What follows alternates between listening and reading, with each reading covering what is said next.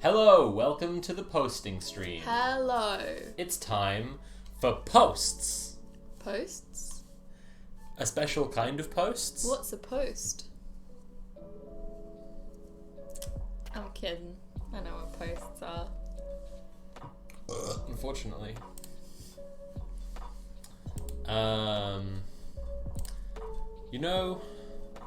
Today we're doing a special kind of posts. We're gonna The start. original and best. We're gonna start with what I believe this to be the logical conclusion of posting The beginning and the end. is political cartoons, which is why, like, if I just go Wikipedia, right? Oh my god, political cartoonists, right? This is an interesting thing I observed earlier today when I was trying to rack up some specific posts. Here we have, international are only two. Algeria, there's only one. You go through and there are, like, Australia. One thing you'll observe is, like, in the English-speaking world, there seems to be more of a thing to begin with. But, like, you go through a few different ones. That's just a Wikipedia Wikipedia thing? bias. Yeah, it could be. But nonetheless, as you go through, there's still, Ireland has a few, Israel has a few. You get down to New Zealand has a few. You get down to the UK has more than any previously Disgusting. mentioned. And then you look at the US. It just goes on and on. And I just find this very funny and to some degree, like, telling about, like, how a political cartoon functions and what it, like, if it's a not uniquely, not even nearly uniquely American phenomenon, but primarily American phenomenon at this point. Political cartoons have existed for a long time, right? I but, did like, expect the UK look to how have a disproportionate fucking many amount. there are. I think the UK has a pretty big amount, considering, like, we're Right. not that big a country. Yeah. Like, Horrendous. anyway. That's So- what happens when you make yourself a little empire. Right. So now we're going to go on to everyone's favorite and classic. I think Ben Garrison is the Tommy Wiseau of posts. And by posts I mean political cartoons again. He's like everyone's like, this guy, it's so funny, these suck so much, haha, look at them. And I'm like, okay, but if you had a palate for political cartoons, you would know there are funnier ones. There's funnier, stupider garbage Okay. than Ben Garrison. Wow. We're only going to look at two today. I'm just seeing how this goes, see if people like it, but I'm looking forward to the significantly worse and funnier than Ben Garrison political cartoons. so this is Amy Coney Barrett under the microscope. Winning.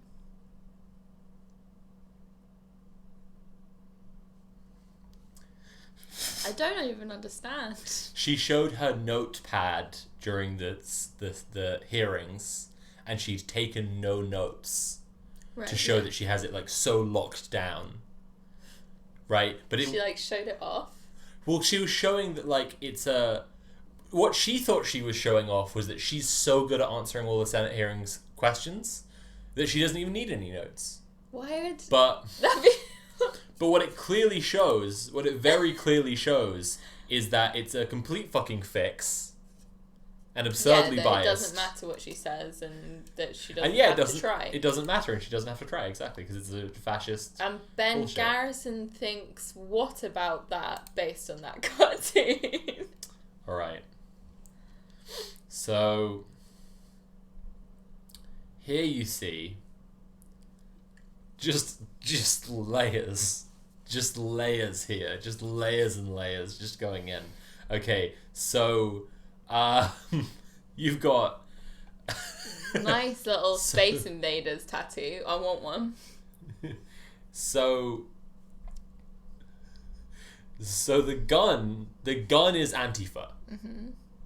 Because the gun just shot MAGA guy. Indiana Jones, I guess. Yeah, why is he wearing that hat? Why is it not even a MAGA hat if it's got MAGA written on it? Is this a thing? Like, Antifa takes another life and Biden won't condemn them. Is this a thing that happened? I don't care if the dude was a fascist. Like, but also, like, what a fucking... What's the Space Invader thing? Beef Tony saying the MAGA guy is inaccurate, he's wearing a mask. Right.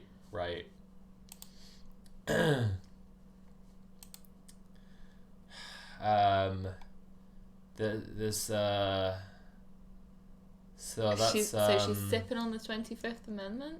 That's goodness gracious. I will say Ben Garrison, like, I really think, okay, I think the Tommy Wiseau comparison just bears out. Like, it really bears out, like, the longer you... Because, like, with... Thank you. Oh, thank you so much.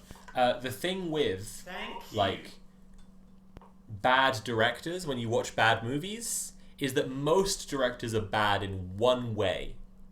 And that can lead to, like, really nuanced, interesting, funny stuff that is a lot funnier than The Room. But when you look at Wiseau, like, The Room truly is just, like, so fucking baffling on every level. And I feel like that's something that goes on with Garrison. This is why he's drawn so much attention. Where, again, I think other posters are funnier. Garrison is, like, you just look at it like a fucking Magic Eye picture, and you're just like, it's like a Where's Wally? It's just like, I just don't know what the fuck I'm supposed to be seeing right now. I'm gonna move us over there so that we're not in the way of the art. What's the dice necklace for? Snake's eyes. That's I'm missing some cultural context here. That's see, that's I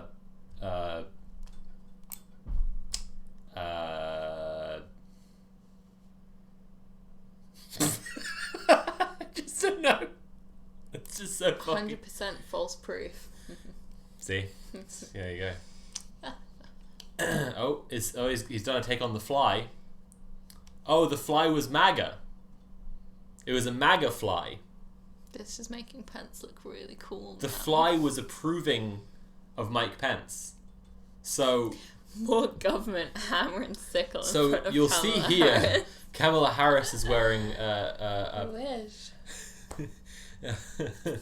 oh my god. What's the protective The suit way on he's course? drawn her, like, butt sticking out there. Oh my like, god. she's, like, leaning forward like this.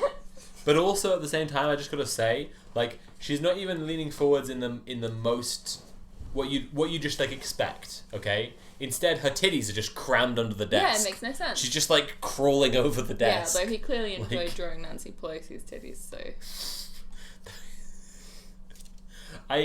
This is something, because I'm writing right now about Zack Snyder and Ayn Rand. I am thinking a lot about the common American conservative belief that there is a straight line left to right from deregulation and less government on the far right to authoritarian state communism. And there's nothing. Politics is a straight line. It's just like... That's what happens when you have a fucking horrendous two-party system. Breaks your brain. Yeah.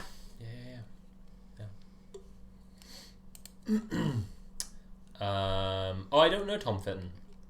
Trump to appoint Tom Fitton to Court Oversight Agency. Okay, I don't.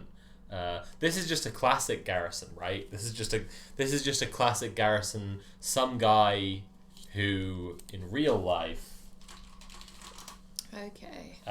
is just a dude. Is just a copy paste. A copy-paste Mitt Romney. Oh my god, that face. Oh shit, no, oh, hang He's on. buffing. Oh wait, no, I take it back. I thought this was just Ben Garrison's typical thing, because he's made Trump look like the Yeah, Hulk Superman. before, right? okay, this guy's actually pretty beefy. I'll give Ben credit for once. Goblin Breakfast said, "So Justice is not blind, huh?" No, she's got an eye on Tom Fitton. He's fit. Stuff fit. So, alright, so what do we got here? So there's a lot going on here. Oofa. So, Governor Cuomo is labelled here... That's me, I'm one of those frogs. Governor Cuomo is here, yelling just some curse at Trump. Three characters that have been starred out, so maybe he's just saying "come." I don't know. And he's been labeled Fredo Cuomo. Fredo Cuomo, a Godfather reference. Yeah. Very intellectual. How's that fit? Because you see, Fredo was a traitor, and But he was never.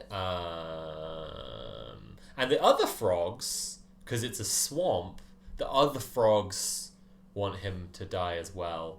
And he's walking on water Walking on because swamp water. because he is Jesus Christ. This is a recurring theme in Ben Garrison's art. Trump is literally Jesus Christ. Weird dude. Yeah. Weird dude. Yeah. But yeah, I'm one of those little frogs going, "Die!" That's me. Yeah. This is inside Joe basement. Inside Biden's basement. The basement that is Joe Biden. Dog-faced I like pony this, it's soldier. creative. That's just an epic Biden moment. I like that Biden's face is a cube in this. Yeah, That's his there's head. a lot going on here. This is the best one so far. Will you shut up, man? That's me to Ben Garrison. Green Deal thing. Green Deal thing. Hair sniffing station. It's just a mannequin with a wig on. That's funny. Oh god. I love China poster over his little workbench Why here. does that poster with Obama say "clean" on it?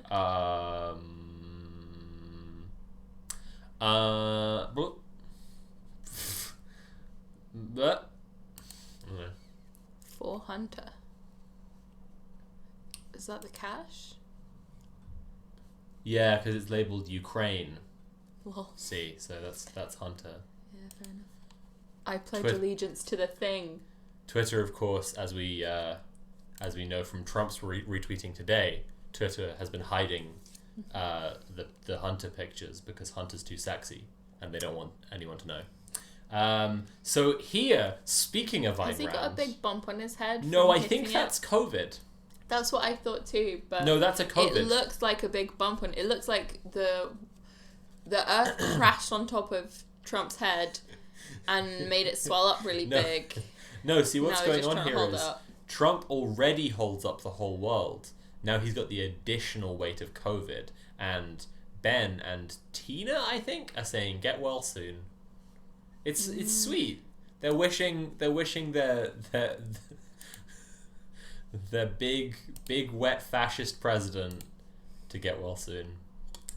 Oh, here's COVID is the referee in a boxing match telling Trump. It's like if Trump didn't get sick right now, it would have been all over for Joe. Oh, right. Right. And then just reminding you that he's the president. POTUS, just so you remember. It's important not to forget because you, a regular Ben Garrison reader, are 95 years old. And wait a second, hang on a second. This is an Obama Nazi. These are Yeah. Obama campaign pins. I like the drawing of Comey. And the mustache, does that say anything? Or is it just a weird lip? I think it's just a weird lip. I think it's just a weird lip. Yeah. I like how they've made Comey look like Boyle from Brooklyn Nine-Nine.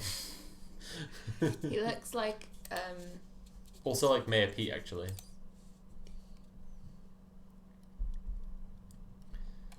Yeah, this is what I mean, right? It's just like there's often a lot of like baffling bullshit in Ben Garrison's ones as you go through them, but then there is also just like some pretty tame, pretty normal stuff that you've.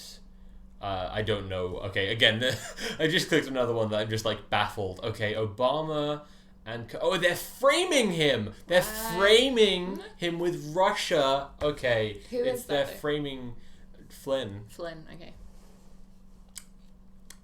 And then you get to the heart of it, and you're just like, okay, I don't care though. I simply, in fact, don't care. So. I'm just not invested enough in American politics. You need to be more invested to get it. Yeah, you need to just be terminally online, terminally invested. This is one I picked out earlier that I wanted to look at. So this is one of my all-time faves from Ben Garrison. Here you see. Oh, someone from uni shared this. I remember this was like, I was like, oh no, Ed Van Ness. What the hell? Of course it was Ed Van Ness, Jesus Christ. So here you see, the dirtbag left will be really relieved because Trump has slayed the dragon of political correctness. It's done. It's done now. It's over now. The end. We'll This was never in return. 2017, I think.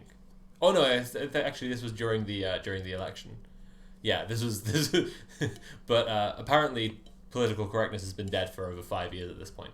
And then this here, just the hair. This is one of the ones that actually made Ben Garrison's career IMO. Yeah, This is one of the turning points for him. Where This was like the first people thing were I saw like, from him. yeah, people were like, what the fuck is up with this guy? That hair. What does that he? giant head. What does he have? And then here we see that's Jeb. Oh my god. That's Jeb there. And he's saying, you brute, you killed him, you big bully, you racist, you sexist, you're not a nice person, what a man. The absolute balls out, amazing fucking vibe of just being in the middle of this fucking campaign and saying, okay, Jeb is a damsel in distress who is wet for Trump. Just so we're all clear here, Jeb, horny for the Don. It's just what theory Ben Garrison uses a Funko Pop as a reference for Trump's body.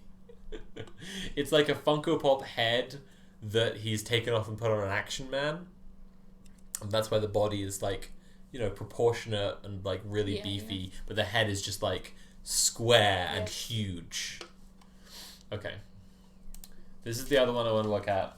I want to look at Branko cartoons. Did you find the one that you were looking for? I was conflating two things together, and the stylistic thing I was telling you about was actually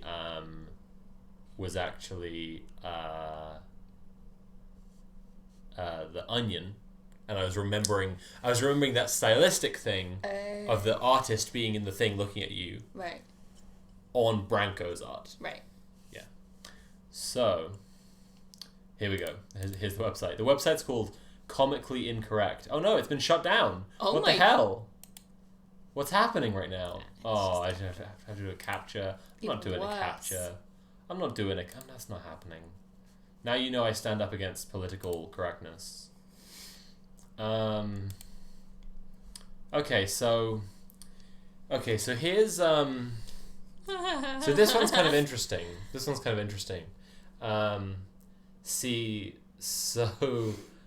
Okay, so there's a lot going on here. It's a pipe. That's a crack pipe. Oh. Because, News. Biden crime family emails. It's always the emails. It's the same fucking emails. But his emails. But Oh. his emails. It's so wild that they just decided to do the same thing again. Hearings like today have found that Zuckerberg was like hiding liberal and left-wing news while having dinner with Ben Shapiro and Jared Kushner. So just to be clear on this one, Like, this is something we all just intuitively know. This is something we just intuitively just know. But just to be crystal fucking clear on this, Zuckerberg and Jack Dorsey covering up for Biden? Oh boy. Oh boy. Okay, anyway, so this is a taste of like what... It was a super interesting decision for Twitter to block that New York Post article. Yeah. Though. Yeah. That's it's like it's the classic fascist thing. Let's just go full screen for a second. It's the classic fascist thing, right? That when they get shut down for saying, let's just kill brown people, let's just kill the black man, they say this is censorship, it's political correctness gone mad, this is bias, this is blah blah blah, and then in reality you got like a Bernie Sanders or whatever just saying like the Americans should have free healthcare, and it's actually getting like for no reason. It doesn't violate the terms of service or anything, right? This is getting like suppressed or hidden or shut down. Them. And it's like, okay, that's actually bias. Whatever. Back on with Branko. I just think Branko is like some good shit. Here's getting into some of why. Branko is a classical political cartoonist and uses the animals that are meant to represent things. We all are familiar with this level of high satire. If you've read Animal Farm, Branko is basically George Orwell. That's what we're dealing with. That's an angry looking donkey. That's all I So can that's say. a little donkey. It's cute. That's a little donkey. And she's trying to keep Who's away the US trying Constitution. to, as we know, this is how a Molotov cocktail works. You light it, and then you hold it close to things that you wish to burn.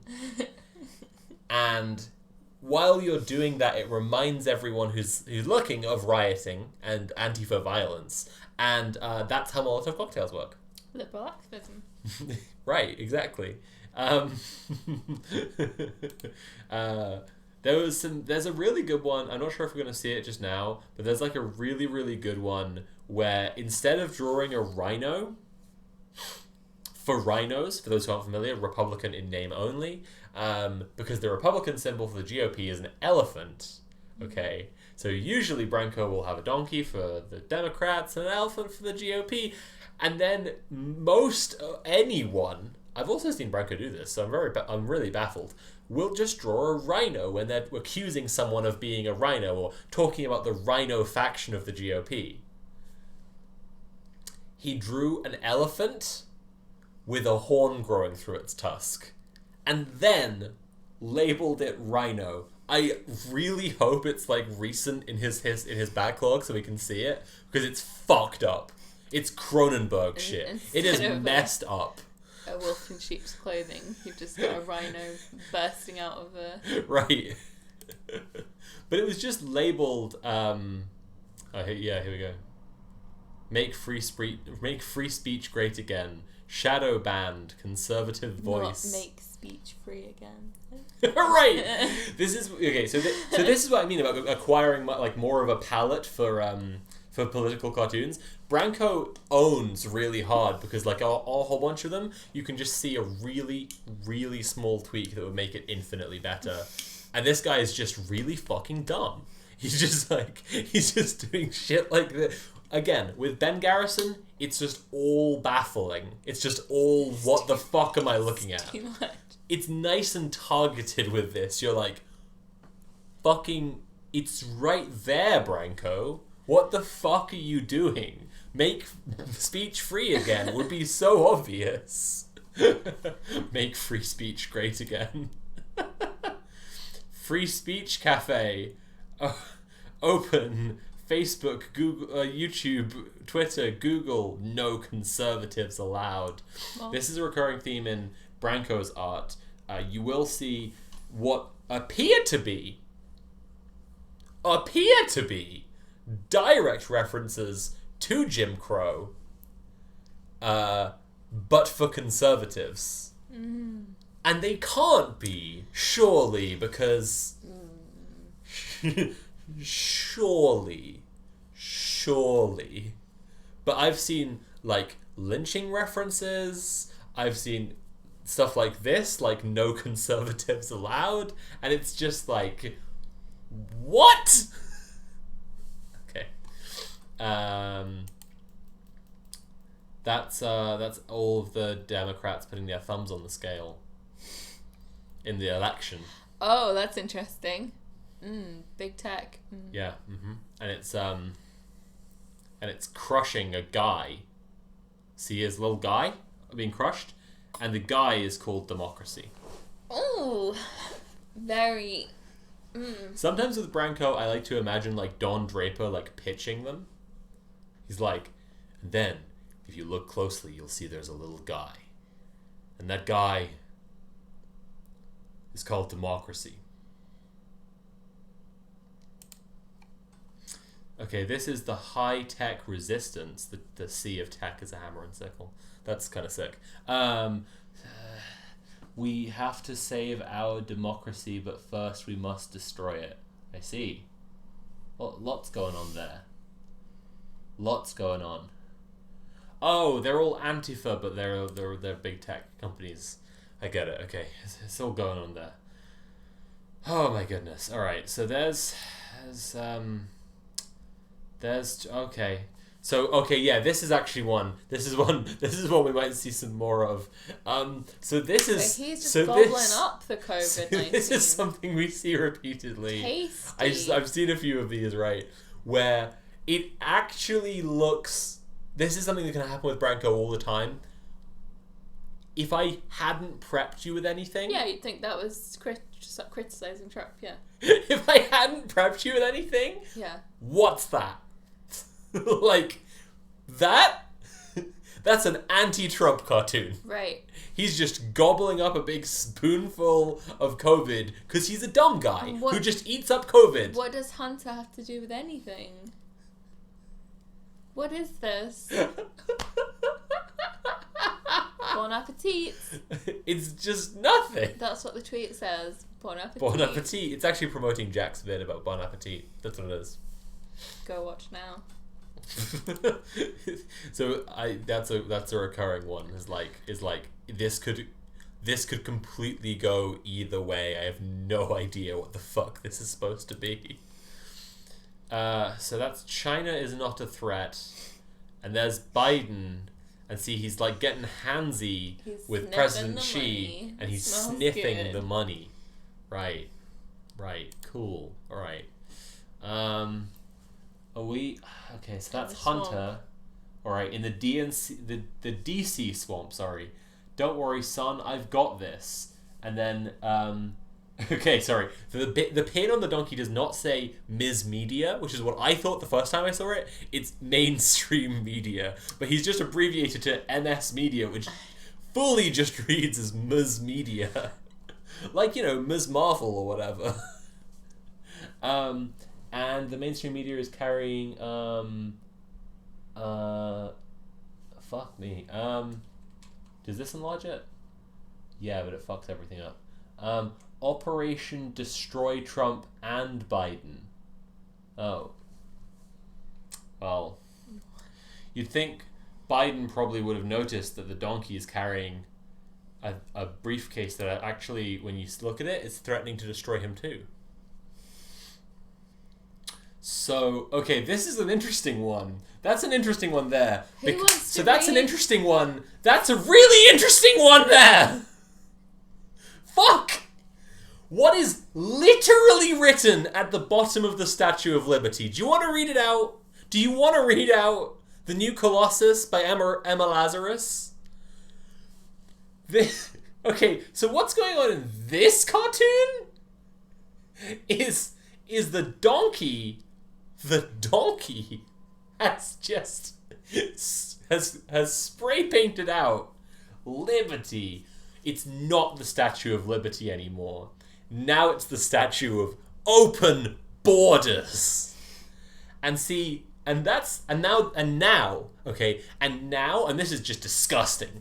Now, instead instead of what it actually says at the bottom of the Statue of Liberty, it's a statement promoting open borders. What does it say at the bottom of the Statue of Liberty?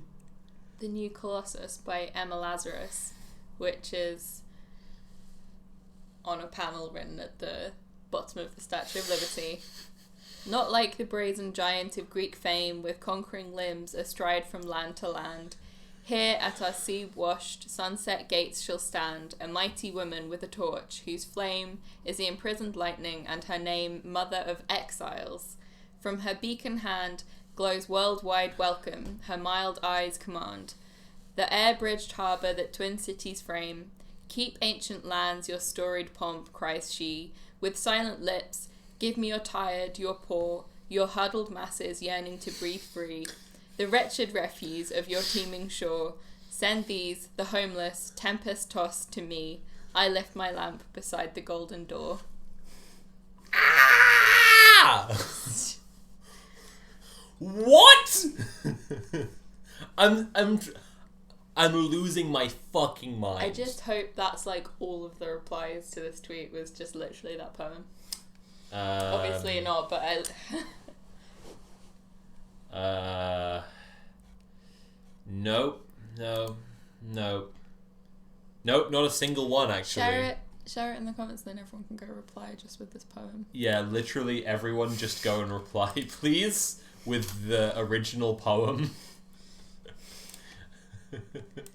Oh my god.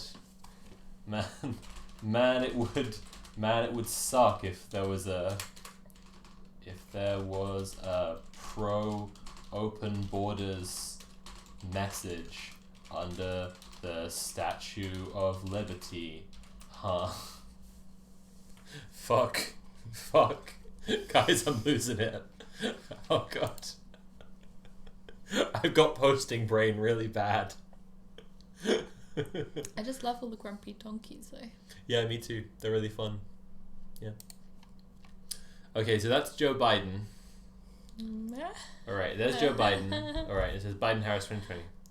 And then that says Joe Biden agenda. Okay, so that's the same. Oh, it's actually Joe Biden. That's but really he's wearing a interesting. really cool Halloween costume, And so he's he looks got, like Karl an Marx. I love Bernie badge, but I feel like if Joe Biden really loved Bernie so much, he would like Step down and let Bernie run. not have run against Bernie. This is like the peak of don't threaten me with a good time. Yeah. So this agenda says Green New Deal, open borders, defund police, no fracking, gun ban, no private insurance, ban charter schools. Yes, fucking please, holy shit, every single one. I don't know how you can derive a political ideology that is based only on being wrong. Every single thing on that list is good.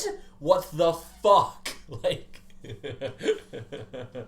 oh, Branko. So this is what I mean. This is what I'm trying to get at. That Branko is actually like a posting genius. Okay. The flies were lies. If flies were lies, then she would be covered in them. Well, that's right. They're really running with the Mike Pence fly thing, but Mike Pence actually did have a fly on him. See, what's happened is... But she didn't have a fly on her. Yeah. But Mike Pence did have a fly on him. Yeah. So they felt really angry because they live entirely... So, okay, so just to tip the, take the mask off a little bit for a second, right? I like looking at political cartoons through the lens of posting because they live entirely in a world of symbolism, right? When you're a political cartoonist, all you're looking for all the time is how you can make symbolism work to like reach people and resonate with them, right? And that's posting. Like that is posting, right?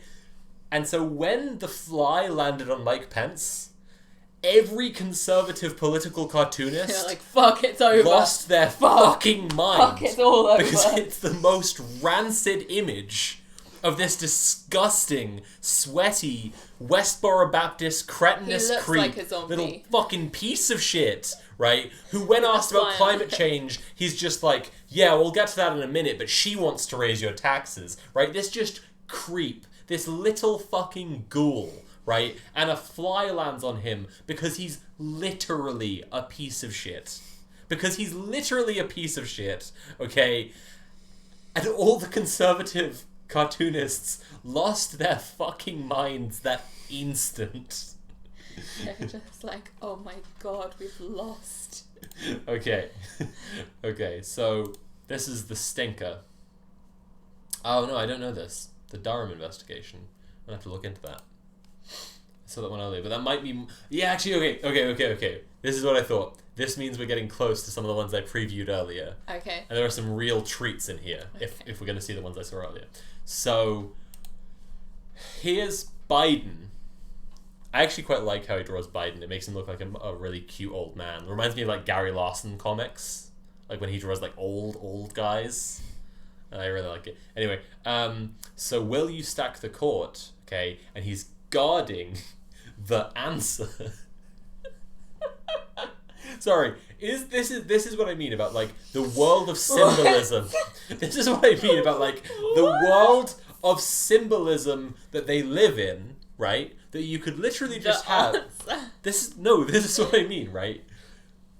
He could just not be answering the fucking question, but secretly behind him there are all these judge donkeys ready to go. And they're shushing. The answer shouldn't be written on But that instead, door. he is guarding the answer physically with his body.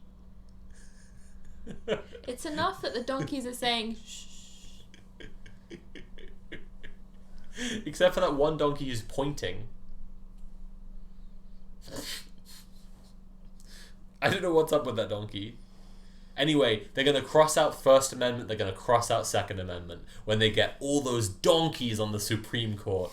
I'm making it sound like I'm an ignorant Brit bonger and I don't know that the donkey, the jackass, represents the Dems, but Why I don't is that? like saying jackass. Is it actually a jackass? It's an What is a jackass? okay. Again. An ass is a donkey.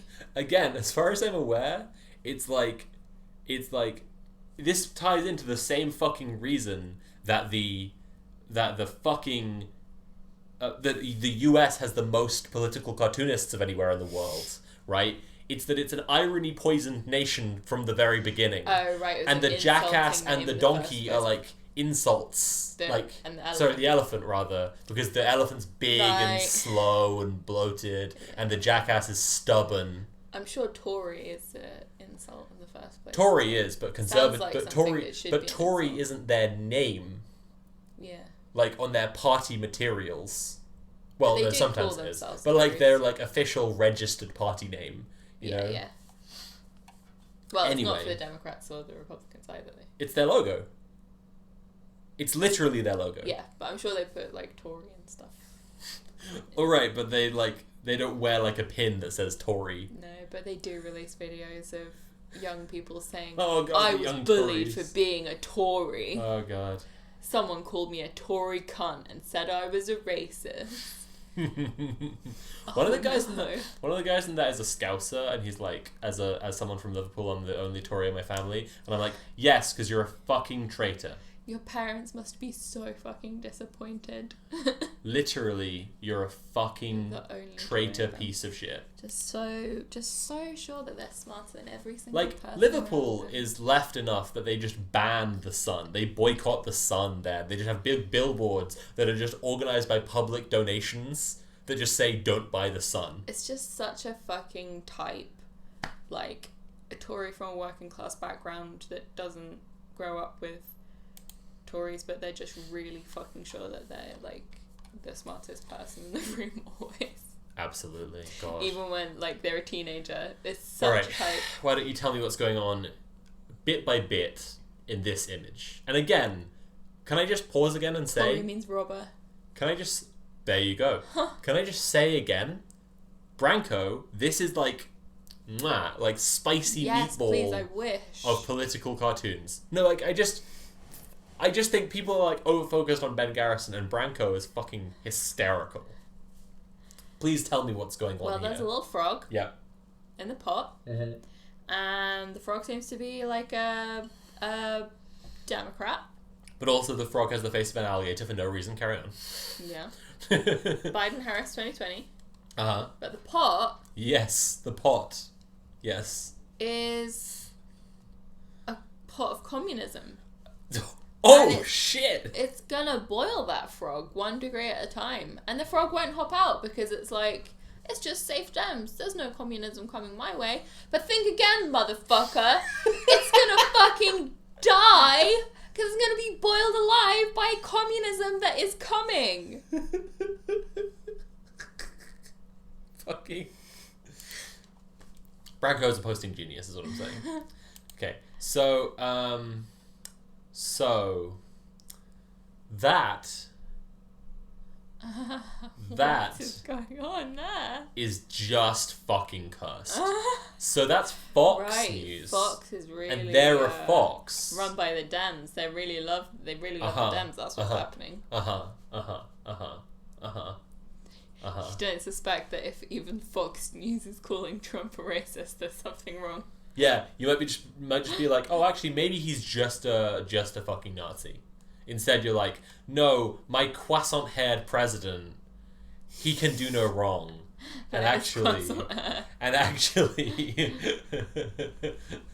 I just think that Trump, as Branko draws him, is a completely bald man, bald on top, but he's just balanced a croissant on top. Fascinating. Let's just move on. Okay. So, here we go. Hang on a second. So, hang on. Wait. Hang on a second. This is another one where I just really feel like... Okay, maybe apart from the newspaper, maybe. It's just like... This is one that, on first glance at least, you're like, that's an anti-Trump cartoon. That's a Klansman is like, here's the instructions, Mr. President. Learn the instructions from me to be a racist. But no, Trump's okay because he's not good enough at racism. And then, oh yeah, shit, look at this. Okay, Biden supported segregation on the newspaper, which is like, no, Biden worked with segregationists. No, he didn't want schools. He didn't want schools integrated. Biden supported segregation. Yeah. All right, shit. But nonetheless, though, it's labeled here as the news, and it's like this. And I just think about how conservatives constantly talk about like cancel culture and like bringing something up that was so long ago, and it's like Biden's a piece of shit, to be clear. I just think it's funny, like, that they are completely blind to their own, like, doing exactly that same thing. They're not blind, they just like it. So that's an orange ribbon. Make Trump well again is the tweet. It's just a little ribbon. He's just suggesting someone should make ribbons. Orange ribbons, because he's orange. Because they like that there's a dang Cheeto in the White House. There's a dang Cheeto in the ICU! Okay, so here's Miss Media again. And she's saying, voter fraud isn't real. Nothing to see here. And there's Omar. There's Ilhan Omar. Of course. And there's her vanity plate says Omar. And that's kind of baller. That's chill. Let's just be real here for a second. That's pretty fucking Tiger King. That's baller as hell.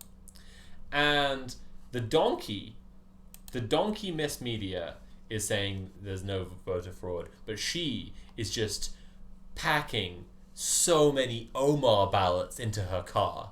Just so many Omar ballots. Like, the implication, obviously, is just... You think she would win in a fair fight? I don't think so. I don't know if you know about what this is based on, but basically someone who, I don't know if they were working for her, they were connected to her in some way, and they were Snapchatting about having to go around and collect up ballots as part of a normal process of, like, collecting ballots. And they Snapchatted about it because they were excited about it. And that shit happens all the time. Basically, something that people don't realize is just like normal process. It's like no, ours are toasted. Like, they just suddenly... Goblin says, wait, she's stealing her own ballots? That doesn't make sense. Right, that's exactly, like, that's the thing the guy was posting, was that he'd gone around collecting ballots. Like, not, like, he was... The real life thing doesn't make sense either. It's based on the, Project Veritas. Matt just did a video about it. And it's just like, yeah, just this, like, it doesn't make any sense. No, you wouldn't be stealing the votes of the... I'm gonna go eat. You what? Yeah. Leave your phone, Bonch. I just got a message. Typical Bonch maneuver. My mum message. No! Oh, this sucks. You said so easy and so tasty. This sucks. What are you doing? Oh no, it was Rach actually. Casserole. Please be quick. Okay. Oh, jeez. She's not gonna be quick. This sucks now. Alright, what have we got here? Jeez. Oh, jeepers creepers. So that's, see, okay, so that's,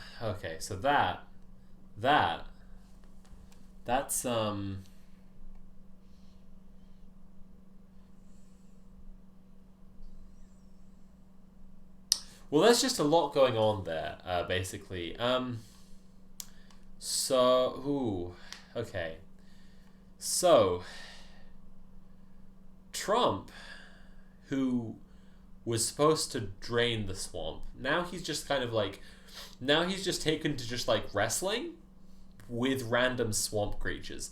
And, this particular one, who is the deep state, is eating him, but he's choking it so that it doesn't eat him, I guess. It's just fascinating. There's just so much. It's just so much. It's just so much. Ugh. Oh, jeez. All right.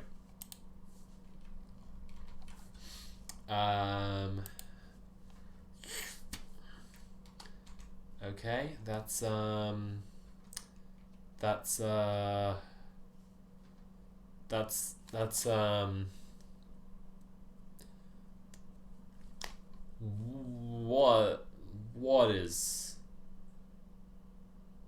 what is happening? Now, I thought the Vorkink cartoon was bad, but now we get to the Electrokink one. So this is Washington DC establishment and mainstream media are together trying to electrocute the president, and he just doesn't care because someone has to have a central nervous system and a brain to be killed by the electric chair, and Trump has neither. Again, like I say, you just like, maybe with a small change, but maybe just taken on its own, honestly, it's just like, this is an anti-Trump comic. But it's just nuts. It's just nuts. It's Miss Meteor again. Yeah, exactly. Oh, Natalie's thing. Yeah, thank you. I'll sort that out now. Where is it?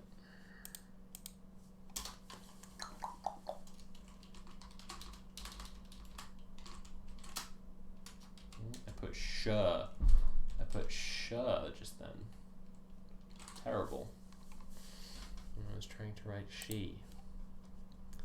And that one's sorted. Need to change this one. Oh, you know, I'm not going to change this one. Natalie's pronouns are she, they. I'm not going to change this one because we're going to be going to a different screen soon. And usually when I'm on this screen, it's my editing one. And it's just me. So I'm not going to change it just now because I'll only have to change it back later. And we're going to change over to relationships posts pretty soon anyway. But I've changed it on this one. There it is. And on the gaming screen. So, you know, that's all good. Okay. Okay, so this is wartime president. So you've got so he's like just this is just the drawing of just a 12-year-old boy. This is just the drawing of a fucking 12-year-old boy. What's human trafficking doing on what the fuck? Miss Media has a sword, of course. Rhinos, COVID-19 economy, Democrats, human trafficking, drugs, Miss Media, and deep state. Just wow. What? What's happening? This one is titled... Beaks bloody. This one is titled Wartime President. Well, he's not doing great, is he, against the major thing, which is the coronavirus, So he's like dual-wielding swords, and he's fighting 8 opponents at once. And let me read you the list of opponents. Okay. So there's rhinos, Right. who you think would just attack him with their horns, but instead they have a sword. COVID-19, which I think should be a bigger sword that is, harming him more directly. Economy, which we've always been told by Branko is doing great all the time. Right, so... But apparently that's something he's battling with. Democrats. How is the economy something that's fighting him? Like, how is that...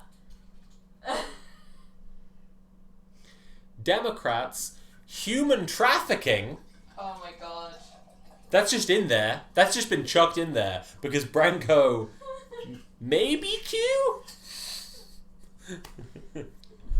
Drugs, Miss Media, and deep state. One of the things Wine! that Trump is fighting I'm fighting wine. as president is the economy. He promises that the economy will fucking die. Death to the economy under President Trump. You heard it here first, folks. Trump said death to America. I was saying this before, it's like early 2000s era satire was conservative satire was showing fucking terrorists who were saying death to America all the time, right? Just Osama bin Laden lookalikes. And now conservative stuff just has the president being like, I'll just kill these ones I don't like. Death to these Americans. Mm-hmm. Good shit. Just perfect, really. Mm-hmm. So this is bringing us back to the comic could be basically improved by small changes and improved a lot. Right. You Had Me at Hate Trump is just the worst way anyone could say that. What he should have done is the Spider-Man pointing at Spider-Man meme. Right.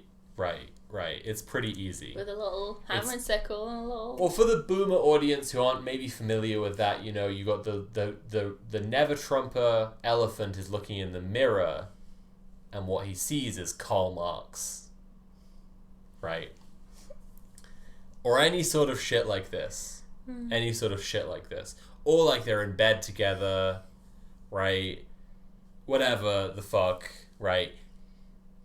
And the bed is labeled hating Trump. Or something. But just, you had me at, quotes, hate Trump, end quote, is just the worst fucking way. Okay, so what you've got here is, content warning. I don't know, Chris Wallace. Right, okay. Is gonna fight Trump for Biden. Because... And Wallace and Biden are both fucking stacked. Because Chris Wallace did a fraction of his job in moderating the debate. They're like, yeah, it was stacked against Trump. Chris Wallace because he actually asked questions. Chris Wallace is the Fox News guy who they got to be a moderator. I see. Okay. All right. So this is the cone of shame,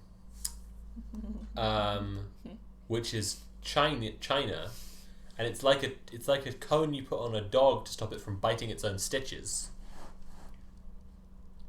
Does he not know that one of Biden's attacks against Trump is that Trump said Xi Jinping was cool.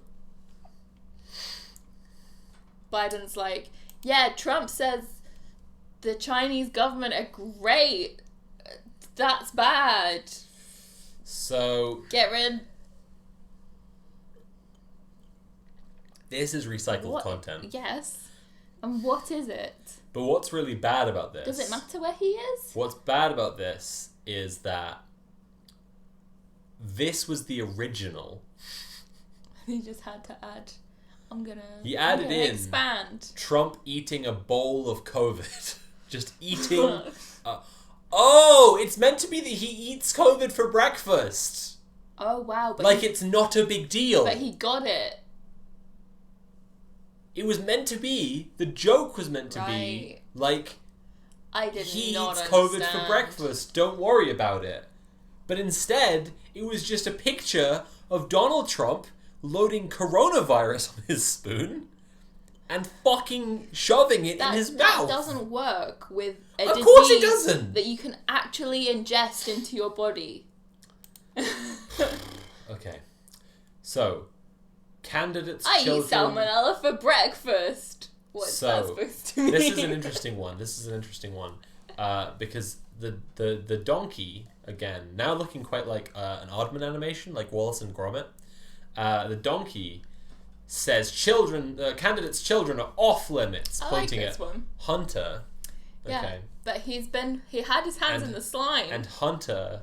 But you can see, right? You can see the Yeah. evidence. You tell me, yeah, sure. Right. He's been putting his hands all over Don Jr.'s body. Right. He's just And been you can- touching on that boy Right, and you- on just his face. rubbing him, his little face, somewhere on his down here, in the Yeah. down here region. And you can see because He's been holding touching a his bucket chest. of slime, and then there's a slime on Don Jr. Uh-huh. But the donkey hasn't been touching Hunter Biden. Right. Okay. So he's been touching Touching children with slime. He's been touching Don Jr. isn't a child. Candidates' children are off limits. Okay, fine, but he's been touching Don Jr., who's not a child. Just behaves like a child. He's been touching Don Jr. all over with this slime. He's been touching him and touching him and touching him. Yeah. Just touching him so much. It's like slime off his face. And Don Jr. is now looking in an expression I would say primarily he looks put out. Maybe jealous? He's been Because kind the donkey of stoic, but is also now like paying attention to Hunter Biden. jealous. And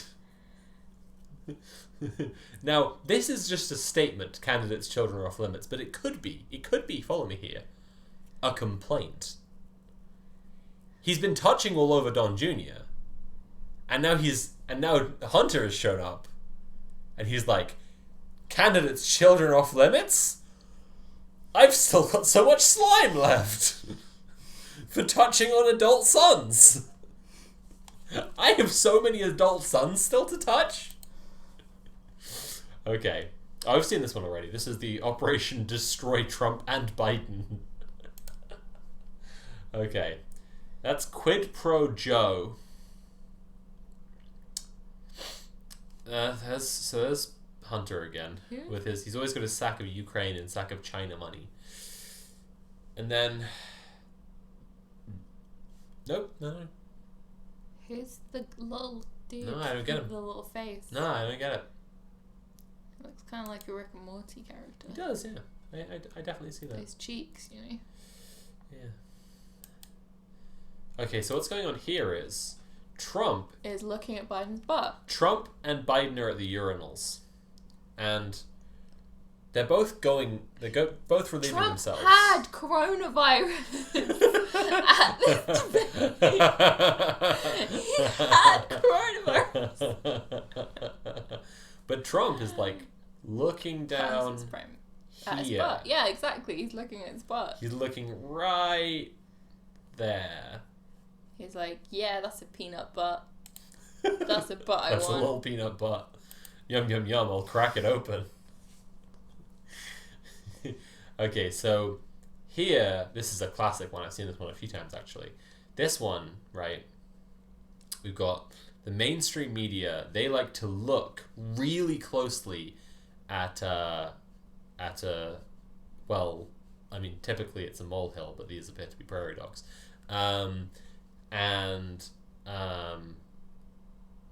So they're making a mountain out of a dog hole, and then there are actual mountains behind them that are just being Chinese ignored. anti-Trump election meddling. I didn't know that was happening. Right. That's interesting. Right. No, this is 2016 stuff. This is an old one. Alright. So, this one is just one of the... Just what the... Like... I have no idea. Okay. Are the Lions Democrats? The reason I have been walking through this stuff, like, part by part, isn't because it's not always immediately... Like, it's not because... Sorry, it's not because, like... I'm not just trying to do the same joke over and over, but genuinely I'm so baffled by some of these that I just need to, like, carefully... Because, I mean, the Trump eating coronavirus for breakfast thing. I only got that, like, ages after the fact. Okay, so what you got here is Amy Coney Barrett with a ray of light shining on her because she is in some way holy. Okay. You know, despite just generally being a piece of shit. Just, like, opposing abortions, which, as we were discussing this morning, are supported in the Bible. Oh, yeah. Despite not Tell you where believing to go. not believing climate change exists, which will kill everyone on the planet. In the Bible, it says... It doesn't talk about climate change in the Bible. I don't know, I think that was a big flood. In the Bible, it says, and it's all from the perspective of a possessive husband. Yeah. If your wife gets pregnant but she's had an affair, or you're worried, you're in a fit of jealousy and you're afraid that she's had an affair, just take it to the priests and they'll sort it for you. Solved. Solved. Done.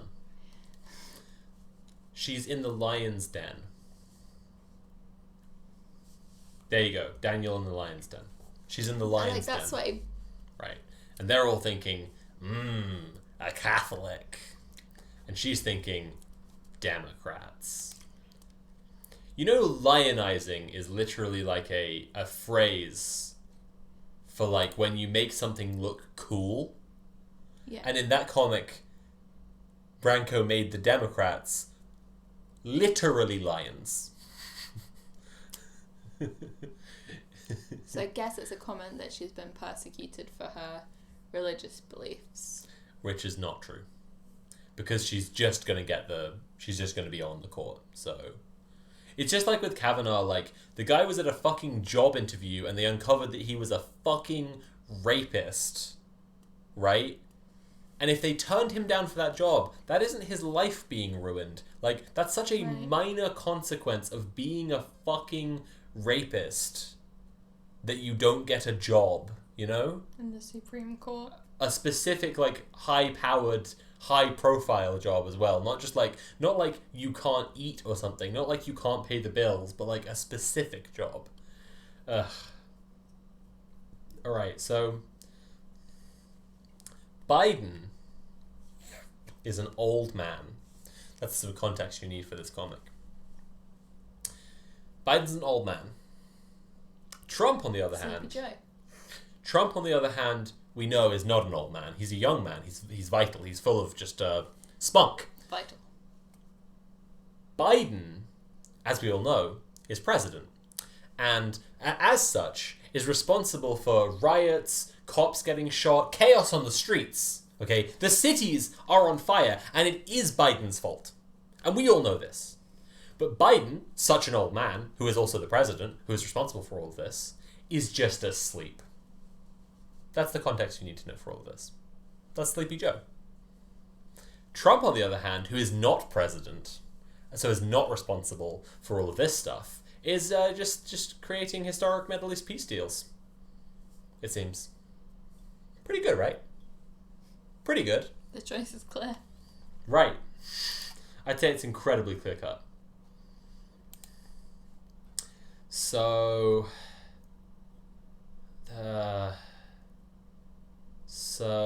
Death to America. That's a police. That's yeah, I think that one speaks for itself. Okay. Oh, he sells a book.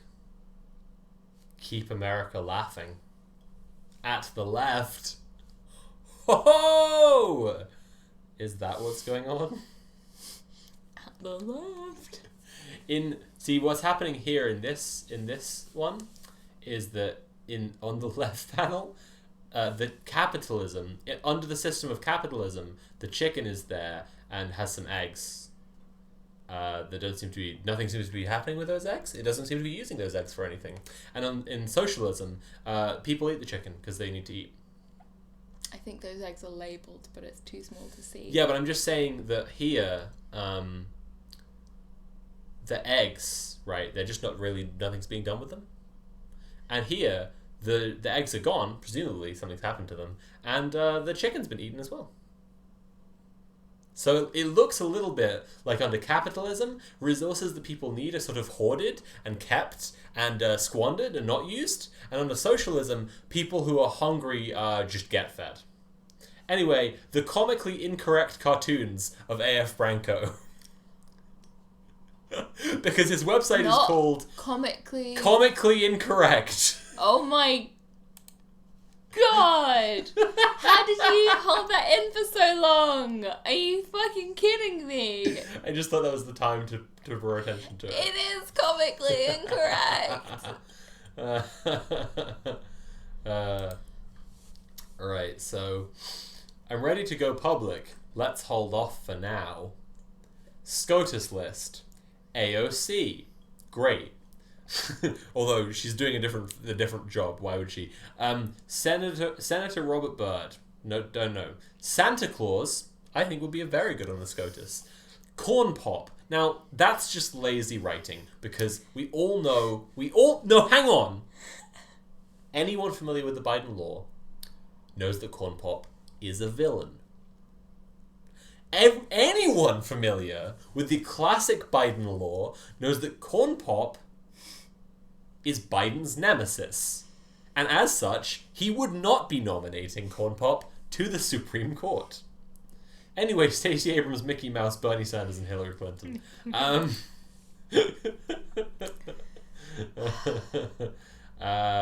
just scrolling through real quick to just see if I could find the really specific one that I was looking for before.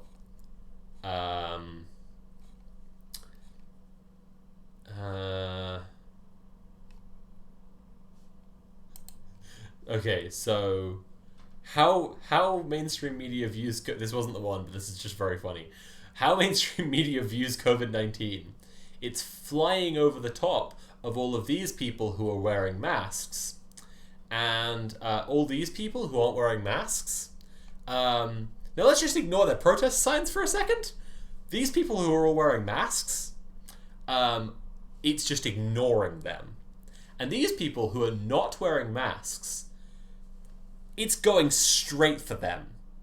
Now, I'm just going to keep on ignoring the protest signs for a second and the context of who the two groups are. And I'm just going to imagine, wouldn't it be funny?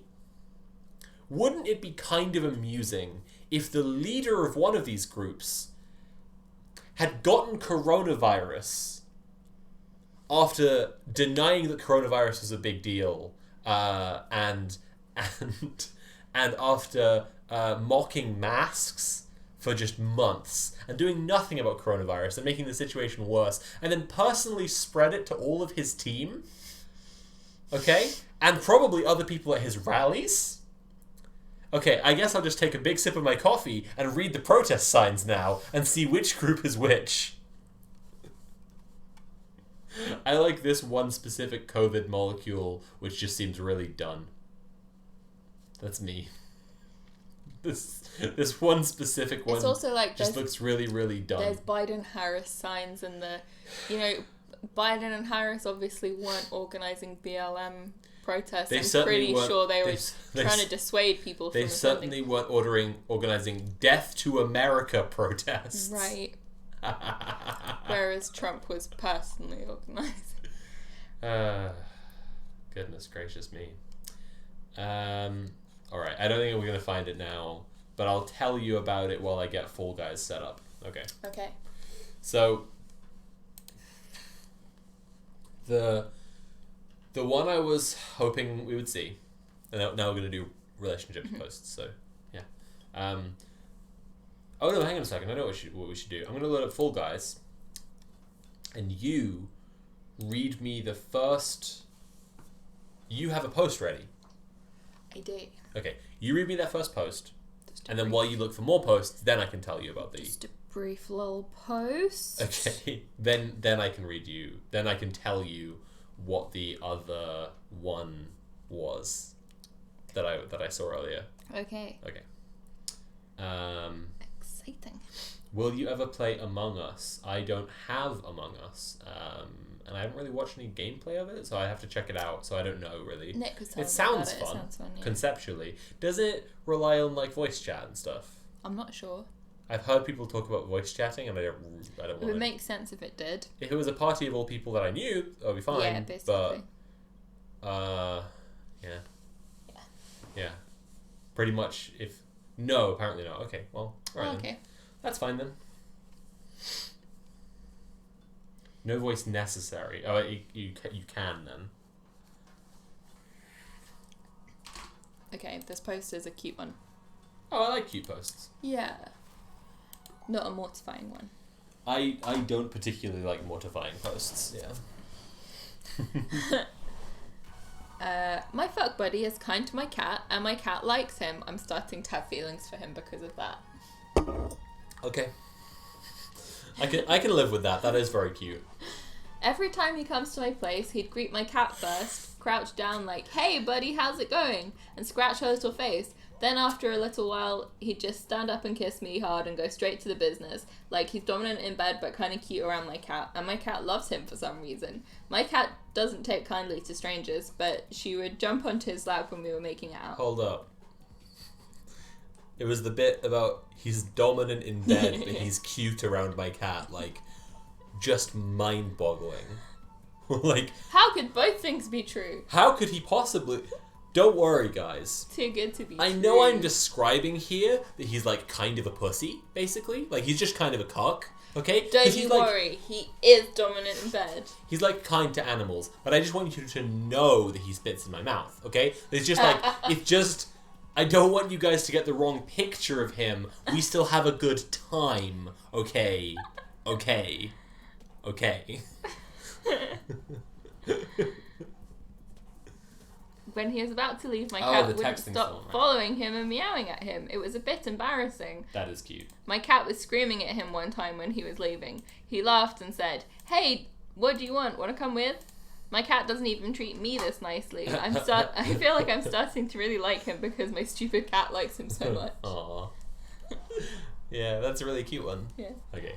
All right. You look for the first proper post from the thread, Okay. and I'm gonna tell you all about this one I saw earlier. So So what it was? Oh shit! Oh my god, this is one of the new levels. I'm really not used to this yet. Shit! I fell off. Okay. So it was a classic Branko. This looks like an anti-Trump cartoon, and it had on the right, it had Trump. Okay.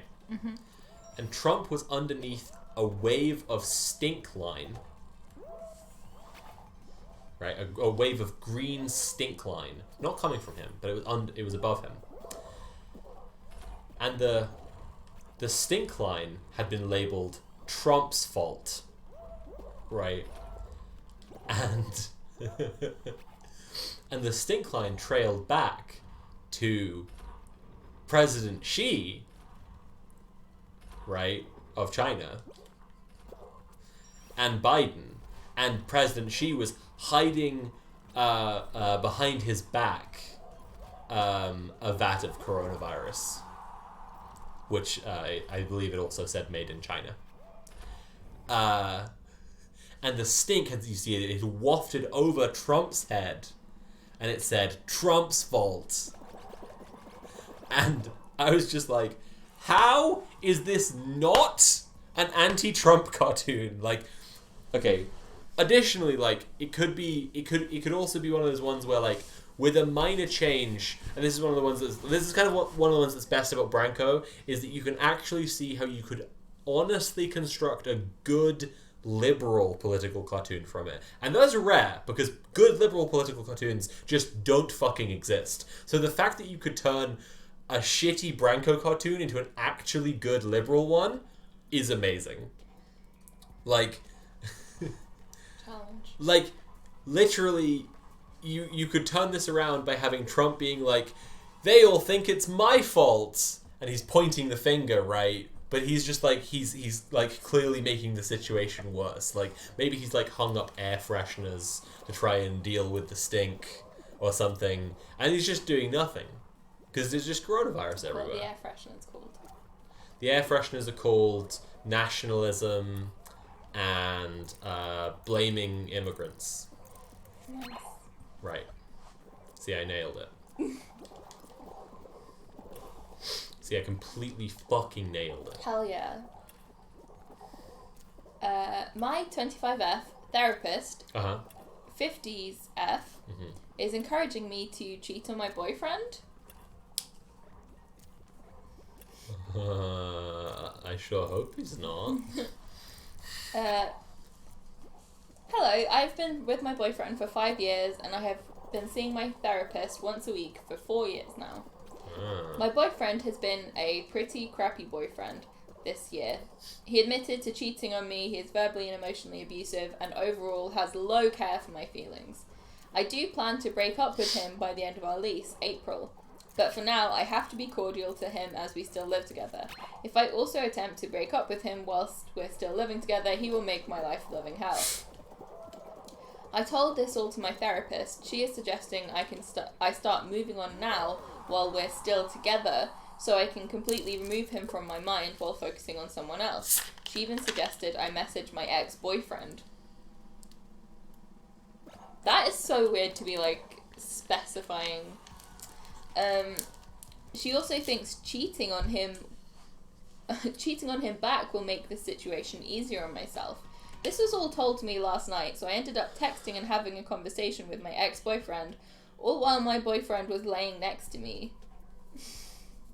I felt disgusting and grimy doing it, and I don't want to hurt my boyfriend or ex-boyfriend. Yeah, it's really horrible to her ex as well. Like, I don't feel my therapist is giving me good advice. I'm not sure what to do.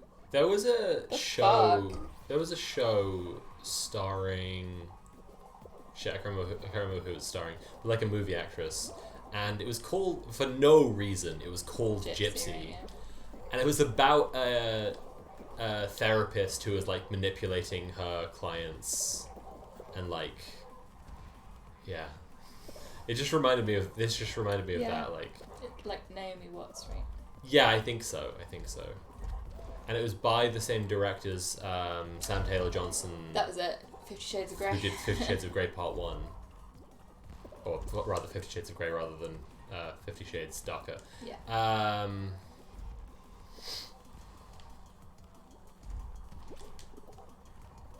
Yeah. What It just reminded me of that. Yeah, I don't think that's okay. Therapists should not be doing that. Just, I think. like, help her build up emotional strength before breaking up with him and, like, moving on. To give her all this. I'm just imagining this therapist who's like, I'm a cool therapist. Yeah, I encourage absolutely. my clients to cheat on their boyfriend. Yeah. I encourage my clients to use their ex-boyfriends. Right. Horrible. Just legit really fucking horrible, actually. Hate that. Edit, thank you all for your advice. I will be changing therapists. I never think cheating is the right thing to do, no matter the circumstances, and I think people that cheat are horrible human beings. Yeah. Gotta go fast now, Sonic. Sorry, I've just pushed Sonic the Hedgehog off the edge, nearly onto the slime. With that being said, I will not be cheating as my therapist suggested. There are a lot of reasons I cannot move out now, mainly being money. I can make it till April. Thank you again, everyone. I killed Sonic the Hedgehog. Holy shit. I just killed Sonic the Hedgehog. I guess blue lives don't matter today.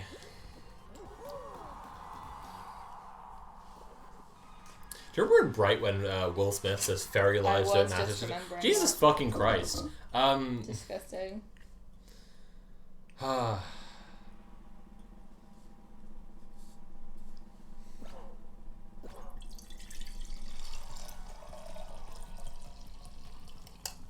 got wine on me.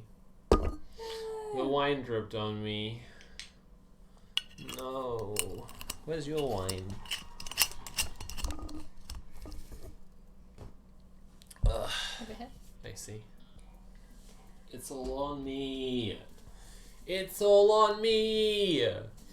This sucks. Bright was quite possibly the worst. Bright does suck an awful amount. Yeah. Yeah. It's just, it really does suck just a lot.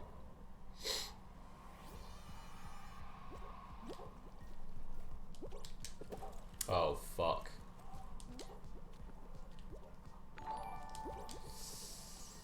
Oh, come on. That's fucked.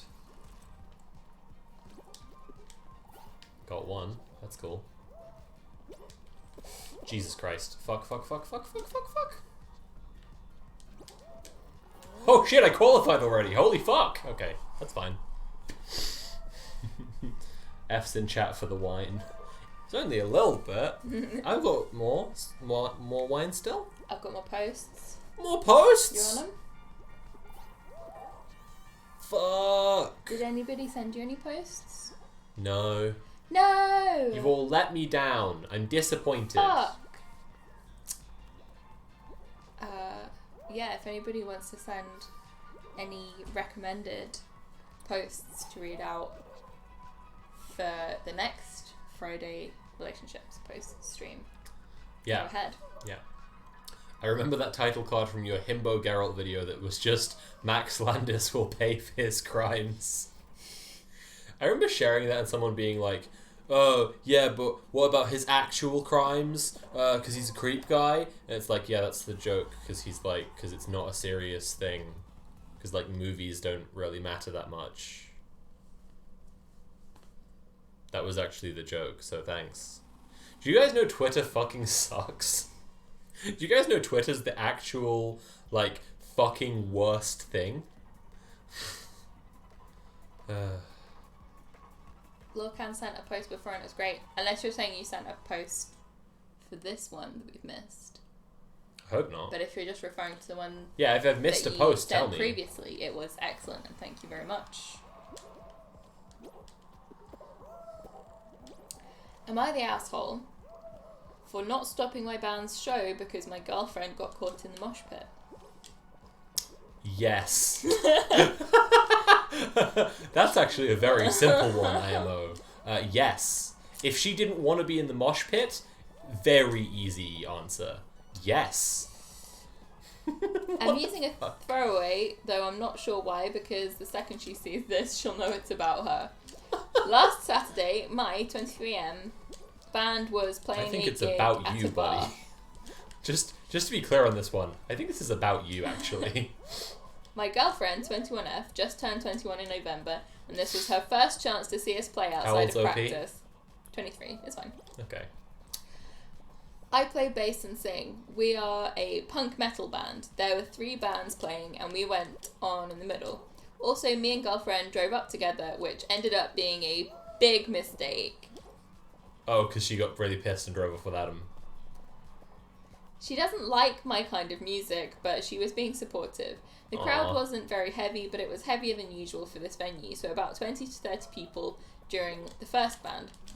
She's already complaining about being bored when the first band was playing and wanted to know why we got there so early.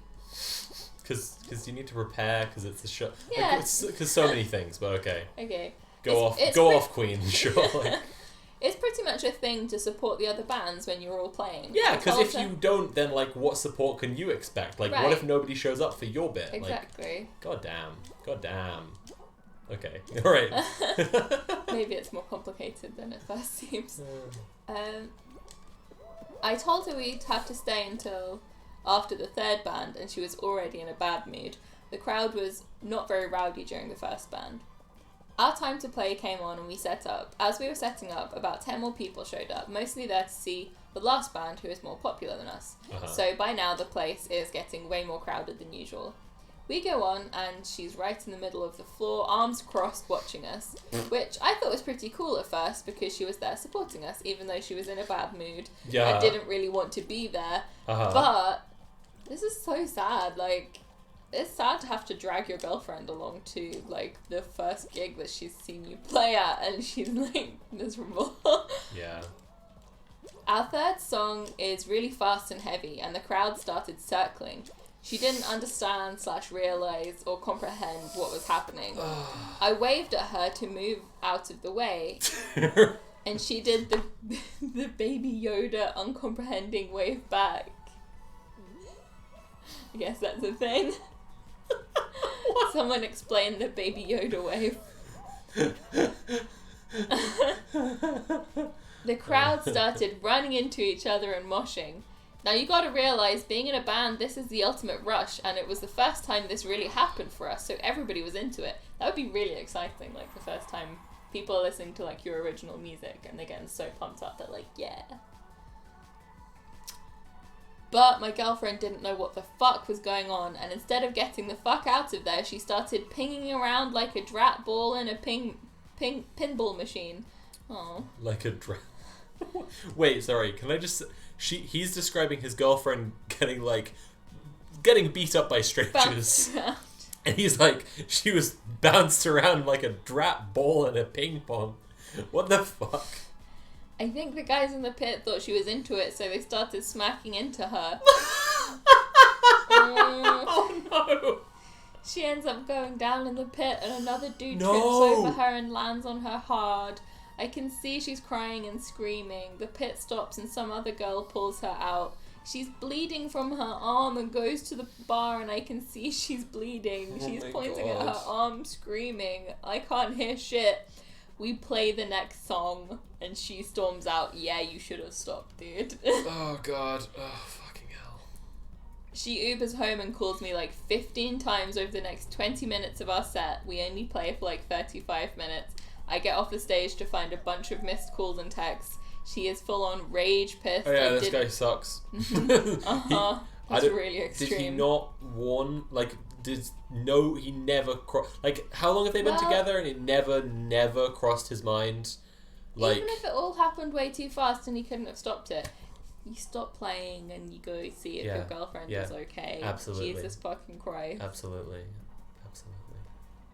God damn. Oh, speaking of which, I'm gonna do the thing from now on that I did last stream, where if people do me a bunch of cheering and subs and stuff, I'll play guitar. I'll show how my guitar learning progress has gone in exchange for money. I just think it's good. It's a good exchange. It's a good entertainment exchange. That guy sucks. Yeah. He's the asshole. At first I was like, oh no, this is a shame. Why is she being a dick? And very easy, I'm like, he's the asshole. She is full on rage pissed. I didn't immediately stop the song and save her from the mosh pit. At the very least, you should have, like, if it happened too fast. Yeah, just supposing but, like, you didn't know there was a mosh pit until you arrived. You were busy. There was no way you could have known, and it happened too quickly, and you stop. You stop then. There'll be other gigs, Jesus. Yeah, seriously. And, like, no one's gonna be that upset if you're just, like... No one's, like, so hardcore into fucking... into the scene that they're, like... They stopped playing their set so that he could stop his girlfriend getting beaten up by strangers. It's like, that's not... That's She could have ended up in hospital, like... She was bleeding. Jesus. She was bleeding, like, come on.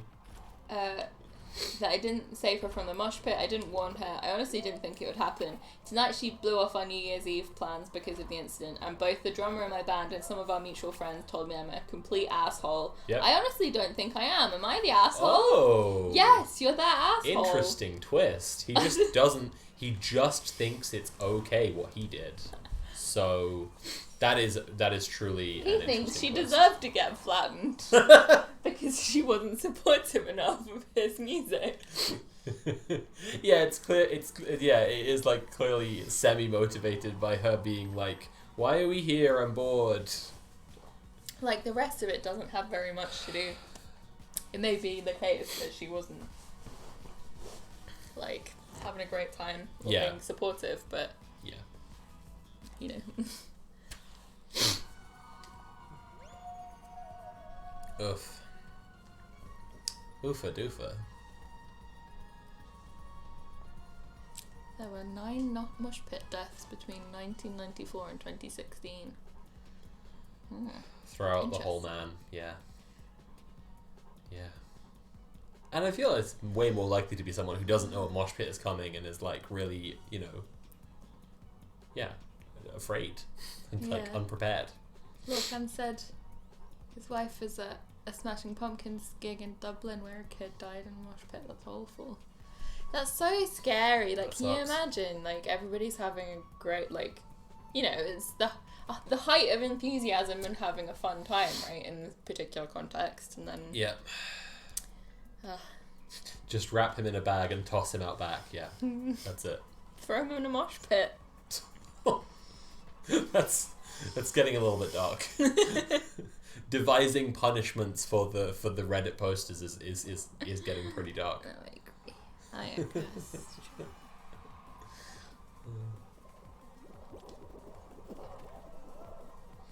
Okay. I'm ready for another post. Okay, Posts.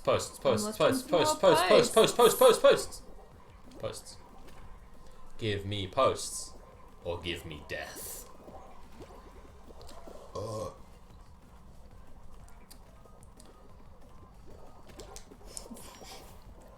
some of these Something Awful games are just, like, fully on his side. Of course they are. They're like, I'm surprised the drummer is taking the girl's side. Kind of ridiculous to expect the band to stop playing here. I know. The crowd is fully only 30 people in, like, a pub. Come on. It's not like...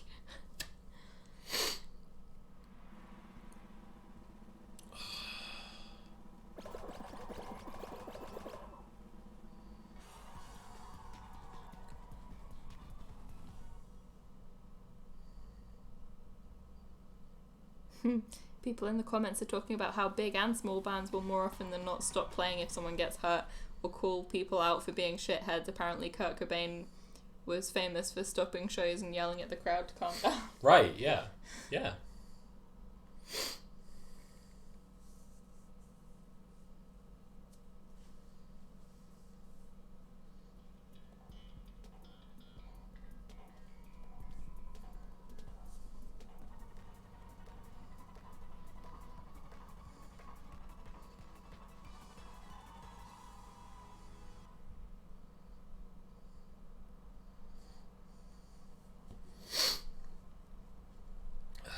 Bands stop playing all the time to help people out. Like, this is a common occurrence. It's astonishing that this is controversial. Yeah. It was their first live thing, right? That's what the guy said, right? Yeah. Right, so it's clear, like, he But does... it was the first live thing that she'd been to. Oh, okay. Right. Alright. But it just felt like maybe he's just, like, got a wrong-headed idea of, like, the pressure and, like, the expectations on him to, like, perform. Like, he just obviously should have stopped. It's just so annoying. Also, the drummer being the guy to say, like, this was wrong, you were being a jerk, completely tracks with my idea of drummers as the cool, chill members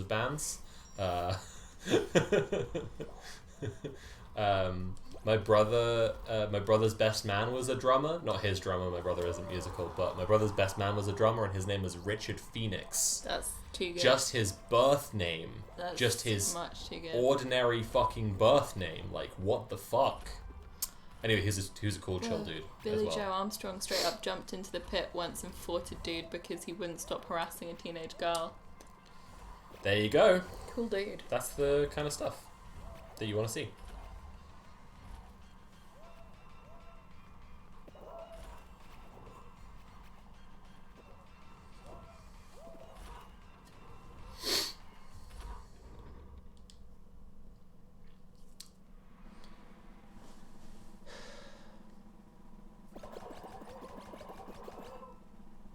I'm thoroughly internet poisoned, so whenever I hear like comic punishments, I just go to like early Yu-Gi-Oh! And the nightmare stuff that used to happen to antagonists in that. Andy says, yeah, our drummer was the best. Shape your audience, people. Yeah. It's just, yeah. Drummers are just nice. Yeah. Yeah.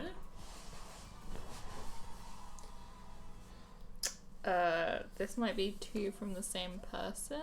What? Wait, from the last guy? No. Okay.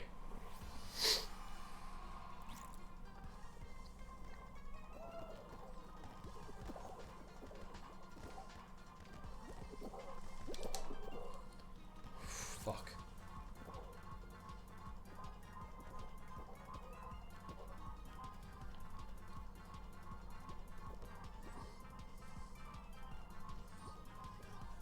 I'm waiting for posts. Oh. If it's just really sad, don't bother. But It's not really sad, it's just kind of... okay. what? Give me Uh, something. Mum 44F got me 16M sweatpants for Christmas, Uh-huh. and we're discussing my dick print. Oh, don't do that. Okay. Yo, just don't do that, actually. Here's my pro gamer tip, actually, for parents. Never do that, ever, actually. Wow. That sucks. No thank you. No, no, no. Nuh-uh. Nope. Nope. Nope.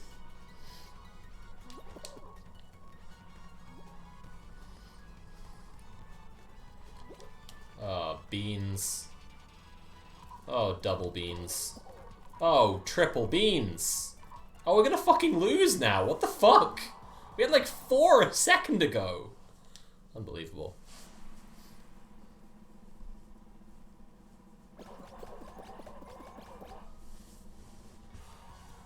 What's happening? Looking for another post. Okay.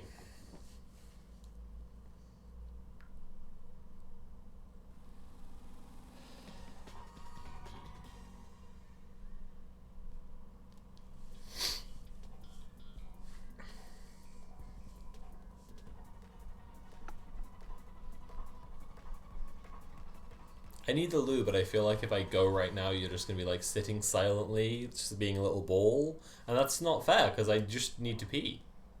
You can pee. I'm gonna play. You have to chat a bit too. What? Well, you gotta! One thing at a time. What? Fucking... You should move to there. Do you want to find the next posts? Yeah, I'll do it while I'm peeing. Ugh. Love ya.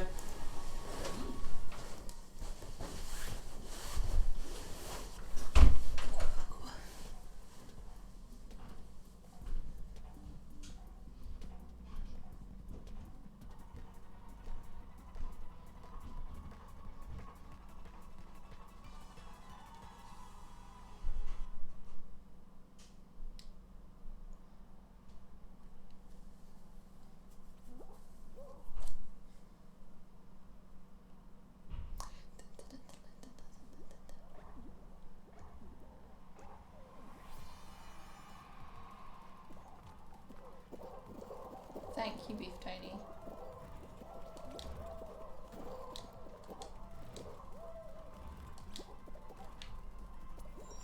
Haven't done these ones yet. Oh, maybe I did do this one actually. Piss.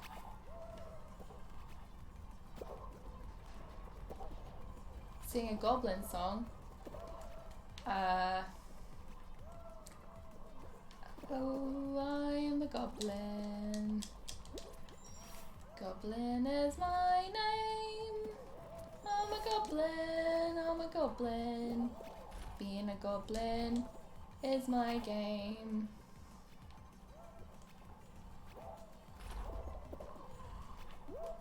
You're welcome. Oh, piss. Doing bad.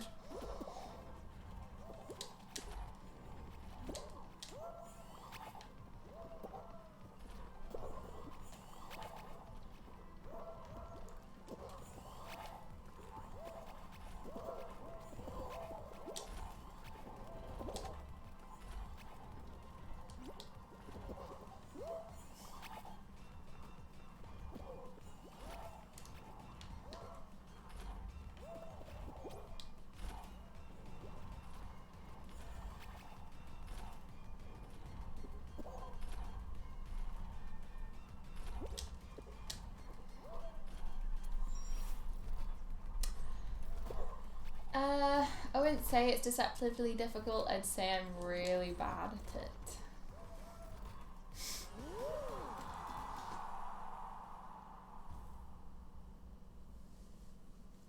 There are a lot of like ragdoll kind of physics in it, so sometimes it doesn't behave the way you expect it to. But mostly I'm just bad.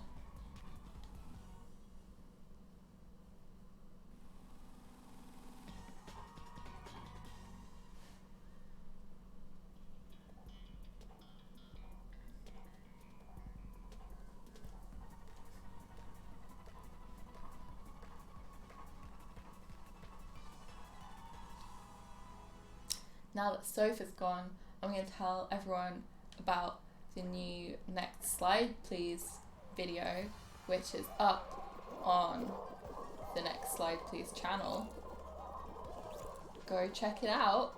It's the first one that I've presented, and it's a little tale of why Satan is in fact responsible for your favourite Netflix show being cancelled.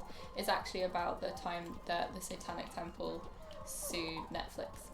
So, it's a funny story.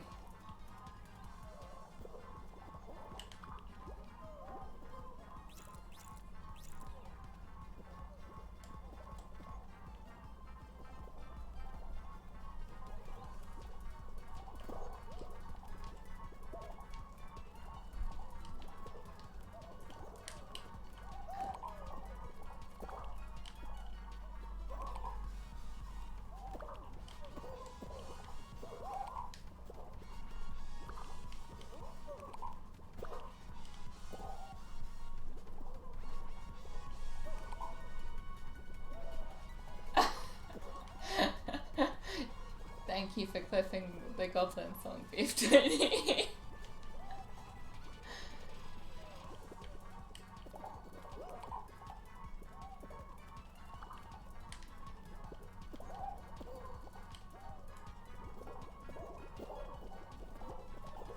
I'm just gonna fight some little blue people right now.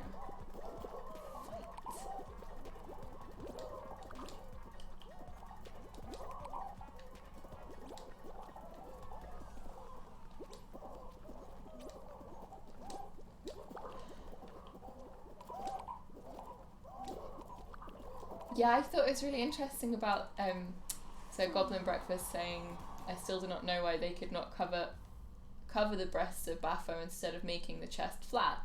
I thought having breasts is pretty important. Yeah, it kind of was like, yeah. Specifically supposed to be intersex, really.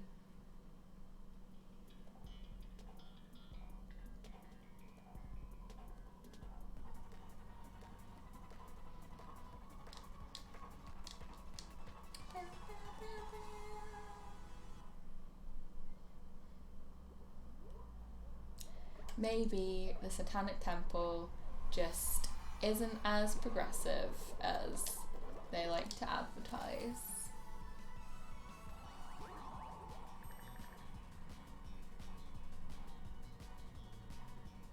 It was about Sabrina, the Chilling Adventures of Sabrina, yeah.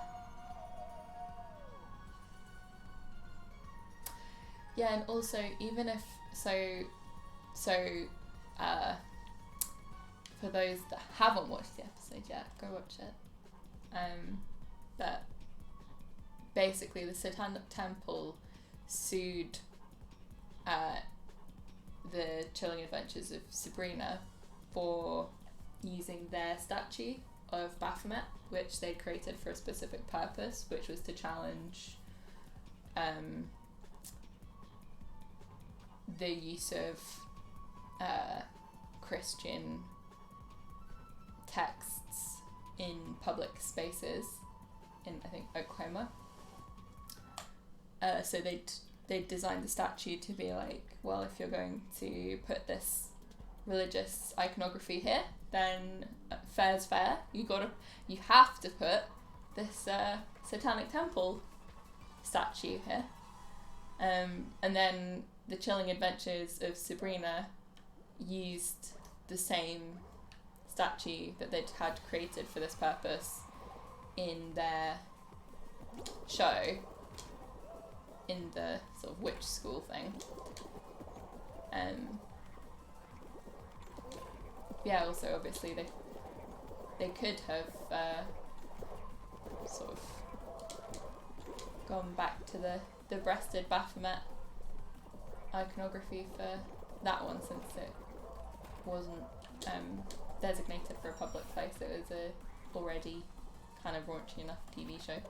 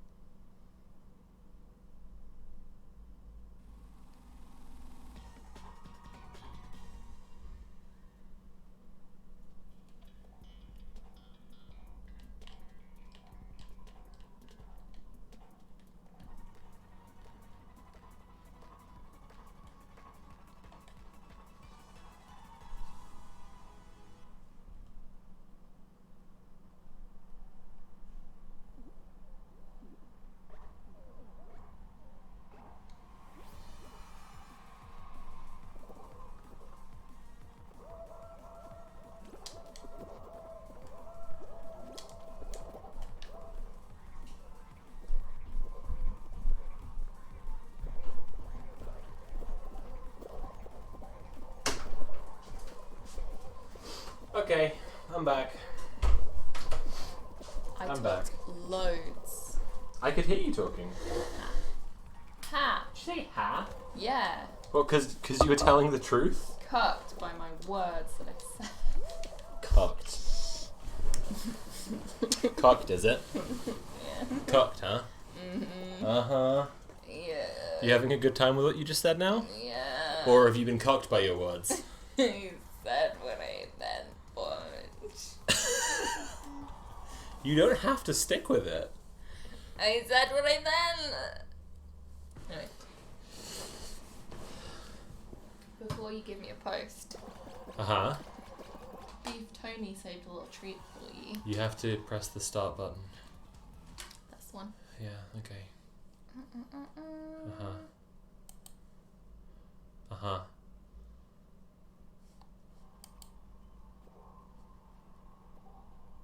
Sing a goblin song.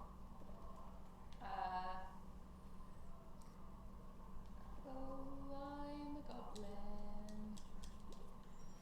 Goblin is my name. I'm a goblin. Being a goblin is my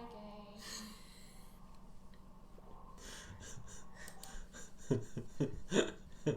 Well, thank you. Thank Thanks. you for doing that, and thank you, Tony, for clipping it. Thanks for that, Beef Tony. Wonderful.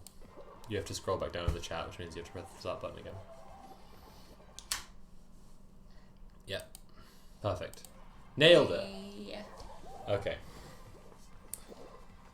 Okay.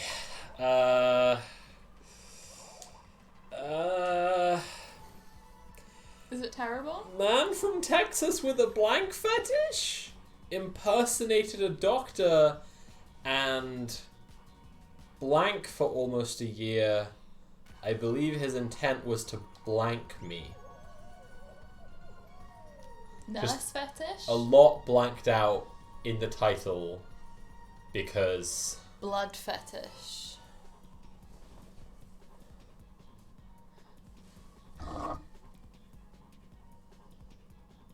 Phlebotomy fetish. What's phlebotomy? Phlebotomy is drawing blood. Oh. Man from Texas with a blank fetish impersonated a doctor and had me blank for almost a year. I believe his intent was to blank me. Had me fooled, right? They're not all the same blanks, just to be clear. Yeah, yeah. Okay. This scares me, I'm scared. Okay, let's get down to business. To read the post. This really is so complex and I don't know where to start or how to explain, but let me try. I have a pretty solid following on Instagram that follow me because of my injuries. I'm a type 1 diabetic with osteopenia, and I'm often in a cast because of it.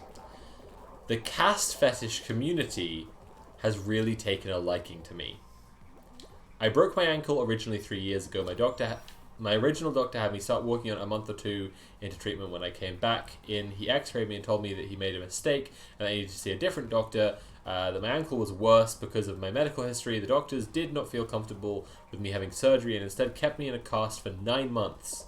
I had to go in every few weeks and each time was several $100s. Jesus fucking Christ.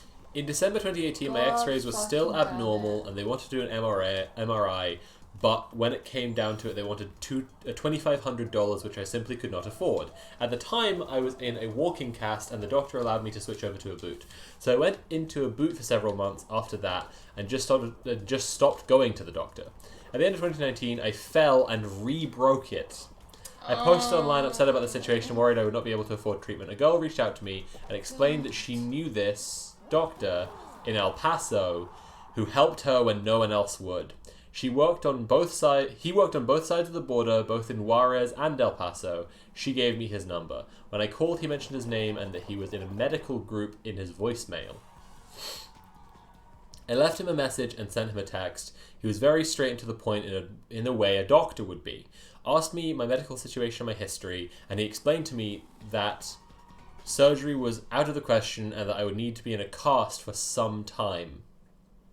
So here's the first blank reveal. Man from Texas with a blank fetish impersonated a doctor and had me in a cast for almost a year.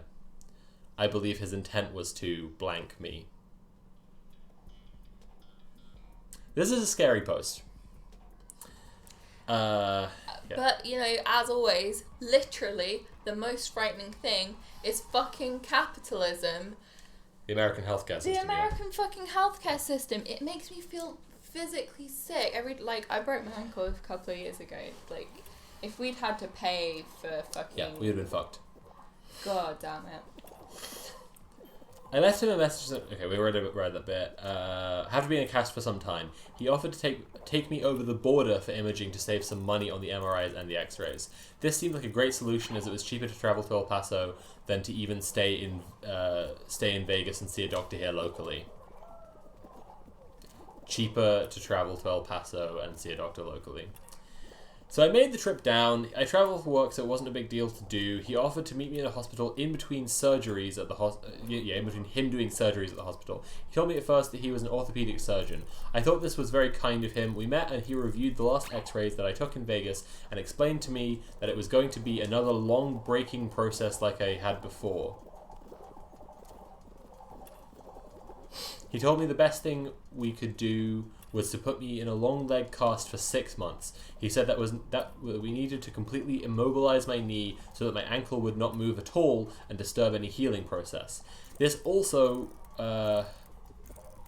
with the way he explained it, made sense. He showed up to the room in scrubs with a doctor's bag. Nothing seemed weird or out of place at the time. He had to get back to work and told me he would come back the next day with the materials to apply the cast. Told me he would be willing to help me pro bono because of my situation. He explained to me that I was high risk for needing an amputation. Oh my god. Fucking cunt. Jesus Christ. Any guesses on the fetish? It's a cast fetish, right? No. What? I thought you said it was. No. I said she's been followed on Instagram by the cast fetish community. No. What is it? Amputation fetish? So trying to convince her that she needs to get an amputation. What the fuck? God damn it. He came back the next day again in between surgeries to apply the cast. The first interaction was very doctor-patient-like, but this time it seemed a bit more So intimate. is he trying to make it so that she has to get an amputation? But this time it seemed a bit... Okay. Man from Texas with an amputee fetish impersonated a doctor and had me in a cast for almost a year. I believe his intent was to permanently disable me. Oh my god.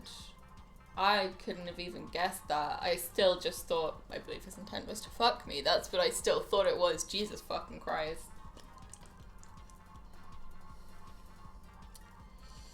This time seemed a bit more intimate, but I admit it felt good to have a doctor seeing to me.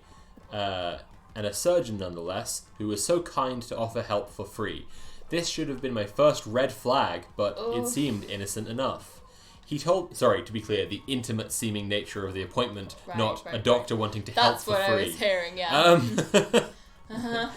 He told me I needed to be non-weight bearing for 6 months in the long leg cast. I asked him if we would have imaging done in between, and he told me he would take me to his clinic in Juarez during our next visit. But with my history of slow healing, that it would be best to avoid the radiation. He told me that he knew from so many past patients that it was going to take time. After he applied the cast, he mentioned how tired he was and wasn't looking forward to going back to surgery. I decided to shoot my shot a bit and asked him if he wanted to just lie with me for a bit. Weird turn. Just a weird turn. I guess he was he must have been like suggestive of that, basically. We didn't do anything sexual, just laid there, but there was a major spark, and at some point he accidentally said, "I love you?" What? What? Not the most surprising thing about this post. What? He made up some excuse for it, but that thought stuck with me. I trusted him. Before our next visit, he started messaging more, but as friends with very flirty vibes, he asked me if I felt the same spark he did. There's someone finding this post upsetting, which I think, obviously totally understandable. I don't know if we want to skip it or... I can. I mean, I'm just quite far in now. I can skip it. Okay, I'll look for another one. Hey.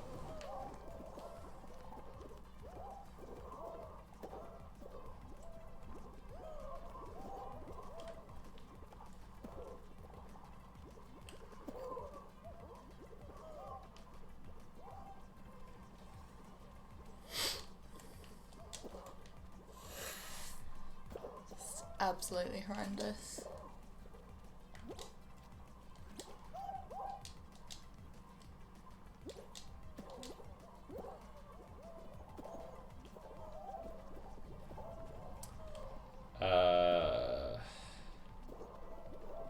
My platonic friend asked me what my 32M dream job was. I told her the truth. She blocked me.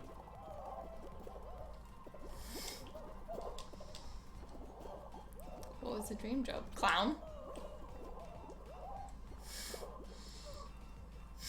Was it clown? Okay, so I have high qualifications, a master's degree, and I'm making good money as a freelance writer. Is I it also clown? have a disability, cerebral palsy, and walk with crutches or a frame. Lots of people ask me what my dream job is, and until now I've always said either a novelist or a teacher/lecturer. But in truth, my dream job is to be a professional, straight male porn star. I know that's a lot of guys' dream job, but I know I have what it takes. I'm well endowed, can come multiple times without a break, and I know how to make love to women and treat them right. I've had sex with someone in a room full of people before, so I know what that's like. I honestly feel like it's what I was born to do. Go for it, King. Passion. Just do it. Yeah. Absolutely just do it. I know porn is nothing like real sex and there are a lot of awkward positions, but I can handle it, and I want to show the world that disabled people can make it in the industry. Anyway, my friend asked me what my dream job was, and instead of my standard answer, I told her the truth. She thought I was joking, but then she saw I wasn't. Later that day, when I checked my Facebook, I couldn't see her posts. Turned out she blocked me. Does this mean it's a bad idea to be open and honest with people about what I'd it means most it's a bad like friend. to do with my life? Edit, just to clarify, I wasn't coming on to her. All I replied was, my dream job is to be a porn star. King shit, absolutely.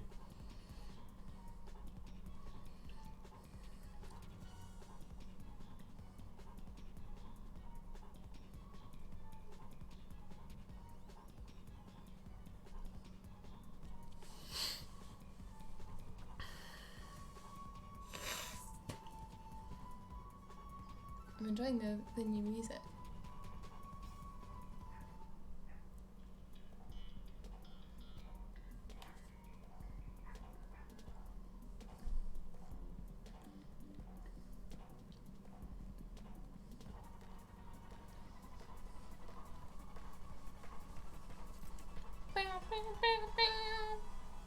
Yeah? Yeah? You gaming hard? Yeah. Okay. I'm gonna destroy this game.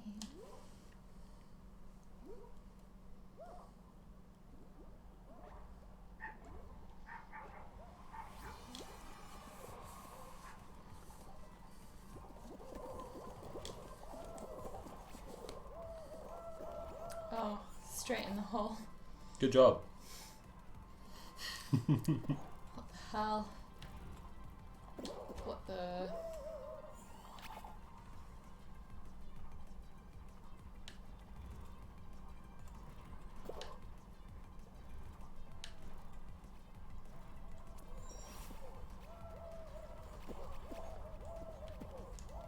Piss.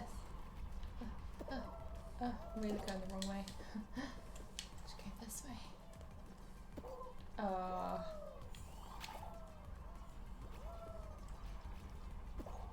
No.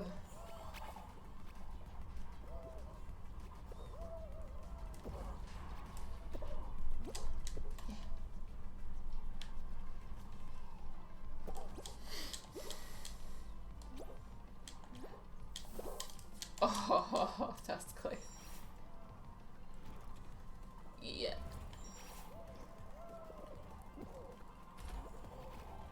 Oh no.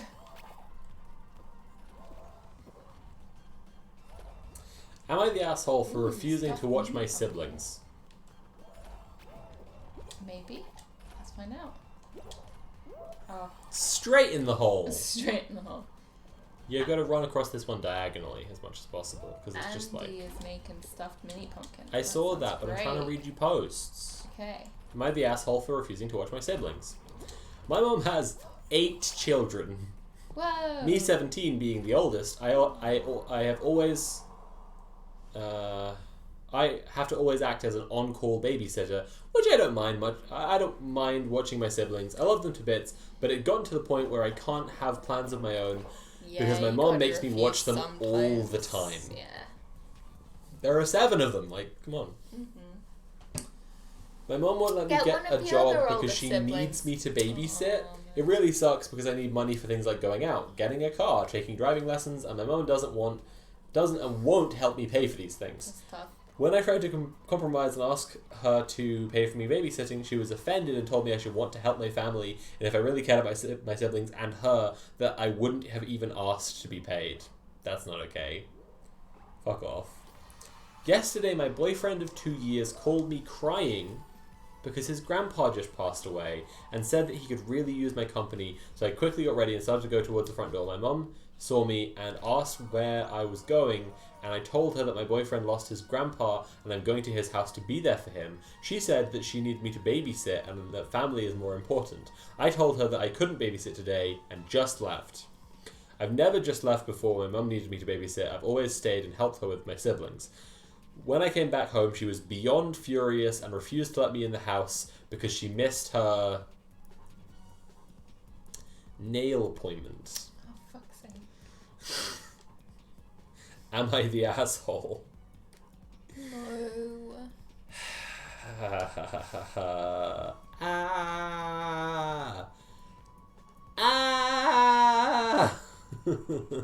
That's a fucking nightmare. That sucks. Also, the whole point of having 8 kids is that you have options. Is that the point? Is that why people have 8 kids? Yes. Yeah? There is no way all of the rest of those kids are under 14. Check this out. Come on. Septuplets. Oh. What if they're septuplets? Duh. Unlikely. Quite unlikely, yeah.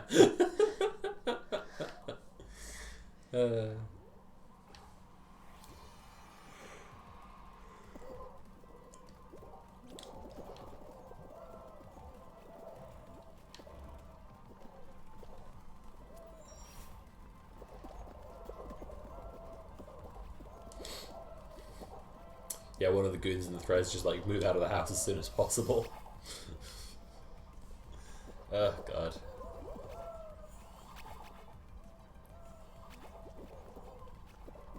That sucks. Yeah, it really sucks.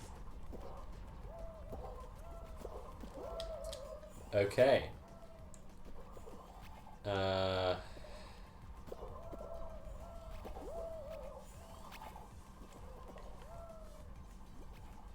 So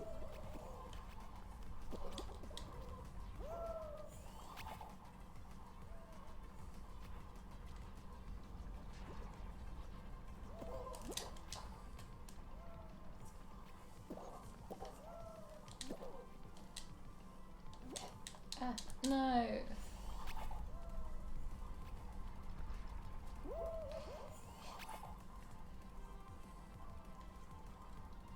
Oh, yeah.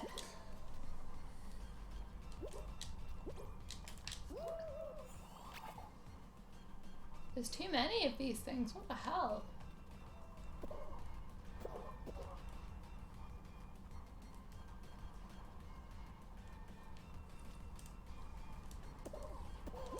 Fuck. you gotta stick on the side they're coming from. Like, on the side that they're coming from, because they're always gonna knock you to the other side. Yeah.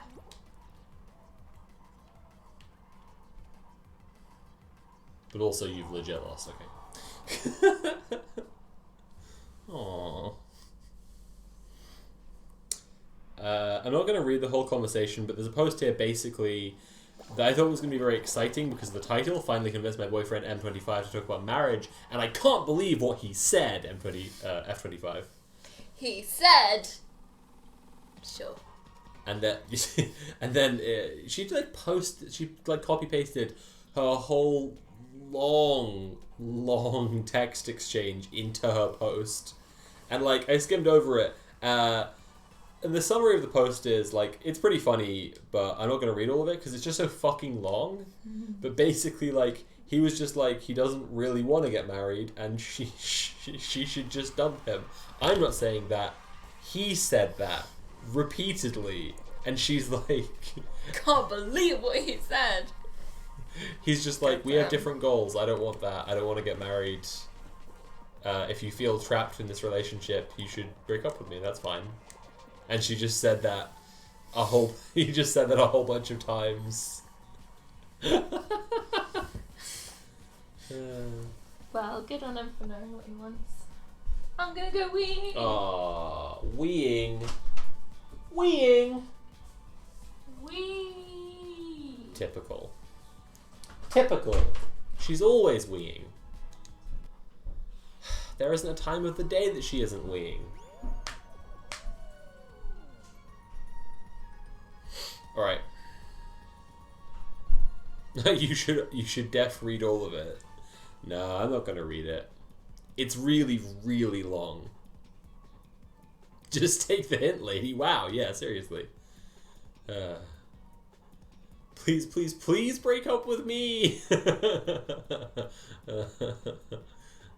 Yeah, I mean, it's basically like that. He tells her to be free. Like, just go and do what she wants and, like, find someone else and move on. Like, he's not saying it in, like, a mean way either. Like, he's just like, go on. Just go for it. Like, just go live your dreams.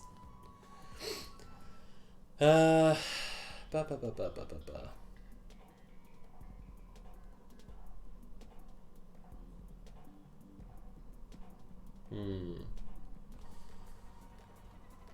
Might play you guys some guitar. I'm considering it. Considering it. We'll see.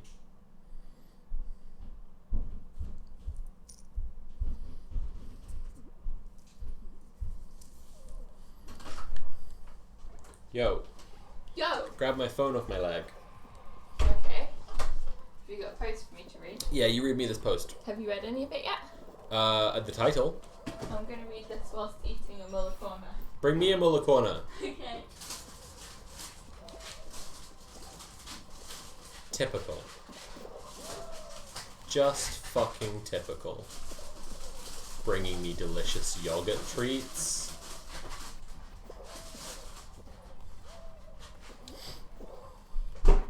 Being sweet. Being sweeter than any treat you could ever bring me. Fucking typical. Typical. What did I do that was sweet? Fucking typical. Bring me sweet treats. Thank you. Oh, thank you. Can I have sweet treats? Do you remember that amazing dinner I made? I thought you were gonna say something else. What did you think I was going to say? Okay. I do remember that amazing dinner you made. It's fantastic. It's really good. Yeet. Oh, beans. Would I be the asshole if I told my partner It's a simple yes. It's a simple yes, by the way, from the title. I haven't read the post, but it's a simple yes. about her vocal fry and tone of voice? I feel like if you find those things unattractive in your partner, You are free to fucking leave. yeah. 6 years, come on.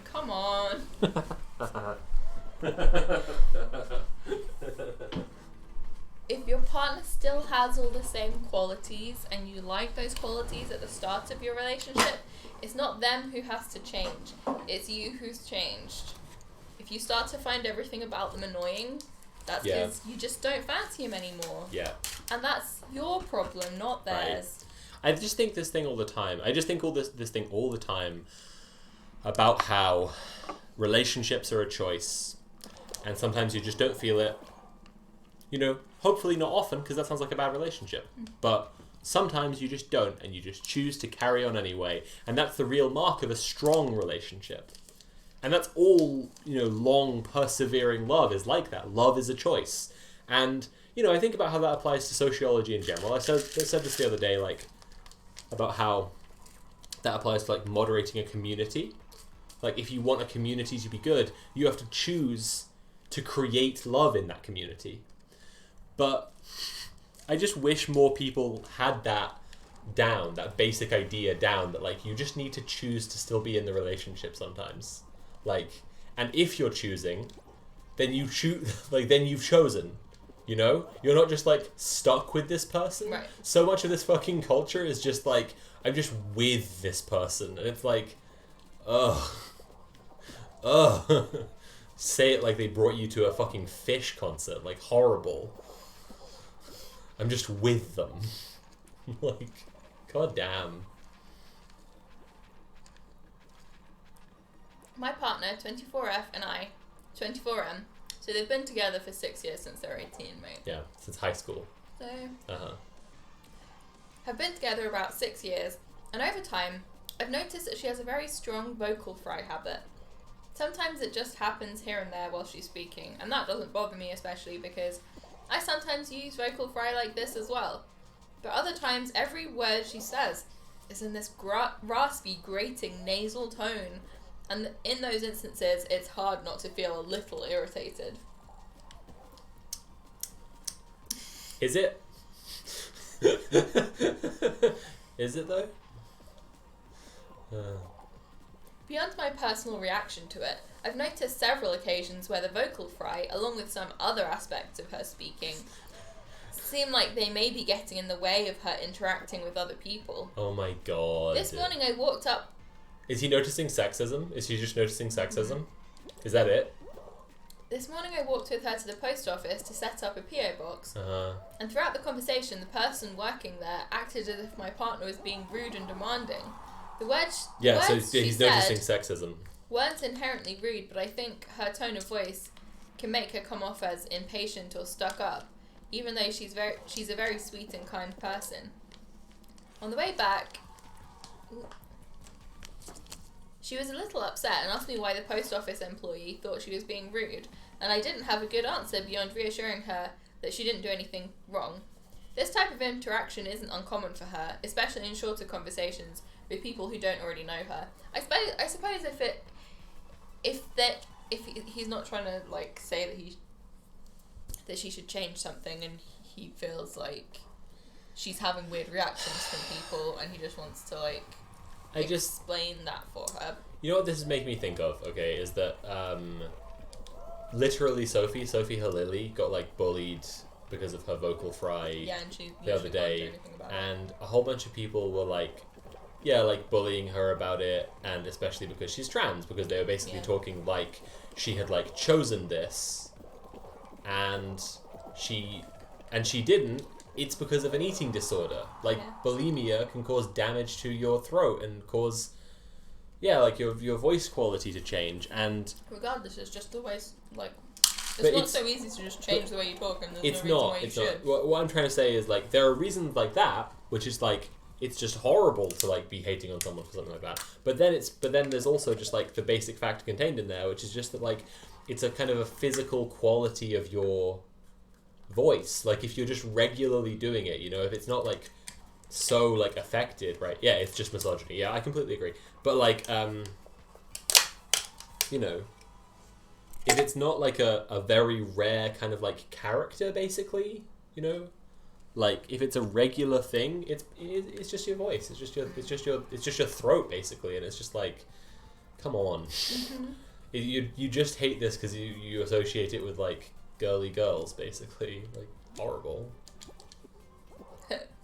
One of the goons is just like, vocal fry sounds hot. Yeah, right, exactly.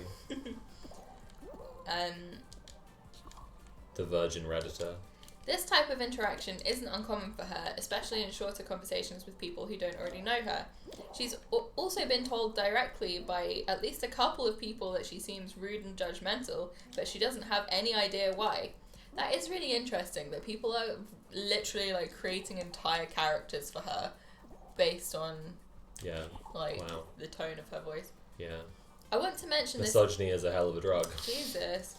I want to mention this mainly so she's aware of it, and so she can decide whether or not she wants to try to change it. If she's happy with the way she speaks, I would completely accept that and just continue working on managing my irritation to it. At the same time, I understand that her voice is a deeply personal thing, and I don't want to damage her self-esteem by making her aware of these habits. This is such a fucking Reddit post. Like, I also realise that men are often extremely critical of the ways in which women speak and present themselves, so I'm wondering if I would be part of that problem by bringing this up. What is the best move in this situation? Yeah. You think? Well, yeah? I'm glad that they were relatively self-aware, and you all owe me subs. You got a sub now.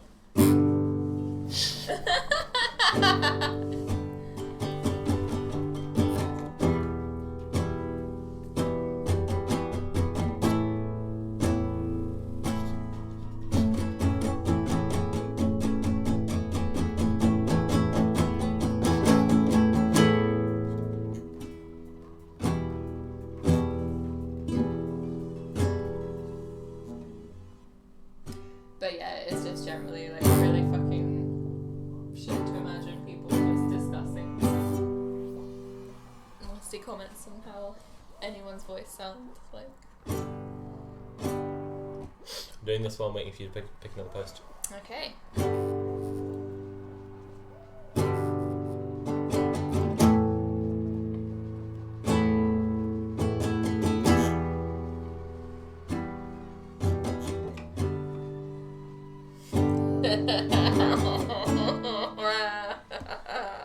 Something good? Something good happened? Yeah. Okay. Boyfriend follows girls that solely post ass pics. My boyfriend is King. defending him following girls on Instagram that post nothing but their ass and other sexualized pictures, and he likes these pictures as well. Okay, so me. I told him I find that disrespectful, and he Disrespectful too. He literally They're told posting me. the ass pics. He literally told me to deal with it.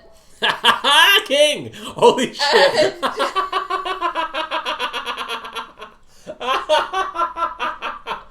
Oh, what a king! And justified it by saying, That he jacks off to them.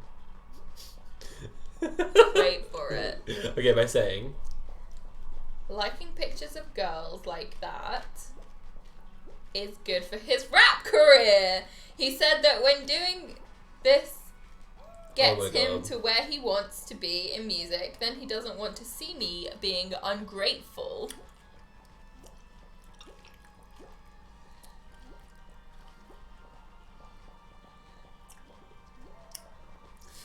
this is him looking at a picture of an ass. Sounds This is like- him. This is him picking. Yeah, he's a SoundCloud rapper. Yeah, this is him looking at a picture of an ass. I had to grind for this view. What the fuck, man? It helps his rap career. Please that- let me know your guys' thoughts, because Is that all there is? She doesn't qualify that or explain that? That's nuts. Because I feel like he is sacrificing our relationship's happiness to further his music career. And yes, I have expressed my thoughts to him multiple times, only for him to defend himself each time. God damn it. Rap career.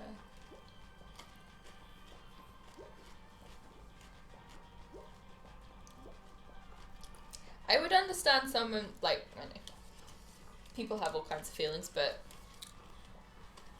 I would be more sympathetic to someone being like, I don't want you liking photographs and stuff with people, like, because Yeah. that would be embarrassing in Yeah. public. People look at people's likes.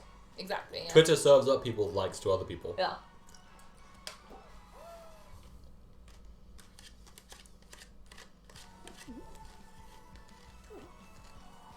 But also, they post the ass pics. Like, they post the ass pics, you know? It's not disrespectful. Like, No.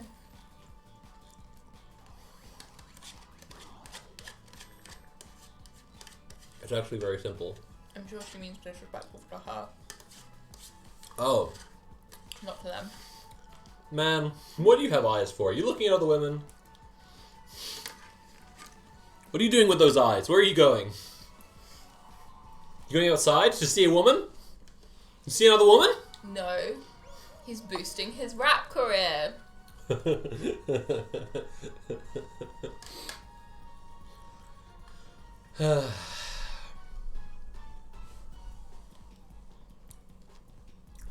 That's the one thing Tumblr still has. Likes are private there. Yeah, but there are no ass pics, so what's the point?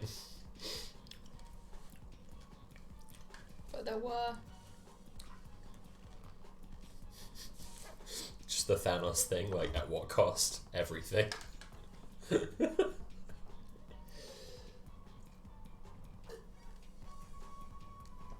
Ugh.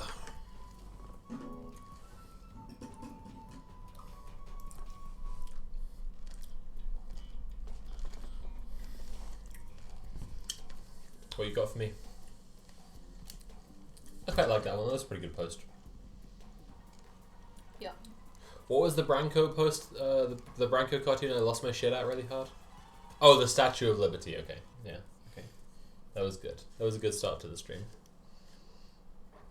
I might do some more political cartoons. If I see some more good ones, I'll save them. Start the stream with them from now on. If I see particularly good ones.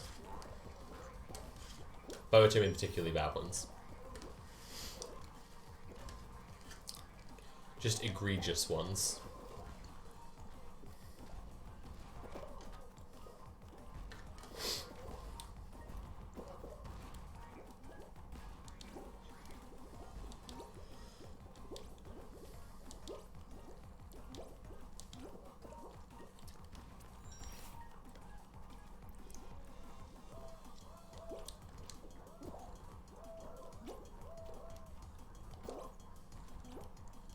No, the socks. Oh my god. There we go.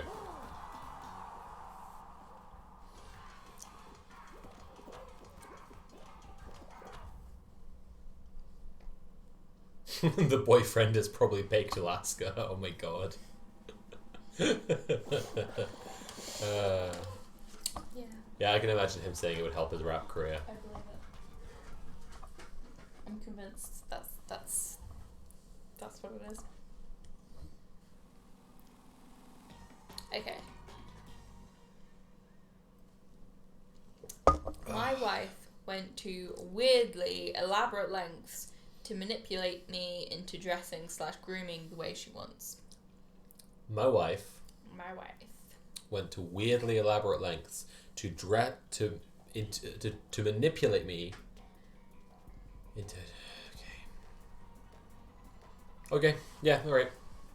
Hello. Background info Hello. for subreddit rules. I am a 28-year-old male. My wife is a 37-year-old female. Yes, I am aware we have an age gap. No, I don't think it's relevant to the situation. And yet you mentioned it anyway. We've been married for 3 years. Also, you know, she went to lengths to manipulate him, so I don't know. I think it could be relevant to the situation. I'm just saying, like. Back in April, I started a new job working entirely from home because of COVID and my wife having Oh asthma. damn it! COVID? No, slime climb. It got me. She didn't feel safe with me doing my old job. So anyway, after I got hired, they sent me a flash drive with the company software I would need to do my job. My wife always collects the mail from the box on her way back from just work. to be clear, if he wasn't safe doing his old job, he shouldn't do his old job. But he stopped because she didn't feel comfortable about it. All right. Yeah, but I mean they're married and they've. Yeah, no, that's fair. You know, she you doesn't gotta have another. you got to choice. take that into consideration. Yeah. Yeah, that's yeah. Yeah, but so he certainly already made sacrifices, whatever. But also just keeping her safe. My wife always collects the mail from the box on her way back from work and opened the envelope addressed to me with the drive accidentally and came and gave it to me. With the flash drive was also a letter congratulating me on being hired and laying out the virtual office dress code that I would be expected to follow. Virtual dress code, like fucking burn it all down. Burn it all down. Fuck this. Did she write it? Is that what's Oh happening? no. Is that what's happening? Fuck. Oh, that's fucked. Oh, that's fucked. Oh no. That is it, isn't it? Oh, You nailed it. You got it first time. Oh no. Okay, wait for it. At the time, I was kind of like, what the fuck? But she said this actually made a lot of sense and thought it was a good idea. She said it would be important for me to have a way to separate my work life and home life while existing in the same space, and a dress code was one way to do it. Uh-oh. She's a psychologist, so I trust her judgment on stuff like that. No. No. No. Fuck. Fucked up. That is fucked. That's so She fucked. literally could have just given him advice, because that's not bad advice, that's like nice enough advice. What the fuck? No shit, fuck. Oh my god. The dress code was pretty standard, tucked in polo Oh, and slacks. I'm gonna get That's eliminated way too specific. You have to wear a fucking polo shirt. Nothing special. The weird part was how it required that all men be completely clean shaven before the start of every shift, and also hair had to be short. Wait, it's virtual, and but they're in neat. shifts? Did you say what job it was? I mean, it could be like customer support or something. But it's or like face to face? Right.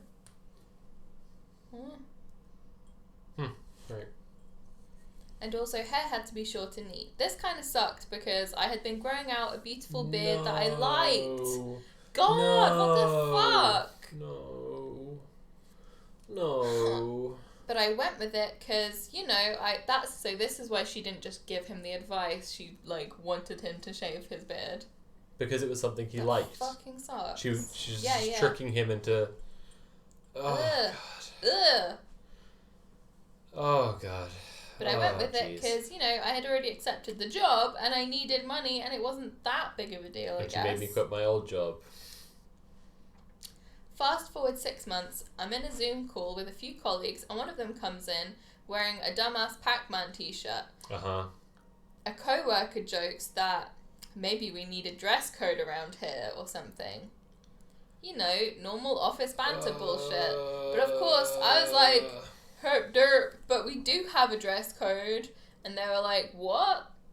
So then I made a complete fool of myself, going on about how we already definitely had a dress code and how actually most of them had been failing to meet the guidelines for months. Ha! God, I was such a smug prick about it too. And they were like, dude, seriously, there's no written dress code. What the fuck are you talking about? I hate this. Ugh. So then I got to thinking, I knew my wife hated the beard. She had said so several times before I got rid of it. And I had never actually been the one to open the envelope. This is fucking horrible. After a couple of days stewing on it, I said to her, did you make up this letter? Firstly, oofa, and secondly, sever, and thirdly, doofa, and fourthly, murder. Because she's a psychologist, and that's not okay. She shouldn't exist in the world, actually. After a couple of days stewing on it, I said to her, did you make up this letter? She just smiled and shrugged and was like, yeah, like it was no big deal. I tried to get It's a pissy big about deal. it. It's a big deal. But then somehow she got pissy, saying I never took her feelings into consideration. And the fact that she would have to go to such drastic measures behind my back. She didn't have to because your partner's grooming is actually not something that... God. Fuck. Shit. Was just evidence of how terribly important this was to her, and clearly I didn't understand that. Oh, So jeez. somehow I ended up being the one getting a lecture. Because Yes, she's a because psychologist. your partner is abusive. Yeah, because your partner's a fucking abuser who's 9 years older than you, who's a fucking psychologist, who's manipulating you. Very convenient that you can just change your job. This is more appropriate. Yeah. It's a more appropriate chord for this moment. And then this one. Like this. And then probably like this. Yeah, that's probably it. Yeah. This is a sad song. I thought my level was going to load, sorry. This is a sad song. My relationship went wrong. This is a sad song. I'm loving these lyrics, but I think you should be singing it close to the microphone so that to make it fit in, because my guitar is definitely going to be way louder than you're singing. Okay. Okay. This is a sad song about my relationship going wrong. This is a sad song. My relationship went wrong. go. You're welcome, everyone. Yeah, it's crashed anyway. Piss. Perfect timing. Jeez. I hope you all liked that. Because you all owe me £1,000. Yeah, everybody accurately pointing out that that's just Darvo. That's fully Darvo, yeah, Yeah. absolutely. What's happening? Wait a minute. Where's the mouse? What have you done? I haven't done anything. Press the start key again. Now move the mouse. What? What? Okay. Alright, you should go to... Oh my god, what have you done? What have I done? Press Control Z over there. Uh, Okay, jeez. Oh, it was stuck in the thing. Okay, I see what it was. Alright, that's fine. okay. Whew. Okay. Alright. So somehow I ended up being the one getting a lecture. What the fuck? I ended up just apologising. And giving her the classic yes ma'am treatment. Uh-huh. You married guys know how that is. No, she's been doing this for years. That's what's going on there. Mhm. That's what's happening there. Is she's been doing this for years and years. Yeah. And got out of her office. But now I'm thinking about it more. And I'm now, again, back to thinking it was fucked up. Like, this little letter looked legit. She had the company logo in the top corner. Fucking hell. No. Had printed the real address in the footer. Even found the name of my boss and signed off with No. his name. Even wrote a whole Tony female... clipped your song. Thanks, Tony. I feel like I should have been backing singing. Yeah. Next time. Like, sad, sad song. Like that. Yeah, exactly. That would work. Yeah. That's Yeah. good. Alright. She even wrote a whole female dress code section, even though I'm the only person who's ever going to see it, just to make it seem genuine. The whole thing took a lot of thought and effort, and that's just so fucking weird, right? Am I going crazy here, or is that really fucking weird? It's really fucking weird. Don't worry, buddy. It's really fucking weird. It's definitely really fucking weird. God damn it. So now I'm torn, not sure if I should keep following her dress code or not. What? Get a divorce? Hmm. The answer is get a divorce. Are you kidding me? I'm kind of in a good routine with it now, so it wouldn't be a big deal to keep it going, and I know she'll get super pissy and moody if I don't. Fucking hell. Yeah, she's just an abuser. It's time for a divorce. It's divorce time. But on the other hand, I'm worried that if I do that, I'm going to start resenting her and feeling emasculated every day I get dressed for work. You know, yeah, absolutely fucking humiliated because she's trying to control you down to the most minute decision. Jesus. Plus, just the big picture for a second, I don't think I should tolerate her doing shit like that. Absolutely not. But maybe I am being insensitive. No, how the fuck? Lorcan started a message very worryingly. Laura did something similar to this as a joke for my birthday one year. I got a letter in the post saying that my birthday had been moved up 2 weeks for economic reasons. It was because she bought tickets for us to see the 35th anniversary of the War of the Worlds musical on that day. That's a lovely thing. That's cute. That's not similar, Not honestly. the same. The only connecting factor is the letter. Very different wife. Very different whole type of story, in fact. What do you guys think? How should I approach this? To be clear, other than this one admittedly bizarre incident, she's the greatest person ever and I truly love and enjoy being with her. I don't want to blow this up I into got a something huge thing. completely stuck in my If head. it's not one, thanks for reading.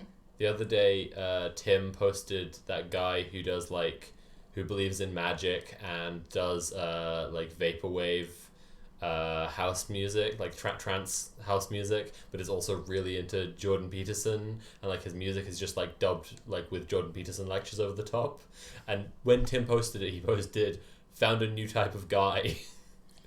And I just keep thinking about that. Found a new type of guy. Some fucking goon replying to the vocal fry thing. Someone saying, I thought fry was just kind of how your throat is made. Oh shit, my controller's died. Piss. Yeah, it's kind of piss. And someone replied, no, vocal fry is a choice / learned behaviour. I find it incredibly unprofessional. Unprofessional? It seems I only Shut run the into fuck people Nerd. at work who do this, thankfully. Might be a Bay Area thing. It sounds like someone putting on an accent for show, but not a very good one. Oh my god, actually shut the whole fuck up. I need to sit there so I can access the, so I can be next to the plug.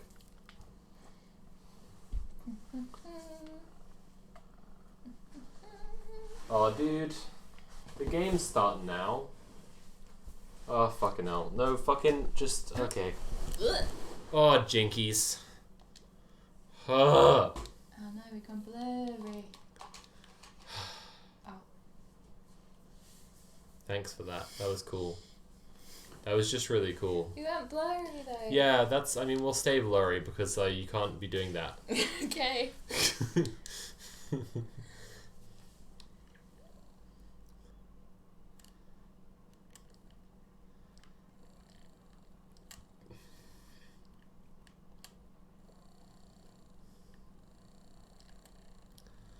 I'm just gonna stay up here with this buddy.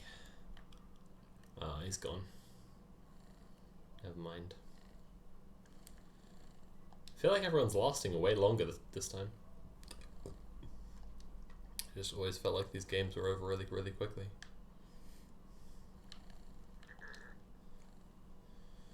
Maybe they've changed something about it that slows it down. Oh, funking bonk.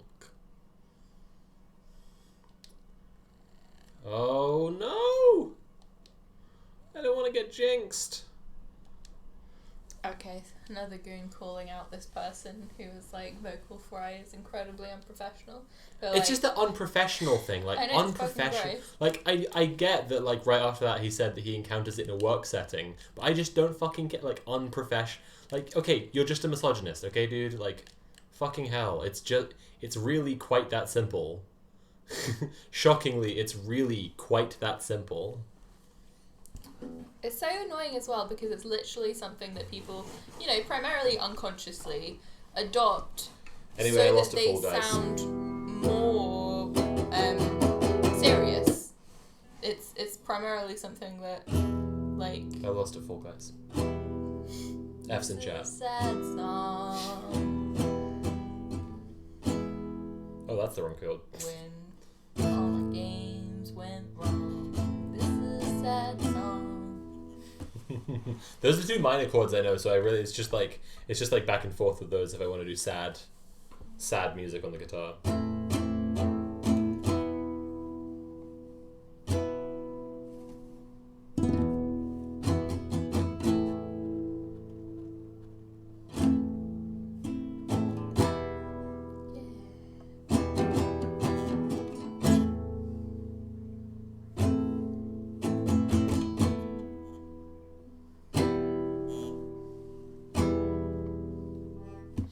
That's F's in chat because I died. Yeah, one of the goons was a good goon Uh-huh. and said, "Yeah, no, and you sound like an incredible asshole when you say things like that. People speak differently, and no one, particularly women who are often targeted for the way they speak as being unprofessional, needs your tone policing or respectability politics." Boom. King Goon. Yeah. Woke King Goon we stand. Nice. Okay.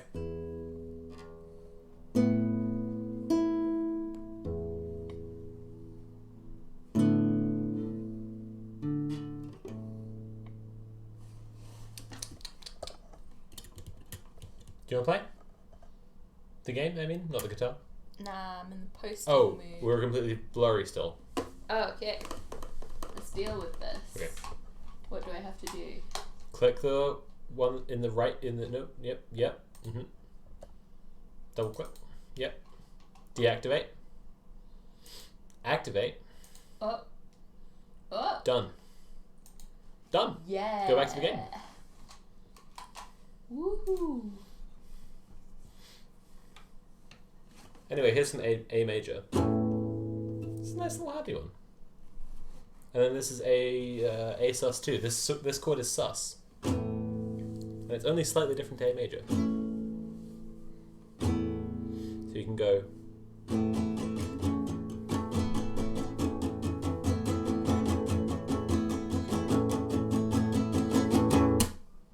And it's just that little change. It's very nice, and it's all in A. It's just back and forth. This is what I'm learning at guitar school. It's good. Guitar school is YouTube, just so you know. I'm watching videos by a guy called Marty Schwartz. He's very entertaining.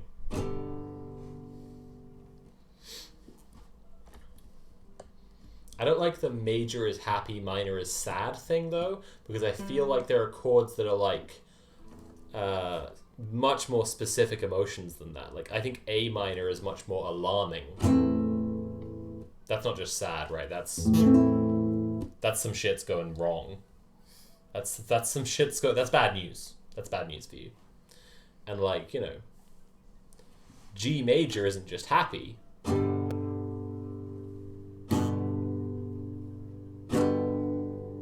That's the warm sound of catharsis. You know? That's getting home after a long trip.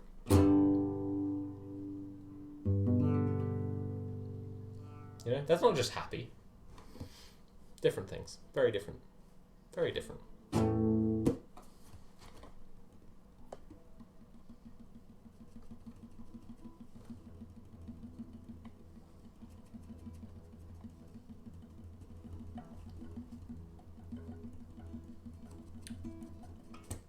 I'm waiting for you. This is all... I'm looking for You posts. said you wanted to post and do posts instead Yeah. of playing. I'm looking for posts. I'm going to have to seize the means of posting. No. I'm going to have to seize the posts of production. Fuck.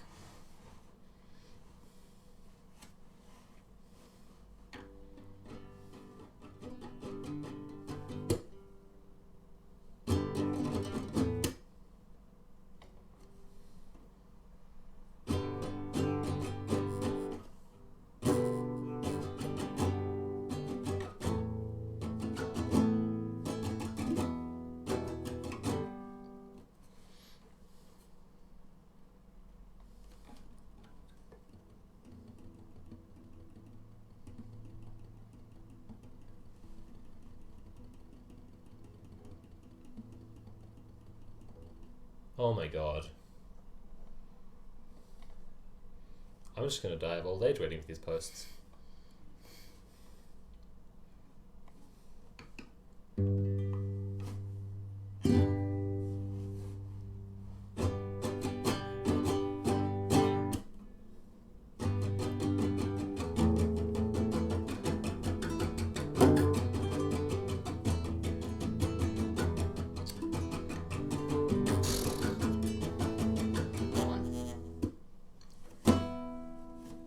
Wait. I'm going to set up some intrigue for this. Is intrigue good? Would intrigue be good for this one? Nah. What would be good? Something high energy, Oh. but jolting.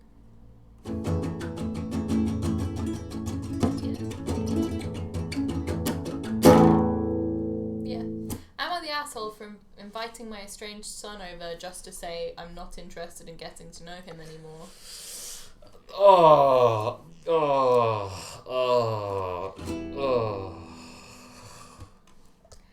I'm currently married to the mother of our 2 boys. However, somewhere along the line in our relationship, we broke up for a period of time, and I had relations with a woman, Lucy, during that period. It was not an affair, for those who misunderstood that. What? Got back together with my Okay, lovely dude. wife, got Okay. engaged, had our 2nd son, and have been happily married ever since.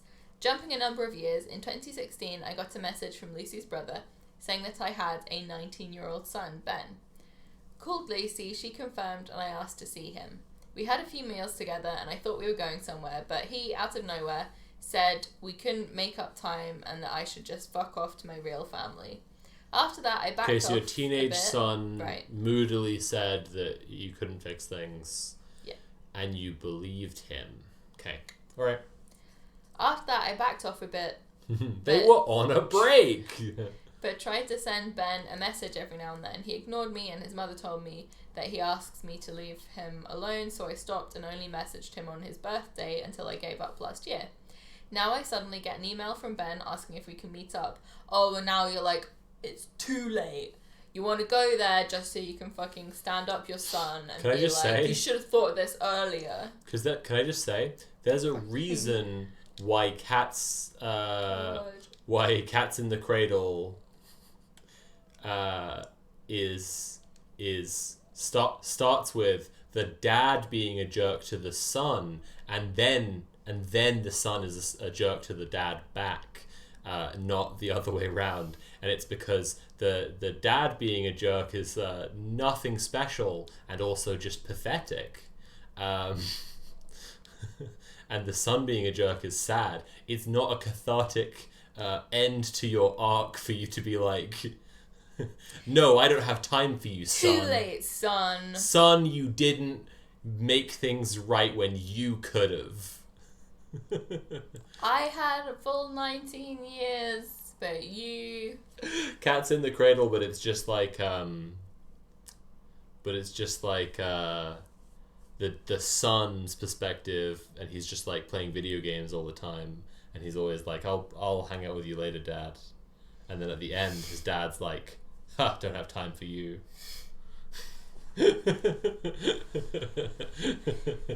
Now I suddenly get an email from Ben asking if we can meet up. I reluctantly agreed and went Suddenly. to have coffee with him. I reluctantly agreed. Like, he's the one reaching out. Like, come the fuck on. This It's is your the best son, you you can hope absolute for. Holy fucking shit. loser. God damn. Jesus. He said he was ready for a relationship now, and that he was sorry for all he said, and said it was because he had guilt/felt bad for his mother. Fair enough. I kind of dodged the request and pondered on it at home and further discussed it with my wife. And I've decided that I'm frankly not interested in getting to know him again. I've already let go. That's convenient. That's nice and easy for you, isn't it? It's been a couple of years and I'm content with what I have. So I This fucking invited piece of shit. I invited Ben over Just to tell him no. to at least tell him face to face. Fucking cunt. This is so spiteful. This guy's such a piece of shit. He didn't say anything and just left. Yeah. Lucy is now on my case and apparently has been posting Facebook posts about what a shit father I am. How is your wife for not just on your case? abandoning Like, how, him like honestly, like, how is your wife not? It's Like, more convenient for him to not bother. yeah, but that's ridiculous. Yeah. Like, just like, how is there anyone on his side? Honestly, And that I was an asshole for inviting him over to what seemed like a family introduction. Oh. But turned out to be a rejection. I've since blocked her, but now Ben's sister, who I don't even know, has jumped in on this. Am I the asshole? Yes, everybody knows you're the asshole. Massive asshole. absolutely fucking terrible. And the worst thing is, you're probably going to change your mind at some point and you won't be able to take back what an asshole you've been. Ben absolutely can take it back. He's a teenager. He's the one who's been abandoned as a child. I wish I could play Cats in the cannot. Cradle right now because I'd play it for this post. Fucking hell. Fuck. That's fucked. Horrible. That's just fucked. Oh, God. Alright, I'm gonna read posts now. Okay. I'm gonna fold. Cats in the cradle and the silver spoon. Little boy blue and the man in the moon. When you coming home, Dad, I don't know when. We'll be together then. We'll be together then. Oh. I know we'll have a good time then. Damn, I went back too far. I went back too far, straight into Postland, where we've already been. I really wish I could find the post that is the reason that they temporarily had the thread named "There's some shoes in this house."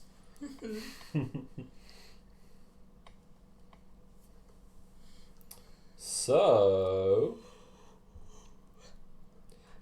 am I the asshole for having a dress code for our wedding? depends how fussy it is.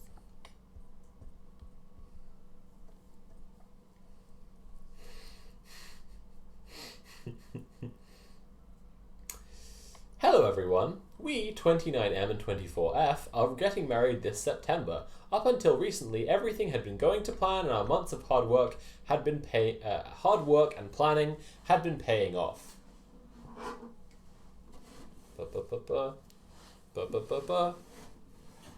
The issue lies in the dress code. Music just adds to everything, that's what I'm learning.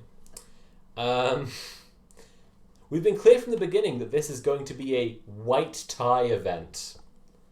So of course there are strict rules attached to that.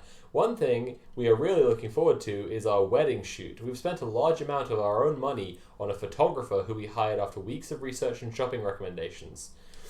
The photographer is highly, highly sought after in our area, and we were lucky to book him last year in advance. So naturally we're taking this seriously. We've been clear from the very start that the dress code will be fully enforced. Well, what does that mean? Because if it means sending guests home, then that's pathetic and shitty. And if it means, honestly, if it means anything other than providing people with clothes, like, oh wow. The invitations we sent explicitly told our guests that we'd be expecting what we'd be expecting from them. White tie dress code, no unnaturally dyed hair, no visible tattoos or piercings, and that they were free to decline the invitation if they had a problem with this. Jesus. The invitation, we also sent everybody who RSVP'd a reminder over email several weeks ago repeating this instruction. This was going fine until one of our mothers has recently posted a Facebook picture of a cocktail-style dress she wants to wear on the day. Of course, this isn't included in our dress code, so we informed her right away that the dress would be unacceptable. Another woman, family friend, asked if she could bring flat shoes to change into after the ceremony, and we again directed her to the white tie instructions. Okay. Misogynistic. Jesus fucking Christ. Unfortunately, this has caused a lot of... You expect, like, old women to be, like, hobbling around in heels all fucking day? This has caused a lot of unnecessary drama throughout both our families and even some friends. Yeah, I'd say it's unnecessary drama. Yeah. I'd say it's unnecessary drama. Not just like, we really want a colour theme, but like... Both sets of parents, cousins, some siblings, and many more people have messaged us privately to ask us to relax our dress code and allow them to be flexible. This isn't happening. So we have just pointed to our white tie only policy. If you have tattoos, I'd rather you not come to my wedding. If you have dyed hair, just horrible. Wear a hat. Just fucking horrible. I can only imagine these people are like... You know how votes for Trump were evenly spread across white people, no matter what like class and level of education? I imagine these are like Harvard grad Trump voters. Yeah. Like white tie, white tie, no unnaturally dyed hair, no visible tattoos. Yeah, worst of the worst. These people are like get out level white supremacist creeps. Just like normal until you know them for 5 minutes, and then you're like, oh, your grandfather invented eugenics? Oh, cool. Okay, that's sweet, I guess. Oh. Just go on the square everyone else is going on. I wasn't looking at it. Are you kidding me? What? Oops. In our opinion, while wearing knee-length dresses and suits rather than a tux might be appropriate for day-to-day life,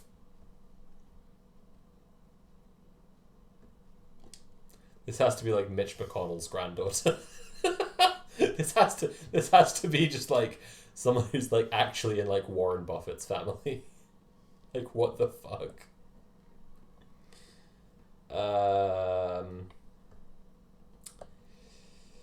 God. They will doubtlessly look out of place at a wedding that is supposed to be fully formal. We are hosting a private event where we are able to set the rules. Having been to other weddings over the years, we fully complied with the wishes of the marrying couple, and we do not see why we should not be given the same treatment. Since we made What were this their clear, wishes? Since we made this clear, we've been called assholes by people around us. However, in our opinion, this is our wedding, and we've been clear about our preferences. Have a fucking wedding Right. with no guests. No guests. Then, Jesus. That's what you get then. Great photographs. No one's coming to your guests. One of your mothers, Right. one of their fucking moms, was like, please relax the dress code. And they were like, no. Their mum isn't coming.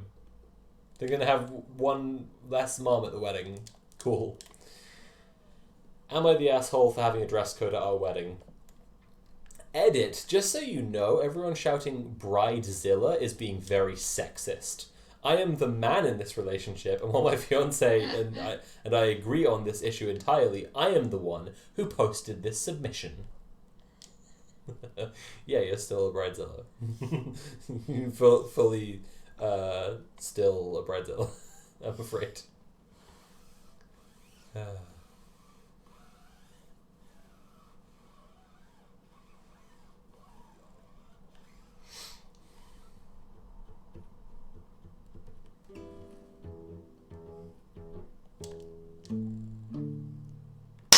Oh my god. What was that? What was that? What the fuck was that? What was that, seriously? That sounded like a little explosion. I think it was the Iron Brew. Must have had a kink in Okay. it and then unkinked. I didn't know that was there. That was horrible. Jesus. Did anybody else hear that? The little pop sound. Sounded like a little electrical thing. It's kind of alarming, honestly. I hope it was the Iron Brew. I hope we don't just like burn to death tonight. Me too. Yeah, they heard Wouldn't it. be good to just burn to death. That would be a bad time. I think so. Hate that. Personally, I'm not a fan of dying in fire. Yeah, exactly. Right. Iron Brew is made of girders. It's made of iron girders. That's what the Made logo in is. Scotland from girders. Like that.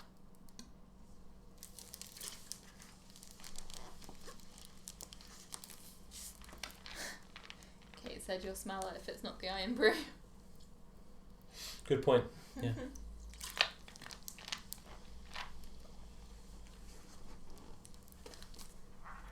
Although my sense of smell has been really shitty recently. Stupid peanuts. Scared me then. I was like, coronavirus? No, I've just been stuffed up since I had all those peanuts. It's not ideal.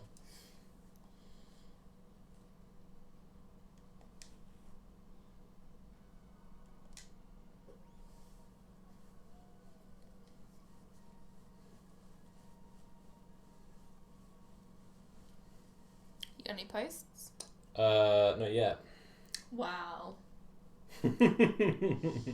That's fine.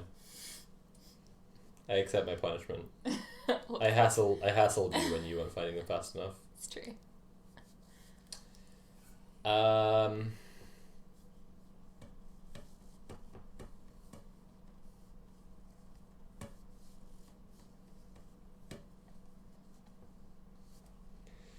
So, am I the asshole for wanting to name my child after myself, but not let my spouse do the same?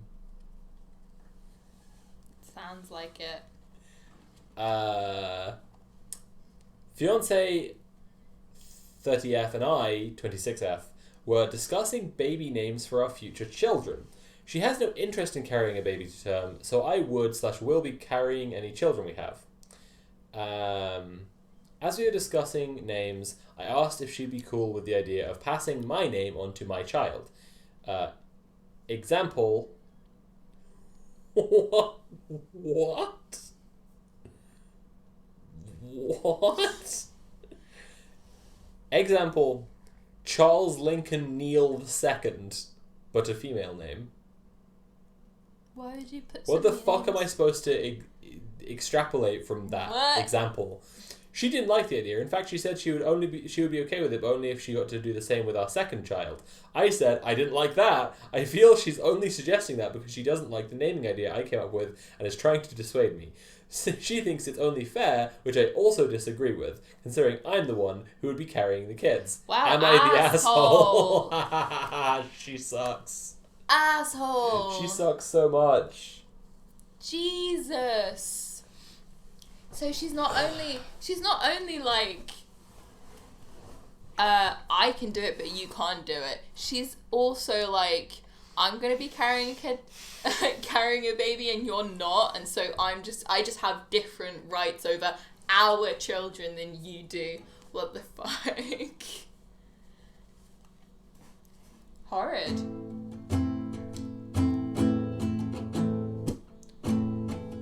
I think this has crashed again. What a piece of shit.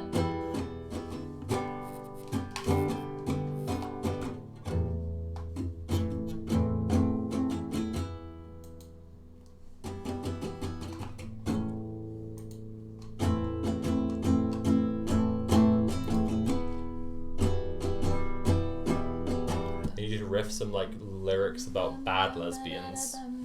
It's like lesbians aren't usually bad like this, but now these ones suck. That's those lyrics.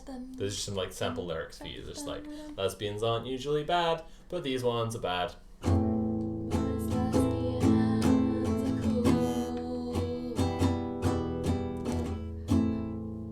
not these ones. This one sucks.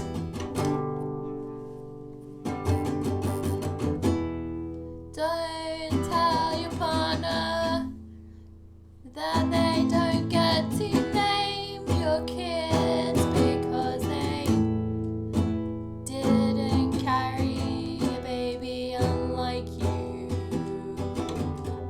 That's fucking gross and creepy.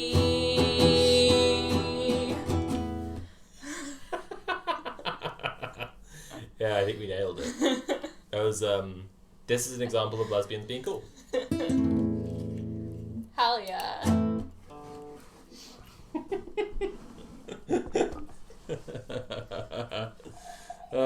Fuck! Don't tell. Goddamn. Anyway. Da.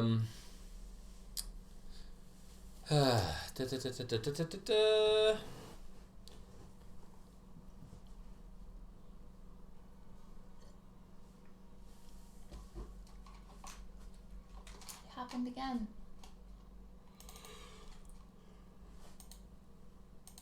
So, one thing I genuinely appreciate about something awful is that really, like, only being cringe is punished.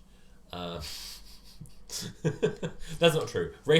Racism, open bigotry, or whatever is obviously punished, but like for the most part, it's just like people will like have their arguments, and that's okay Yeah, I feel like they have a solid grip, like... until someone is cringe. It's just like these people have been having a back and forth in the thread for ages and ages, and then this person's just come to this like, do you know what the words "if he really had to intervene" mean? Do you understand how that? And it just goes on and on and on. This one reply just goes on and on and on, and then at the bottom, user was put on probation for this post.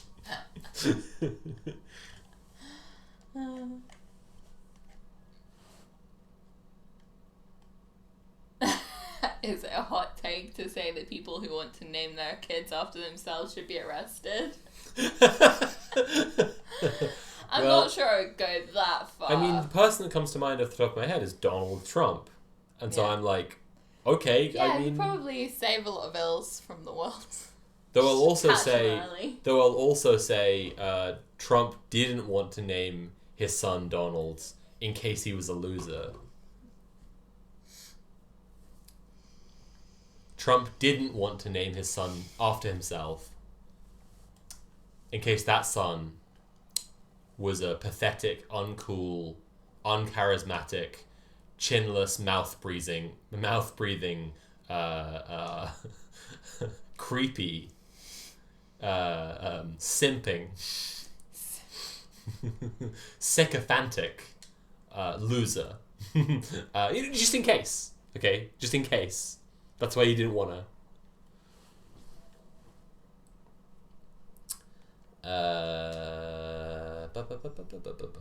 Beef Tony saved our song.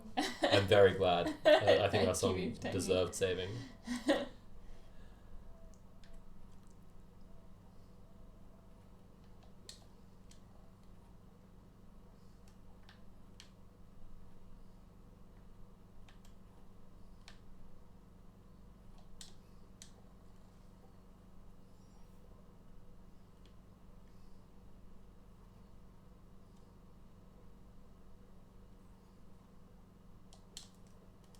No.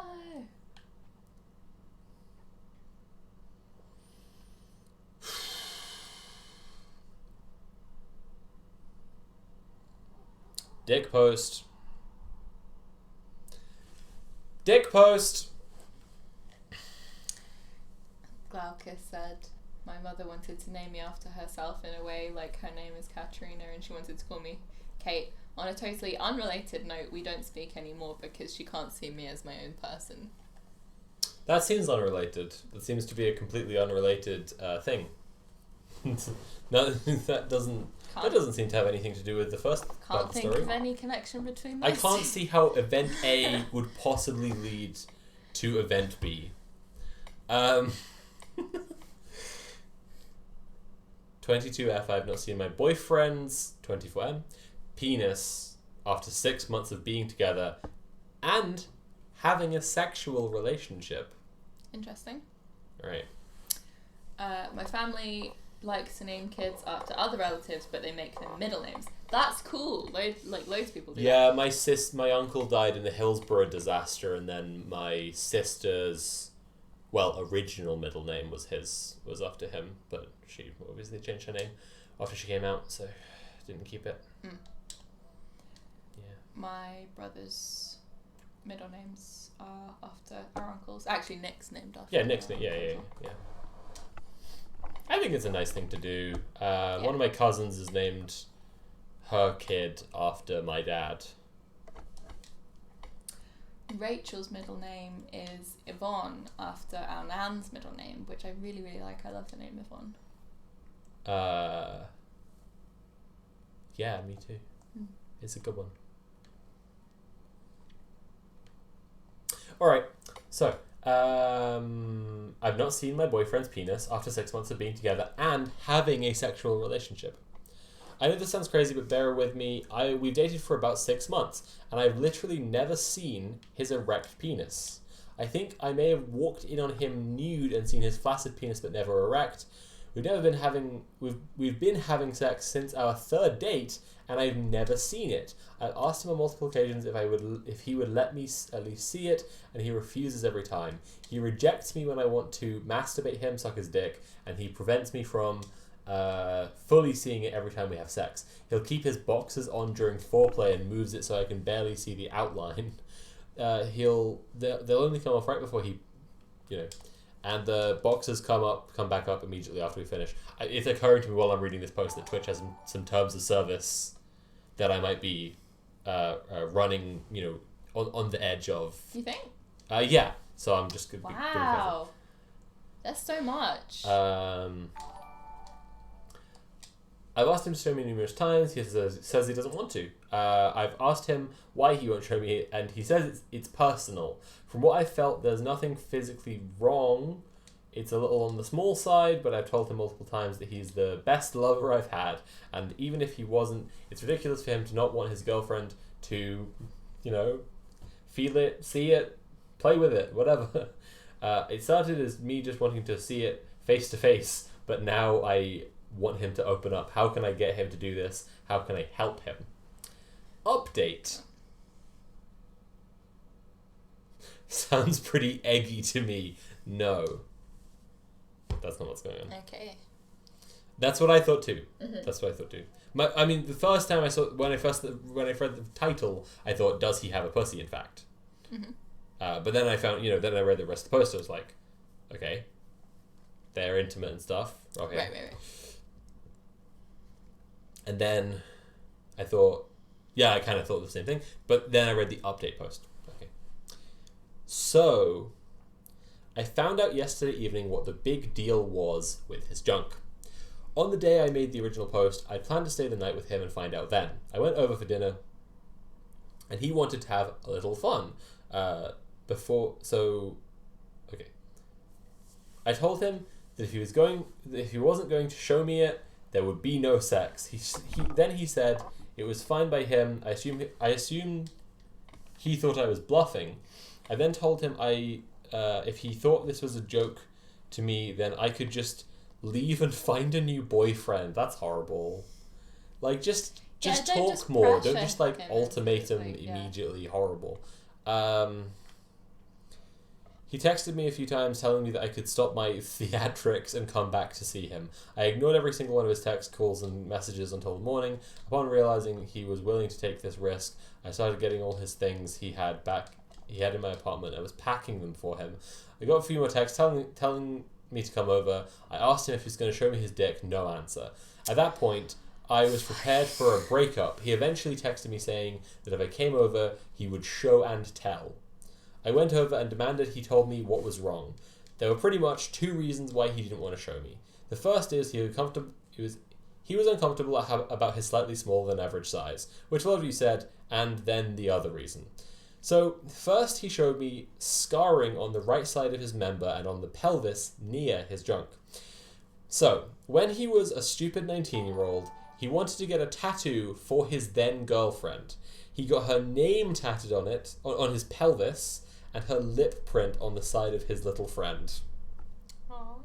According to him, his dick and pelvis rejected the tats, and his body pushed the ink off and out with the skin under it. He showed me a picture of his fully erect penis after first getting it, and then got himself hard and showed me. The pictures matched up, and I was finally face to face with his dick. I was very honest with him.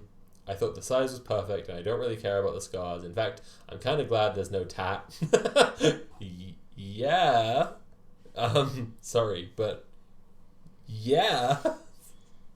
But I told him, and he agrees as well, that it was hilarious that he got a dick tattoo for his high school girlfriend. I'm just glad that now I know what I'm working with, and I can help him not feel so self-conscious about his dick. Thanks for the help, everyone. There you go. There's the dick post. She is still awful, I agree. Jesus. Yeah, OP sucks, actually.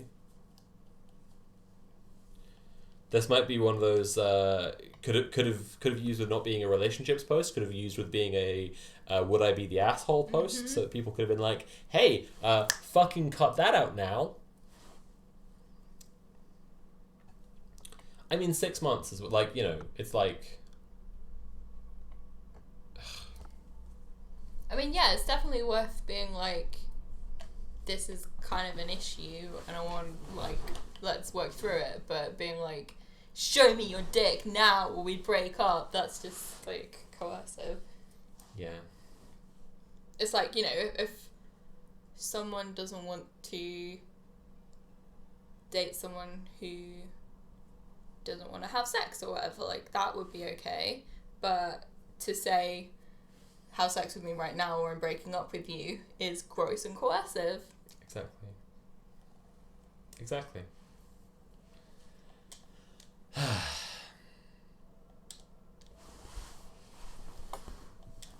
Okay. All right.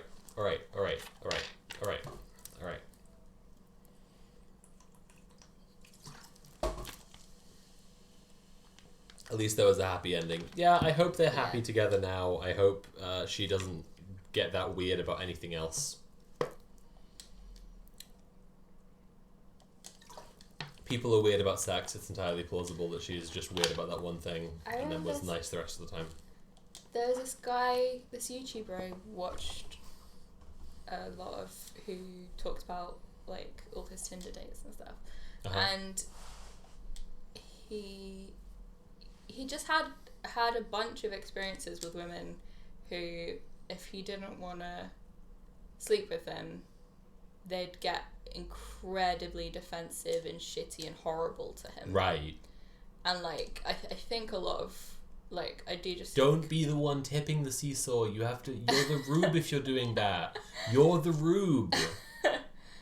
You think what, sorry? I do just think like, you know, sometimes women aren't like trained to see themselves as capable of being coercive and like totally like sexually like the men are the ones with the abusive agency. to male partners, yeah. So it's either he chooses to, or you know, or there's or he or she must be unappealing, right? And then it's like, you know.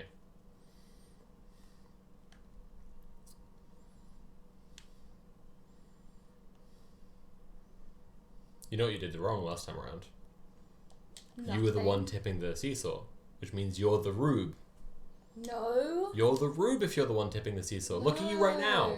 Look at you right now. Everyone else could be doing the work. Down. Everyone else could be doing the work, and it's you. Not to fall down. Well, now you fell down anyway. Just stand there and just wait for the good moment to strike. Mhm. Yeah. Good. Now go. Fucking God. Fuck.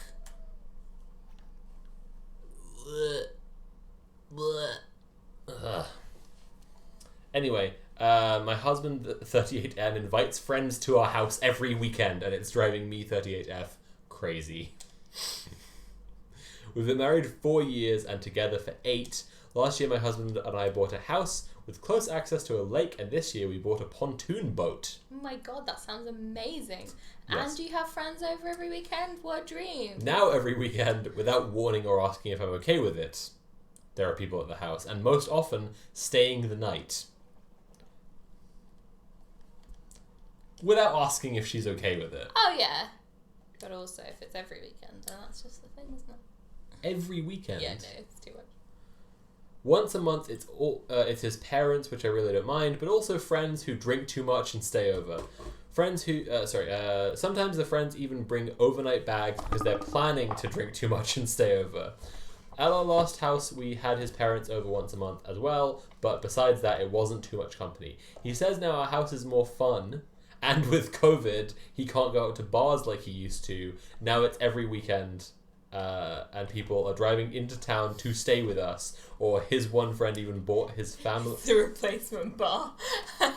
His one friend even brought his family over 3 times this summer so we could take them out on the boat. He gave us gas money, but I just don't want these people constantly at our house. Aww. I wake up in the morning and go to get a coffee on a Saturday, and there are people in my kitchen hanging out. He also works from home completely now since March, so unless he has someone come over, then he doesn't get much human interaction except for me.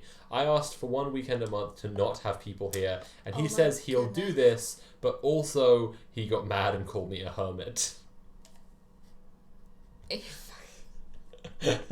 That's such a muted request. Like, yes, you should have fucking 1 weekend a month. So am I weird that I don't want all this company? Am I being a bitch telling him people over every weekend is making me crazy? How can I make him see my perspective? I think when I was younger I liked the parties more, but now I'm just over it and want to relax and not have all this company, and it's like he hasn't grown up. TLDR, husband invites friends over to our house every weekend, and I don't know how to stop it. A hermit.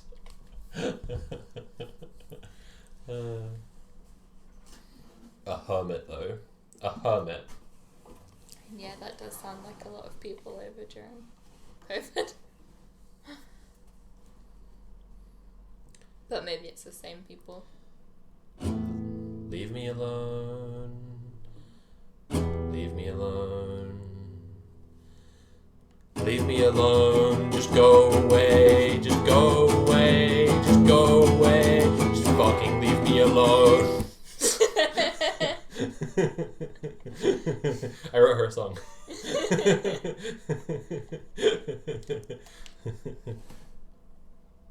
go away.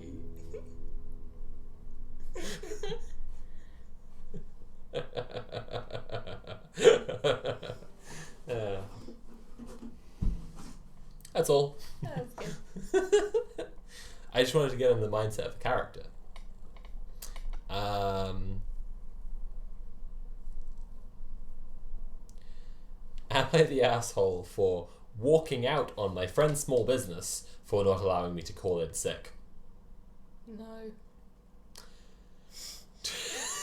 Yeah, basically. Yeah, basically.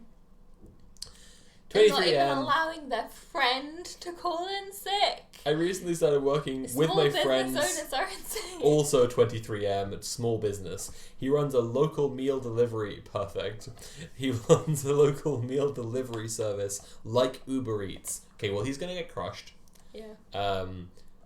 Anything that's like Uber anything is going to get crushed. We were talking to Sean about this, and he was saying like that they're like Uber are making massive losses because their entire business model in every city around the world and in every sector they're working in is to pump money in from investors so that they have the money to undercut everyone else, crush those businesses, establish a monopoly, and then raise the prices and then make a profit. Their deliberate, actual plan is to choke out all other small business, all other competition. We went to the Tower of London the other day. We just walked up there and... Oh, Uber boats, yeah, Jesus. They've replaced the Thames Clipper service, part of TfL, the Transport for London, Yeah. with Uber boats. Thames Clippers are What basically... the fuck? No, not basically. Thames Clippers are the only passenger ferry, besides maybe tour boats, that actually go on the Thames. But they're actually like commuting boats like this. I know this They because I are did the to get you research. places. I know this because I did the research because I was actually looking into doing a business on like doing passenger travel on the Thames a few years ago, and Thames Clippers are the only passenger, like you say, like commuter boats, and now they're Uber.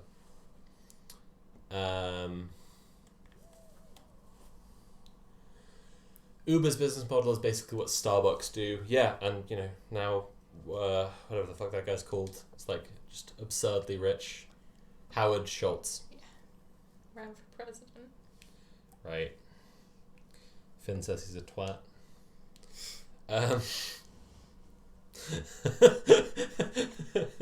Finn said that their dad had to just keep on being like, no, it's fine. You should go for president. You should run it. It's a good thing. It's working.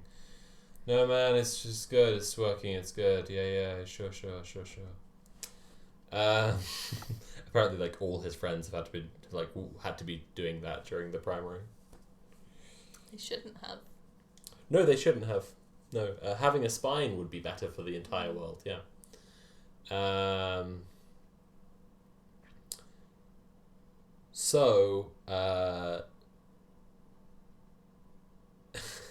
Okay, so we live in a rural area, so he has no competition and gets a lot of business. Okay, well, there you go. Today, I quit working with him, walked out mid-shift. I texted my friend about 2 hours before my shift started, telling him I wouldn't be able to work today because I had started throwing up and feeling sick to my stomach. I suspect possible stomach bug. They're working with food. They're working with food. It's like actually illegal for them to continue. I'm assuming it's in the US and they have dog shit labor laws, so I'm not sure that's true. I just mean like maybe not if they're just delivering, but if they were working in a restaurant. Yeah, but again, in the US, like they have incredibly dog shit labor laws. I mean, it's more about food safety than labor laws. Because it's hurting other people, it's risking other people's health. But still, Still probably, yeah, you're right. They're making people work for COVID, so. But so Right. are they in this country, and it is actually illegal to make people work when they're throwing up. He proceeds to tell me that if I didn't work, that that would force him to have to drive. He didn't want to have to do that, as As it's his birthday and he didn't want to work. I reluctantly told him I would try.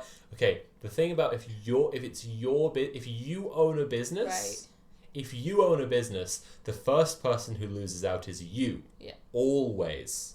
And that's the right way round for things to be. No one else should be losing out first before you when it's your business. You little fucking creep. Goddamn.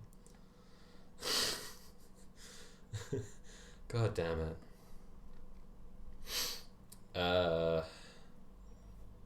Oh my god. Yeah, Jesus, this guy shit himself because he like his friend just forced him to start his shift. And he he has a really bad stomach bug, so he just shit himself while trying to deliver food. That's really horrible. That's an absolute nightmare.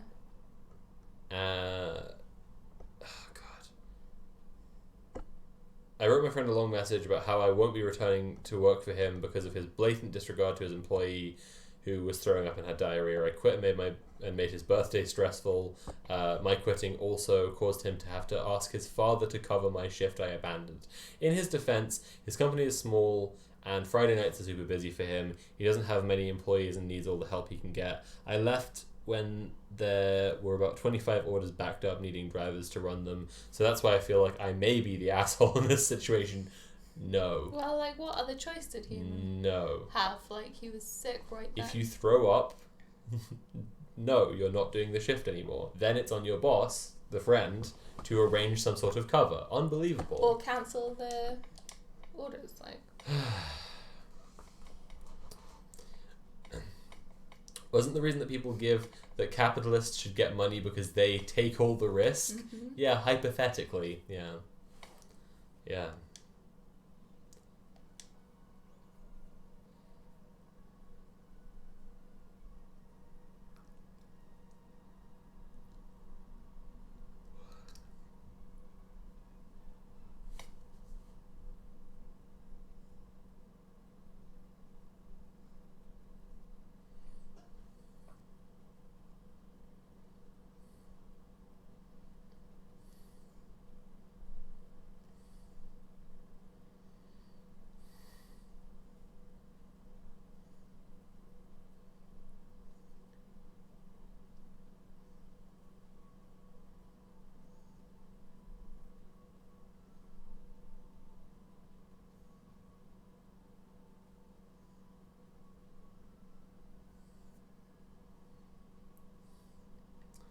So, am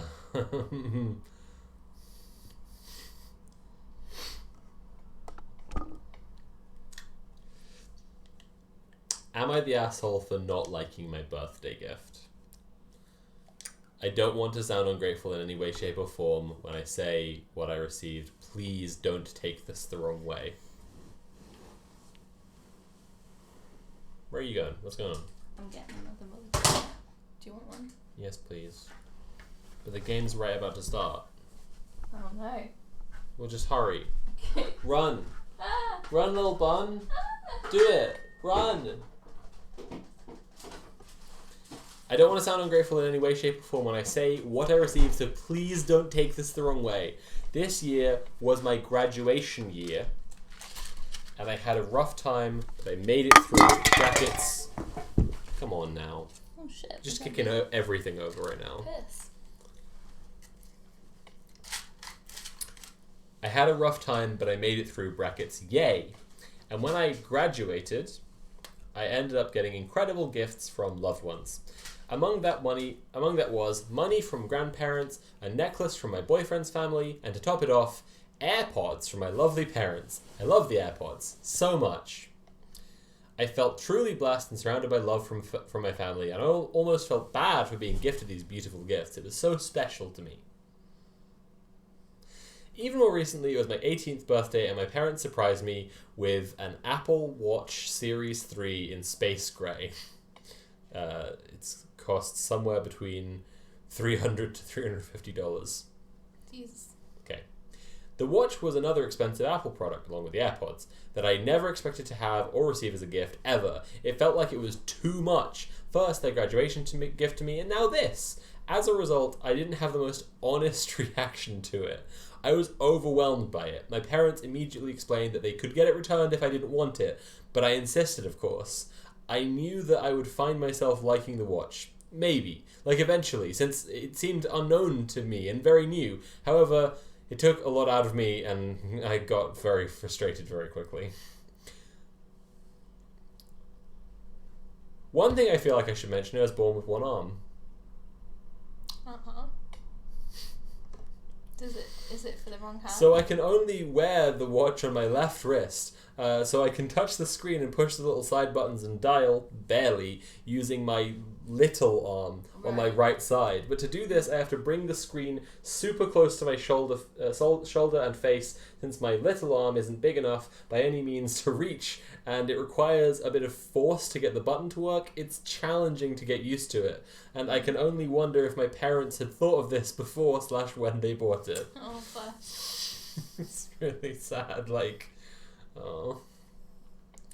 Setting it up was a nightmare, even though it seemed so simple, and trying to get it comfortable on my wrist, and the whole thing just wasn't working out for me. I should have seen the signs and asked my parents to return it, but I ended up hiding my stress and frustration from my parents. So it's been just under 2 weeks since my birthday, and I've worn it a handful of times, to the store, for a walk, to work, to name a few. But nothing about it has been super useful or helpful to me. Yeah, that's an Apple Watch. Congratulations.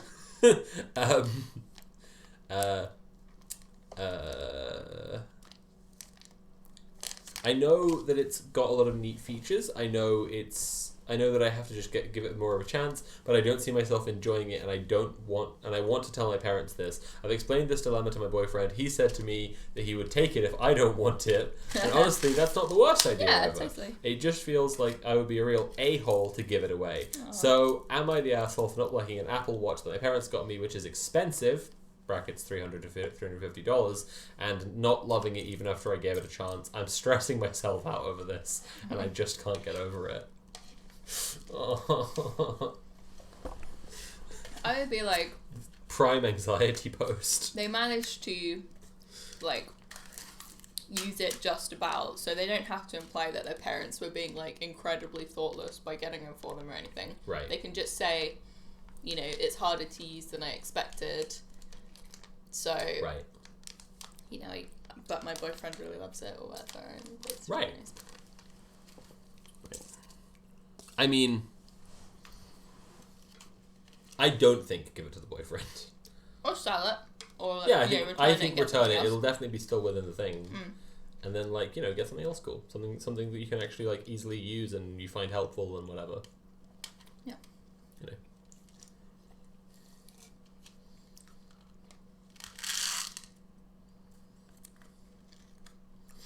If I was gonna return something and get something else, Yeah. I would probably, like, tell the people so that they can, like, you can kind of consult with them on the gift, on, like, the alternative gift. Yeah, I mean, she said that her parents said they could return it, so that's kind of what I was expecting, basically. Like, talking to them and saying, like, we should return it, and like, let's talk about what I want. This is clearly crashed again. Yeah.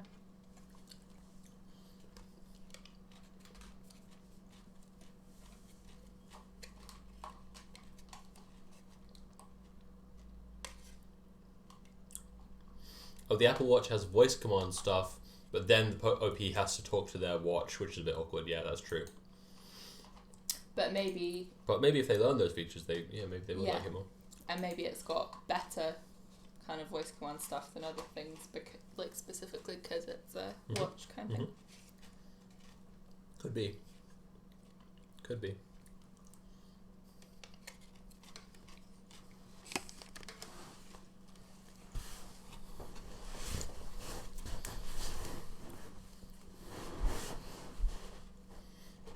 All right.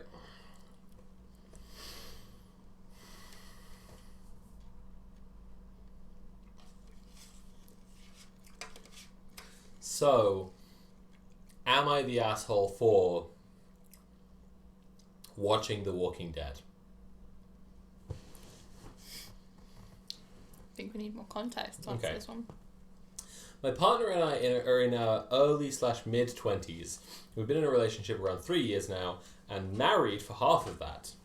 Been living together in a one-bed flat, bit too small, but we make do. My partner has a severe phobia of zombies. I wasn't really aware of how bad it was until recently. I mean, we both hate horror films, so it doesn't really come up. Just saying the word zombies can be enough to trigger this phobia, but they've made some progress over the years, and sometimes they can cope with talking about zombies. Actually, seeing zombies in films, TV, comics is still a massive no-no, though. Wow. Glaucus says, with super innocent sounding titles, the OP is always the asshole. Yeah, you're being tricked. A friend got me into the Walking Dead TV series and the comics a few months ago, and that's when I realized how severe my partner's phobia is. They asked me not to talk about it to them or watch the show while they're in the room. They also wanted me to hide any comics so they don't see them. All this is fine, and what I did, all this was fine with it. I did it. I might have slipped up once or twice, but I really did try. But my partner was having intrusive thoughts because they were worrying about me watching it. If they thought I was watching The Walking Dead, even if they couldn't see or hear it, they'd ask if I was, because they wanted me to say no, which would make their anxiety go away. Initially, I was resistant to this because I'm a shitty liar, and I thought if they didn't ask, then that's better than me obviously lying about watching it, but I did for a while anyway. Now it's gotten to the point where they don't want me to ever watch it in the house, even in private, or own any of the comics. All my comics are well hidden, they have no idea where they are, but they're also not going to stumble upon the comics accidentally.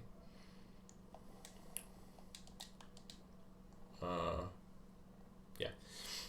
I also never watched the TV show in their presence, only with headphones and on in a separate room, door closed. But this isn't enough, and they say they can't relax knowing these things are in the house. They want the house to be a safe space where The Walking Dead doesn't exist. I'm trying my best to compromise, but I feel like banning it completely is a bit unfair. Obviously, I care more about my partner than some TV show / comics, but I don't think it's a healthy way of dealing with this phobia. I said I'd give it all up completely if they went to therapy for this issue, but they don't feel like they could cope with that mentally. I know exposure therapy would be very stressful, but even just talking to someone about the issue and trying to get to the root of it, I'd be happy with that. They don't want to do that at all, though. So, am I the asshole for wanting to enjoy The Walking Dead in private, away from my zombie-phobic partner, and keeping The Walking Dead comics in our shared house? That's tough. That's really tough.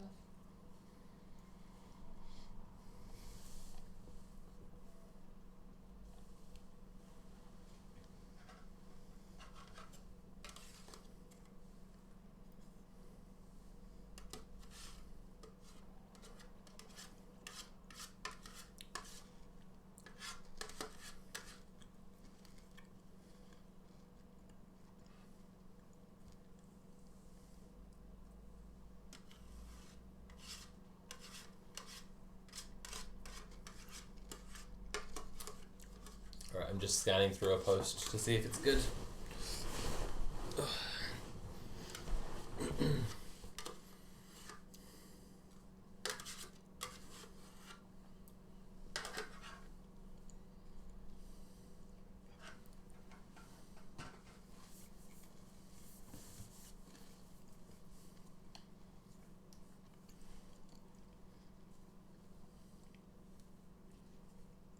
Okay.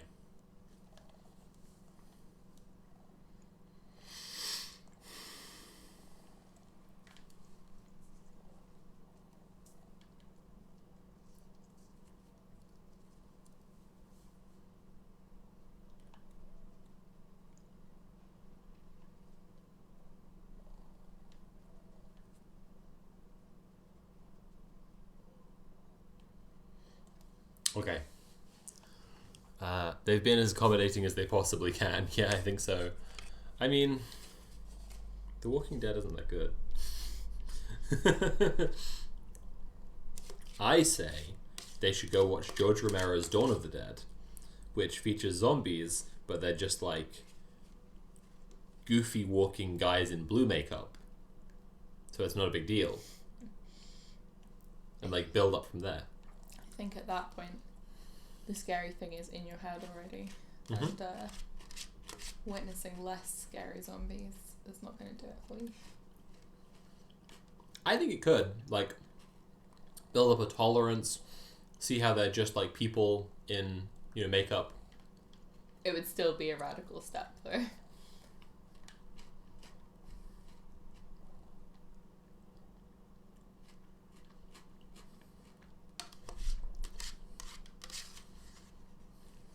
Yeah, I think that's a good point. Like they offered to stop watching if the partner went to therapy. I think that's a good it's like, they would only feel comfortable deciding not to let go of it. Right.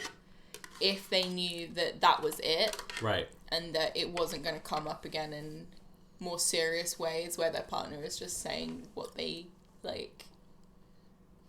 Not even things that they can be doing around them, but things that they can just be experiencing in their own life completely separate to them. Yeah. Yeah. Because it will play on their mind so much. Yeah. That's really serious. Yeah. I think that's legit.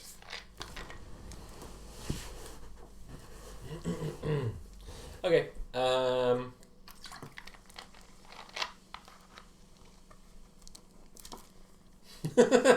Okay.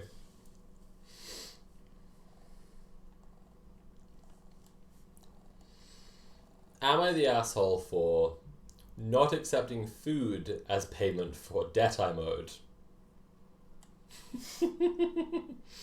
I'm a 47-year-old man.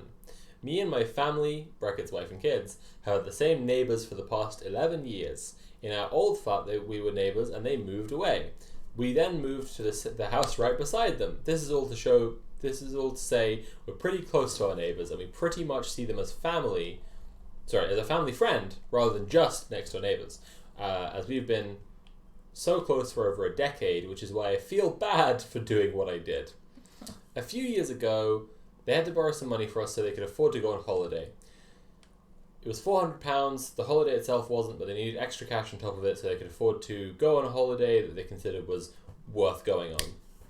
I mean, if it was for a holiday as well and not something that was basic necessities. Anyway, to this day, they've still not paid a single penny back. However, what they were doing was providing us with a huge plate of food, e.g. meat and chips, a couple of times a week. Me and my wife had no idea why they were doing so at the time, so we just accepted it and moved on with our lives. This has been happening every week for the past 3 years. Oh, bless them. That's how they... And then they were like, hey, can we get that money back? And they were like, we did it. However, just yesterday, when our neighbour's wife showed up this afternoon with another plate of food, she said along the lines of, I'm so glad we finally managed to pay our final ounce of debt back to you. Confused, I said, really? Did you relay the money to our bank account? She looked at me weird and said, no, the debt we've been paying off for the past 3 years. Apparently, they couldn't afford to go on the holiday they went on a few years ago in the first place, which is why they had to take on a debt from us, and had assumed that they could just purchase cheap meat from stores and turn it into delicious food in order to pay it off. Okay, come on, dude. She said there was no way they could have turn paid it it into off. delicious food. Excuse me. Have you considered the labor? Have you considered the love? But yes, you should You gotta jump in these hoops. Agree to something like that. You gotta get on and jump these hoops right now. Bruh. That was fucked. I mean, it sucks because it sounds like they kind of didn't really notice it, and they've been having a really nice time with them bringing food over every week. So if only they'd kind of agreed to that beforehand, then it would have just been a nice time. I was furious because one, we never asked them to pay it off all at once. They could have paid us back at their own pace. Hell, if they paid us £2 a day, by now they would have paid off the debt they owe us. And two, they didn't even confirm whether we were okay with this or not. I basically told her to go fuck herself, gave her the plate, told her if she didn't pay us back the money owed to us, within 2 weeks she'll be receiving a call from our lawyers Oh my God, and slammed the come door in her on, face. Jesus. Okay, You so do this that to your family, friends? this What the family fuck? can't afford. This couple can't afford £400, and It's taken OP them- is saying our lawyers like. They've committed to paying back £400 consistently. Bro, you gotta jump through some fucking hoops. I can't see any. What? There's one. Like, obviously, they haven't done the right thing by... Get on the thing. Go, go, go. Oh my god, you're gonna lose. Yeah, obviously they haven't done the right thing by, like, not discussing that with them. And just sort of... Fuck. just unilaterally Fuck. deciding that's how they're Oh, paying this it is so back. stressful. You're really bad at hoops. I don't know how this is happening like this. No, the other one, No! No! It was right there the whole time! Are you kidding me? What? No!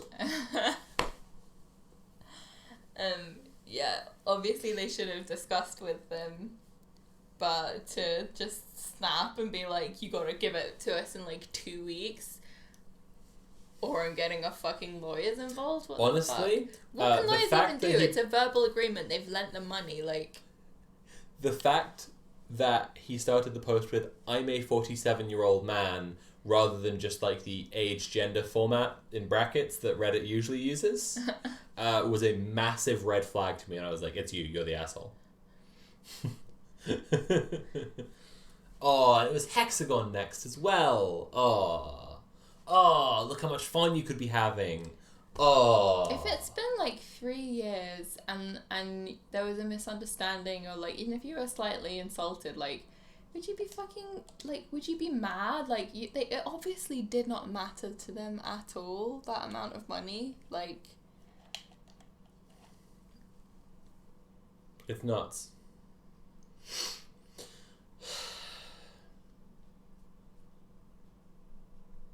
These are friends, you know?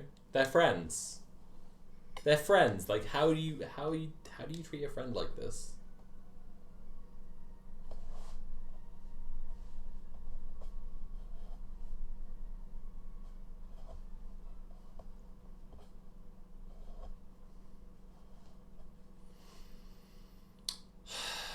The meat they were buying was incredibly cheap, but because they were chefs, they managed to turn it into brilliant meals.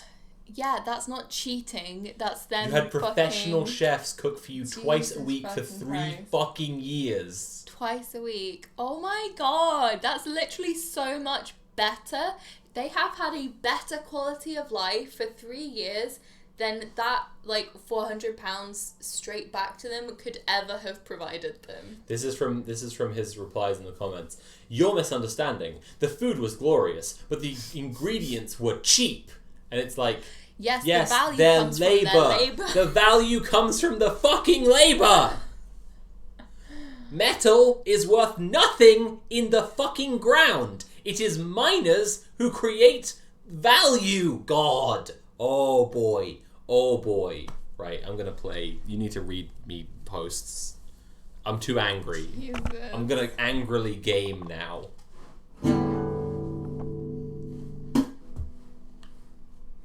Ugh. The value comes from the labor. Fuck. Ugh. OP is Keith Starmer.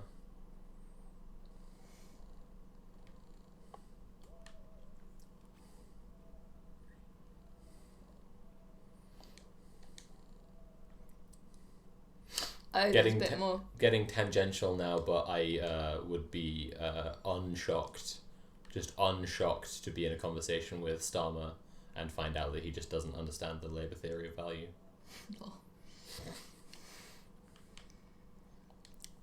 They said, I was more so wait.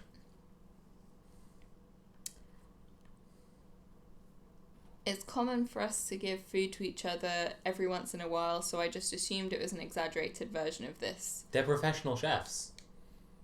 Like they've chosen to use their skill. Yeah, no, but they never like. I know they didn't say, but then it's the. They're saying but that then it's they, the lawyer as thing. neighbours, give that family food as well.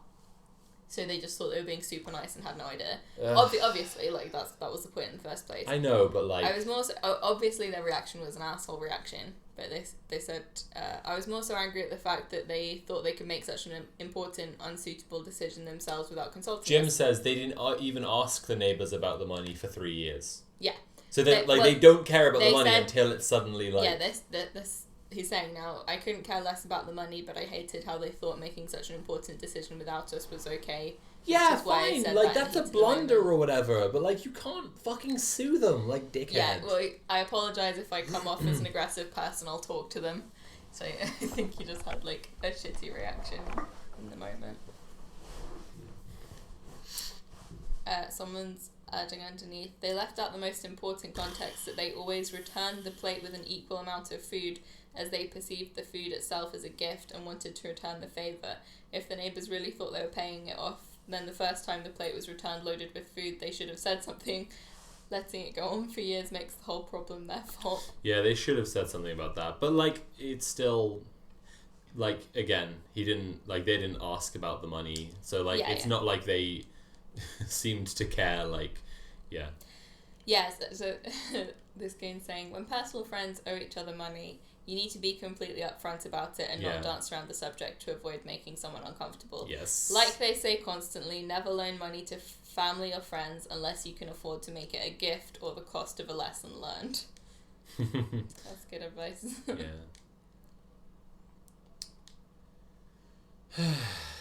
Uffa.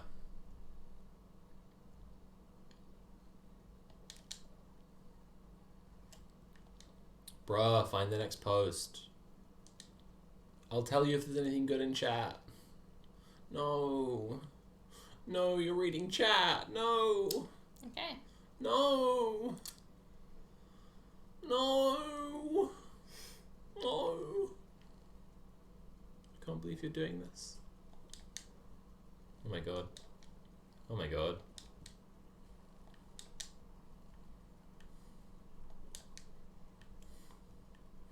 That sucked.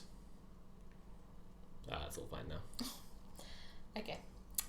My 23F partner, 27M, is so cheap I don't know how to live with him. Like, what? We've been together a year and a half. We're looking at apartments together for the first time, and in short, it has been very unpleasant. He's always been a huge, self-admitted cheapskate, but now he's asking me to compromise on things like central air. We live in the southern US, and safe neighborhoods. He's also made it clear he won't buy any luxuries: TV, coffee maker, bed frame, decorations, kitchenware, because he can easily do without it. His claim is, if I'm the one who can't, I should have to pay. If I'm the one who can't, I should have to pay. Wait for it. Wow. Wait for it. Wow. Wait for it. He makes about 60k. I only make 15k until next year when I finish grad school.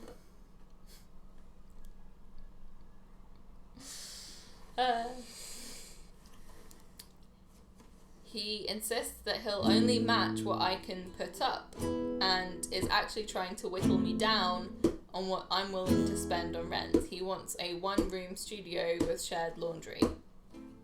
I think living in one room with another person is a recipe for disaster. Right.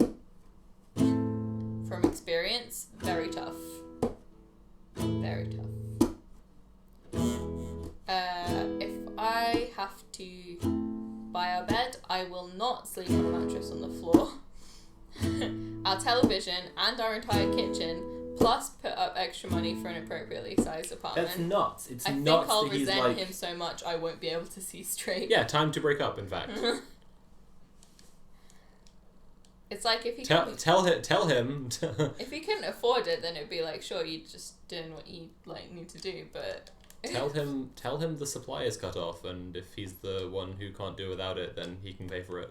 Yeah. Goodbye. Bye-bye. Full and total man. At the same time, I understand why he wouldn't want to buy things he doesn't give a shit about using. Do you He like those claims- chords, by the way? Those are chords for a song called Cheap Boyfriend. Yeah, brackets, time to get a new one. At the same time, I understand why he wouldn't want to buy things he doesn't give a shit about using. He claims he's going to try and dumpster dive for all these items Where the before I have fuck's to the buy tower them. going? What the fuck? Well, that's alright. Like, you can just get a bed frame for free. People give shit away like that all the time. I mean, yeah, absolutely, but like that's not what he was saying before. He said, Yeah, he was saying he was he gonna let said- her pay for everything. You need like pots and pans. "Oh, I dude. fucking nailed that jump! Holy shit! Nice." All right, here's the chords again. Give me some lyrics. Cheap Boyfriend.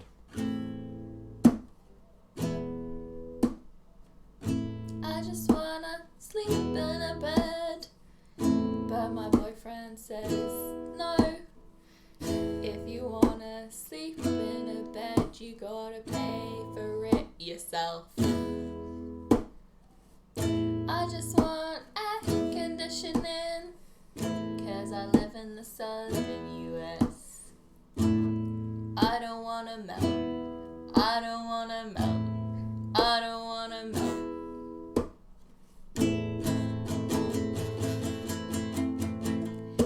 Is a coffee maker too much to ask?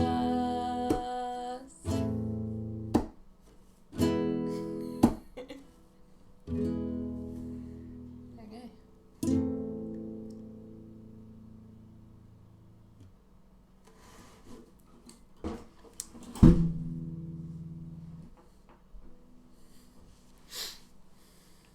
To be clear, we sleep on a mattress on the floor, but we prefer it. Well, the bed frame we had creaked. Squeaky It as squeaked fuck. so much that when you roll over in your sleep, you'd wake up from the noise. Yeah. It was unbearable. It was actually an unlivable situation. How loud that fucking bed frame was. Yeah. Her boyfriend can't afford a coffee maker. He needs to buy more fridges for Iranian yogurt. Yes. Deep cut. Thank you, Kate. Kate appreciating my improv songs. I feel like we could work over that one and come up with some really good lyrics. I Actually, think so. I mean, for one thing, you said says. What did I say? You said I just want to sleep in a bed, but my boyfriend says, and it's like, it's right there. But my boyfriend said. The rhyme's right there. Well, that's true. Low hanging stuff here. Yeah. Could've Oh, got I'm that. just falling through every floor of Hexagon right now. This sucks. Oh shit.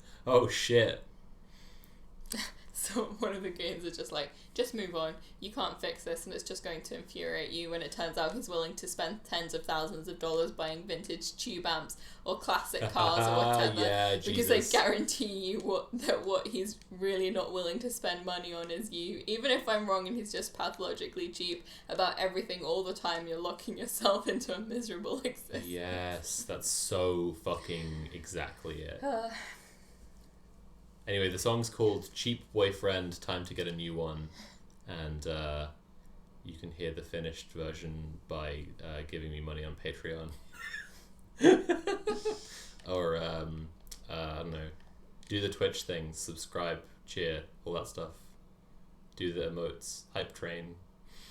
I still don't understand Hype Train in the fucking least. Hype Train is an eldritch deity to me. I have less than no understanding of Hype Train.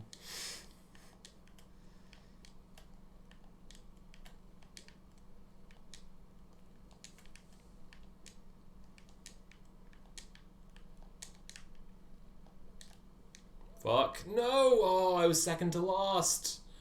God damn it.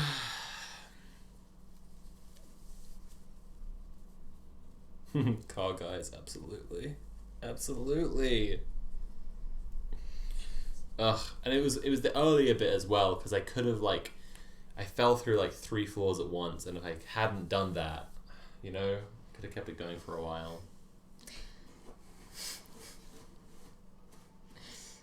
Again said that dude is gonna be so fucking depressed when he spends 80 grand to be taller and still isn't happy with his life. Oh my god. That's exactly it. Creative.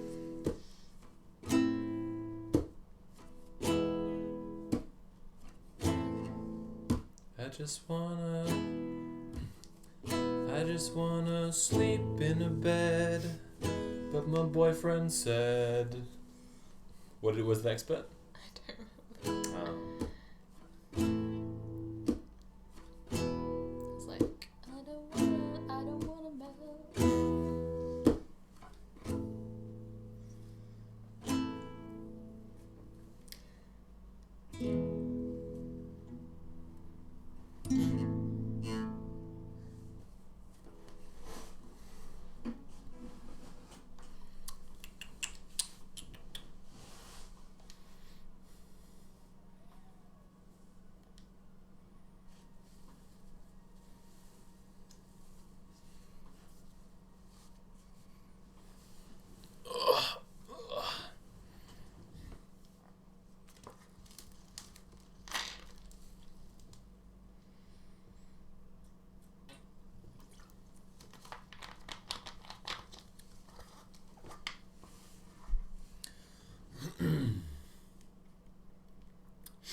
What's up next?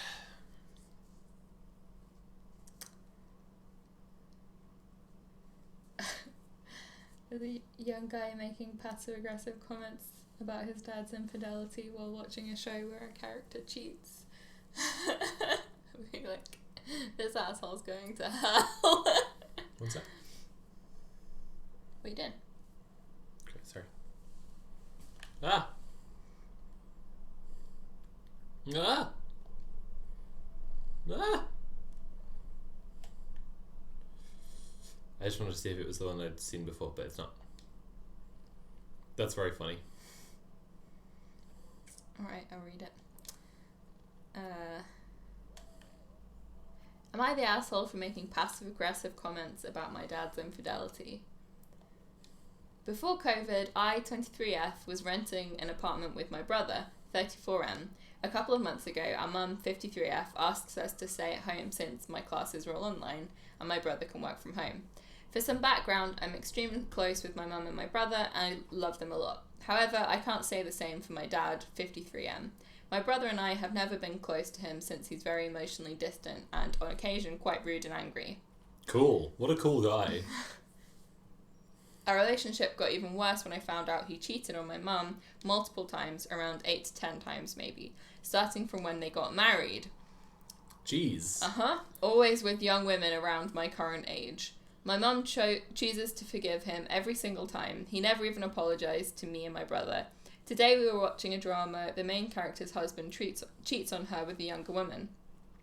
I made comments like, why does this ugly guy want to cheat on his pretty wife? He doesn't even deserve her. And she shouldn't forgive him. Cheaters should go to hell. When we were watching Good Girls and it gets to Matthew Lillard is cheating on fucking Christina Hendricks, right? He's cheating on Christina. It does the opening shot of the scene that's showing that he's cheating on Christina fucking Hendricks, and I went, oh, he's insane. He's an insane guy. He's a guy who has lost his mind. He is a guy who is insane. That's what's going on with him. I get this show now. Okay, I understand. It's all clicking into place. My dad suddenly got up and walked to their bedroom angrily. Now he's ignoring me, which is fine by me. My brother thought it was funny, but my mum said I should respect my dad. I know I'm probably the asshole, but I just couldn't resist. Yeah, I don't know. Yeah. Your mum's got to deal with it too. I don't know. I think OP is a queen, but like, yeah, you know, yeah.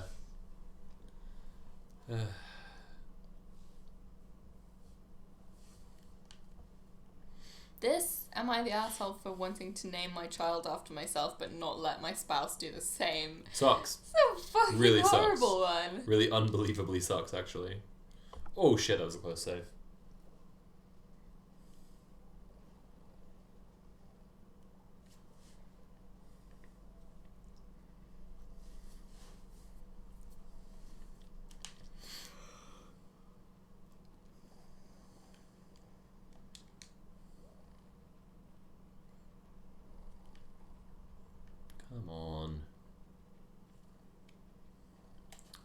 got a stray hair that's just like just out of my just out of my line of sight. It's really distracting. I'm like moving my head and I keep on thinking there's like a bug flying around or something, but it's just my hair. Ugh.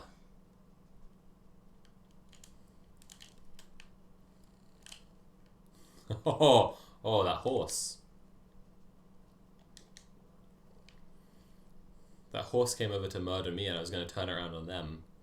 They got away at the last second. Skillful maneuvers.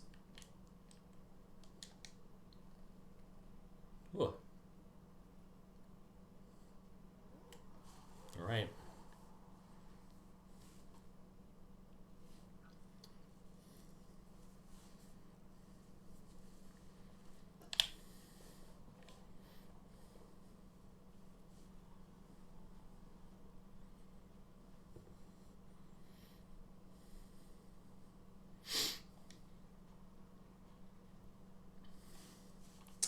It's like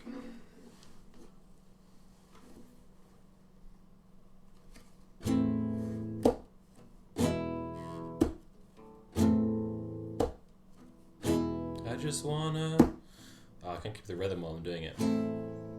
I just wanna sleep in a bed, but my boyfriend says instead I should. I just wanna I really can't keep the rhythm. I haven't practiced this at all. Oh shit, it's starting!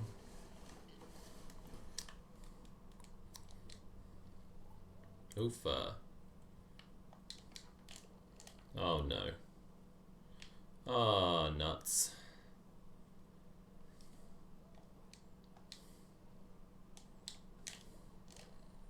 God damn it.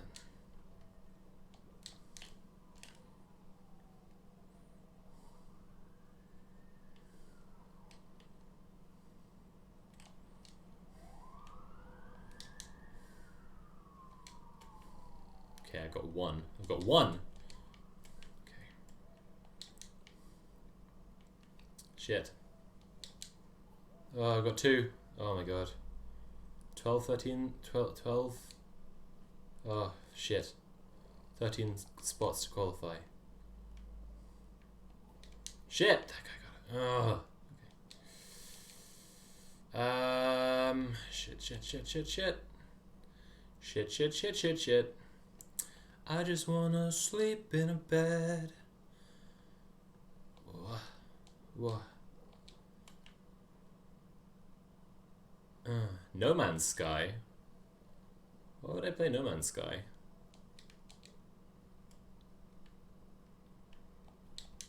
Oh, shit.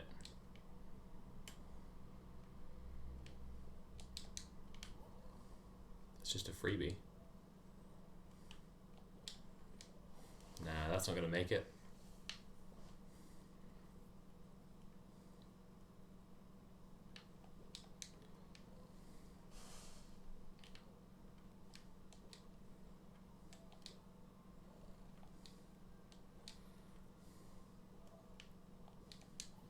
No! Son of a bitch. I've wasted so much time on this.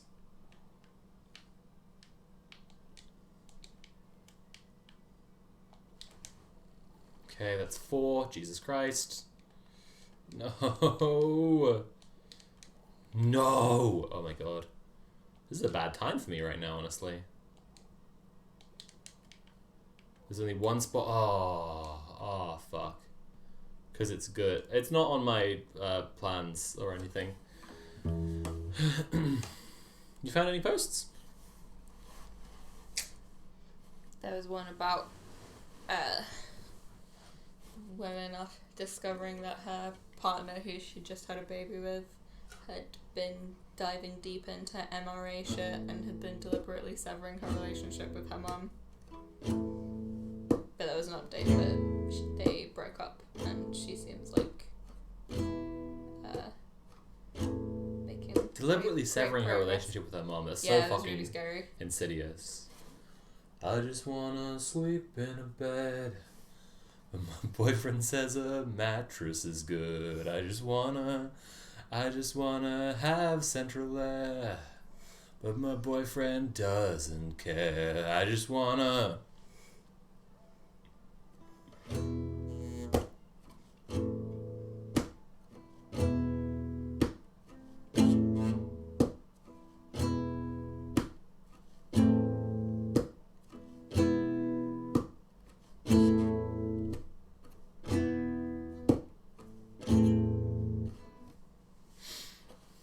Right.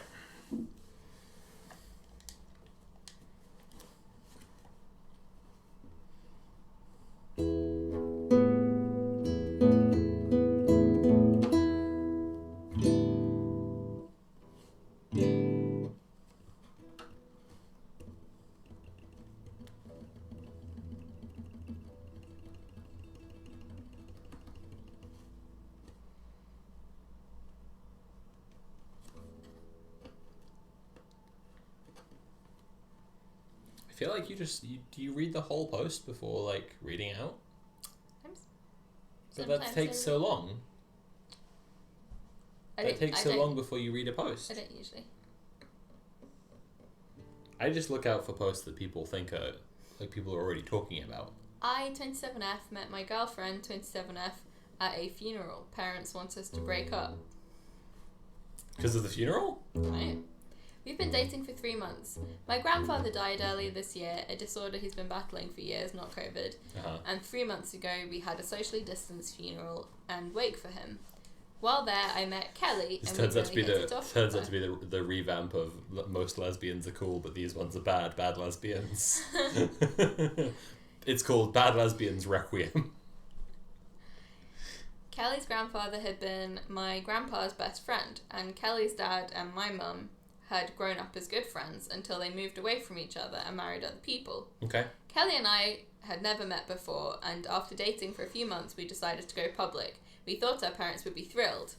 Wrong. My mum lost her shit at me, screaming that Kelly's dad was practically her brother, and I was basically dating my cousin. Well, that's a lie, so I'm wondering if there was some kind of relationship between some of their parents, right? And they're like Right. freaked out by having it brought closer. They're like, yeah, it's a lie. If that's not a lie, Unless it's they are super literally weird behavior. siblings, but you know their parents had affairs, right?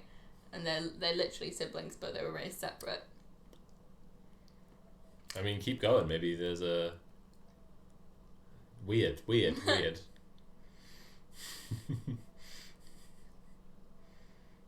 She also said that dating someone I met at a funeral was super inappropriate and a disgrace to my Right, grandfather's really memory. trying to tank this relationship for no Right. reason. So did she say they've never dated anyone before? So do their They'd parents? never met before. I thought she said that neither of them had ever dated anyone before. No, they said they hadn't met before. Not Okay. that they hadn't dated anyone. All right, that's fine. I misremembered. No. Knocked off. Yeah, here's the thing. Kelly's parents have been telling her basically the same thing. Absolutely 100%. Either their parents are related through the grandparents, or there was some kind, through some kind of affair, or the two women are related through their parents having some kind of affair. Right? Or they're not related, but there was some kind of affair, so they just don't want to be involved with each other. But I feel like that's less likely for both sets of parents to be so mad about it.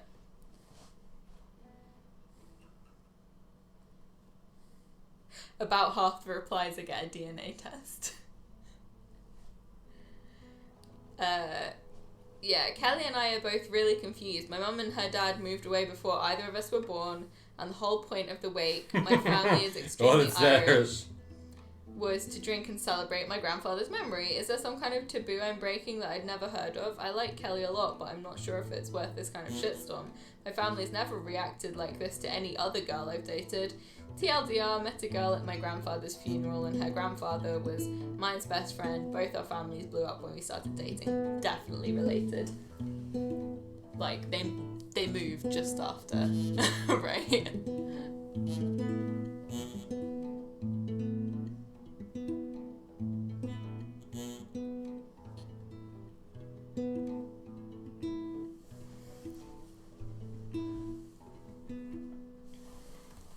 Oh shit.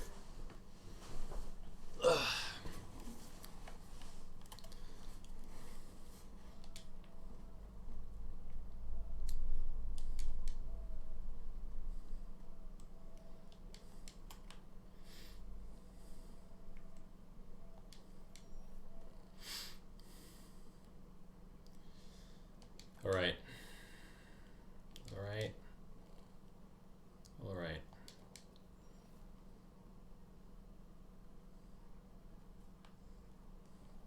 Oh no! They just shoved me off. That's so fucking rude. No, come on.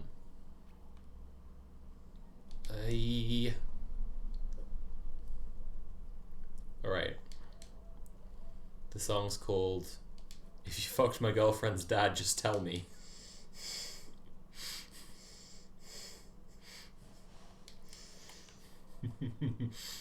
Also, the post should be renamed that.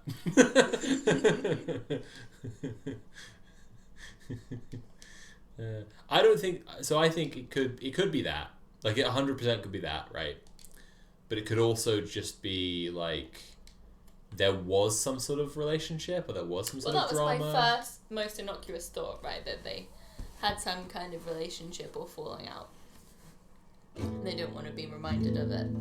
But that doesn't explain why both sets of parents would be so hot about it.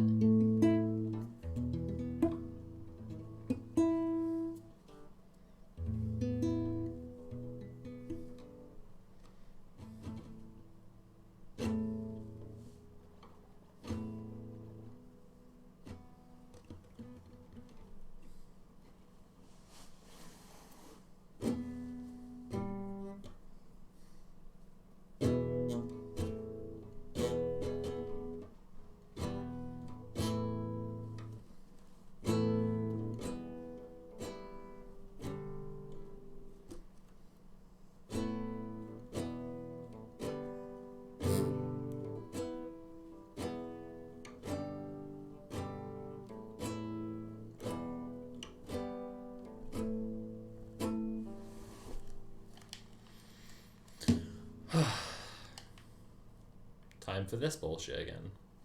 Right. Jump Showdown. That's not what this is called. It's called Jump Club. It's called Jump Club. That's what it is.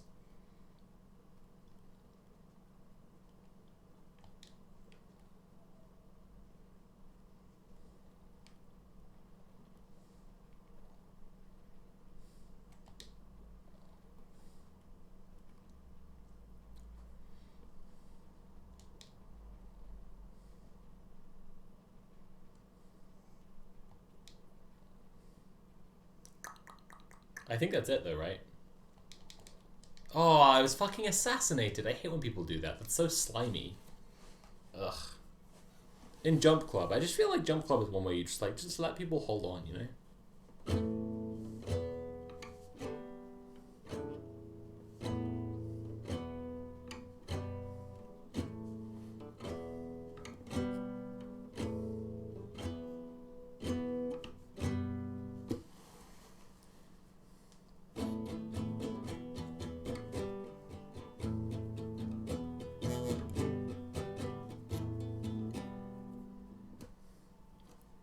Alright.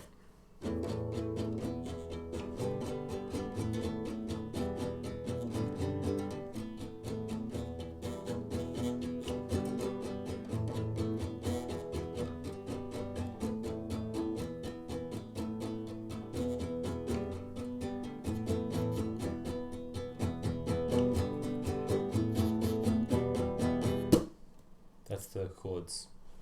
That's the chords. It's called If You Fuck My Girlfriend's Dad, Just Tell Me.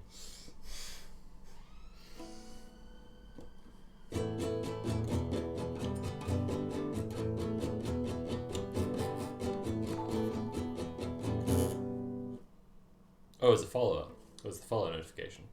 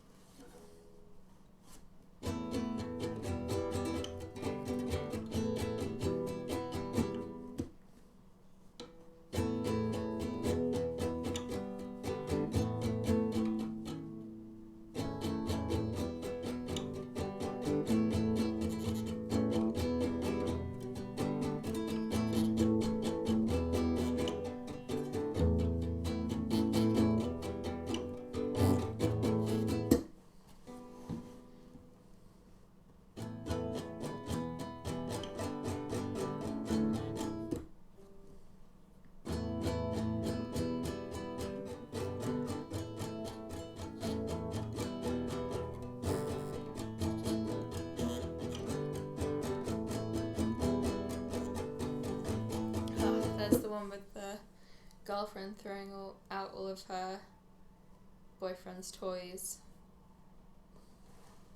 Hard. No good. Why people like this? Horrible.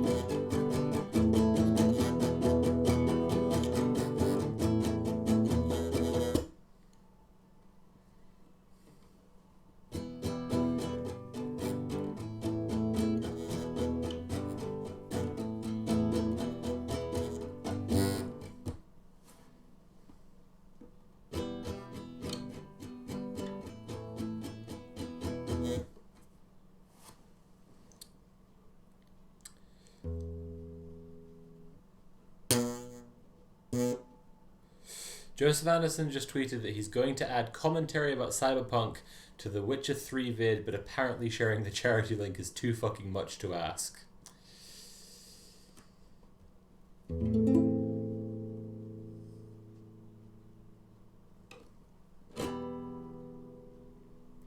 Joseph.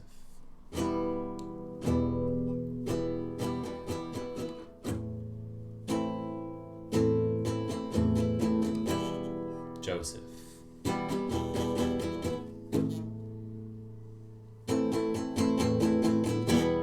Joseph.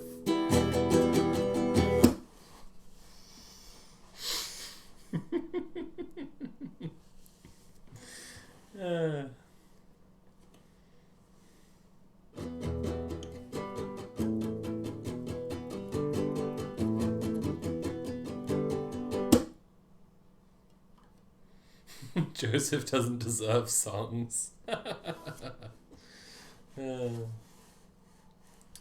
This is the ballad of the fanboy.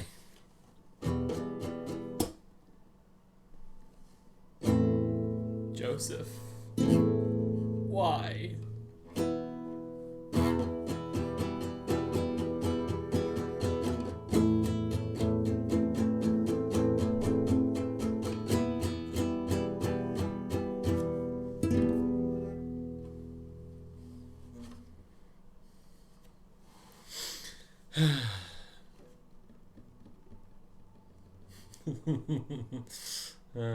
The Ballad of Joseph the Elf Racist. Let's stop being so mean to Joseph. He means well. He's just got a misinterpretation of a thing, you know. He's just. Oh, thanks for the sub. He's just not understood something, and then he doubled down and had a bit of a tantrum, and it wasn't very nice.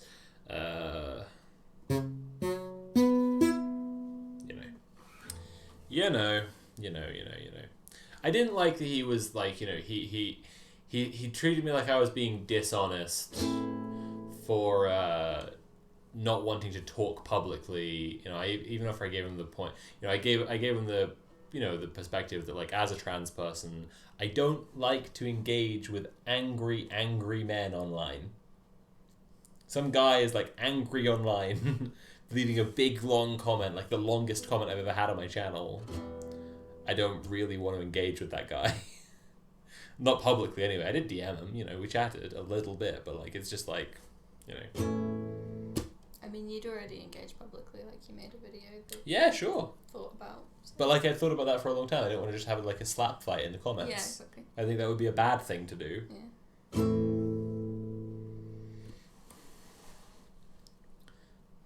Got any posts for me?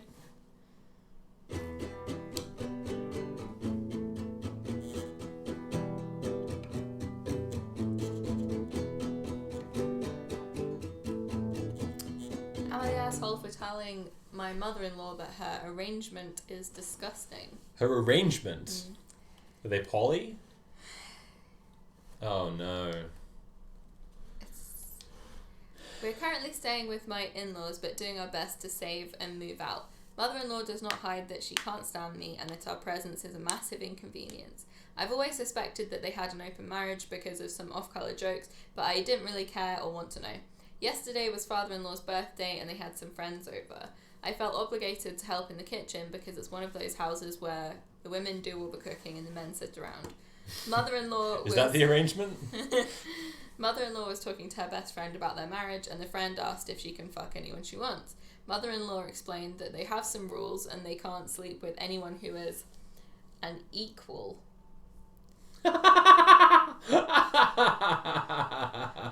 Oh god. She said they only go outside the marriage with people in service-type minimum wage No relationship jobs. is equal. Stop thinking about things like this. Oh no. Yes. Oh Equal no. as a human being is Oh what she no. Oh no, I didn't think it would be like that. means. Oh no. I was going to make a joke like this is going to take a racial turn. But like, holy shit. Say that again. She said they will only go outside the marriage with people in service-type minimum wage jobs like their maid, someone who works at their country club, their maid as well. So Extremely abusive. As long Awful. as they're not their equal, they can still like have a relationship with someone who's in their house every fucking day. That's so horrendously abusive and yes, unequal. Well, I was just going to say, like, no relationship is equal. You don't need to worry about someone, like, replacing you. People just have different... You're You know, just that's the gonna have heart of some polyamory. basic Non-monogamy. You chat. just, you just have... Yeah. Yeah, that's what I was expecting to be talking about. You know, just, like, no relationship is equal. Don't worry about being replaced or whatever. And now, no, instead it's a horrifying, like... Just awful, actually. Like, I hate that. Mm-hmm. Well, thanks for that. Yeah. What was that? Someone said they sound like vampires. But not sexy. Someone who works at their country club or a bartender, examples she gave, she said they do that because people in those positions don't count as real people. What? Mm-hmm. No, she said that. Mm-hmm. Fuck off. So there is no danger of developing feelings. I couldn't bite my tongue anymore and told mother-in-law that she is disgusting, that those fake people have more grit, work ethic and character than she could ever have, and I'm glad I wasn't born in a Victorian novel like she apparently was. She didn't say much, but she asked my husband to have a talk about respect with me. She is now trying to say that I'm closed-minded, but I don't care that they have an open marriage. Yeah, that's fine. But I think her comment deserved to be called out even if I am a guest in her home. Horrid.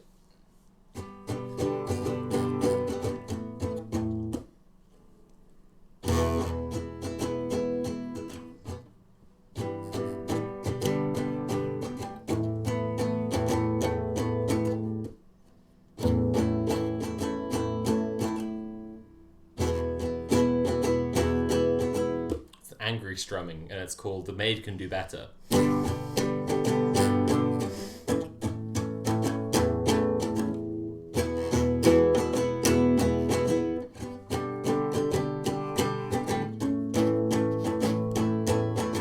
Leave the maid alone, you fucking creep. That's the whole song.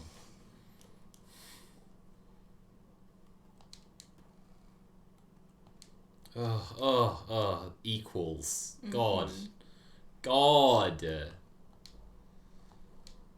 Whoa, shit. Oh my god. I just had a Fall Guys accident. That was nuts.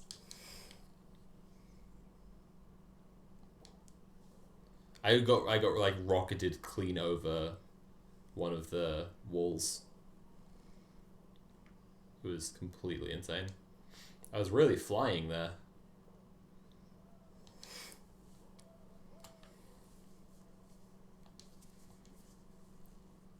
What the fuck?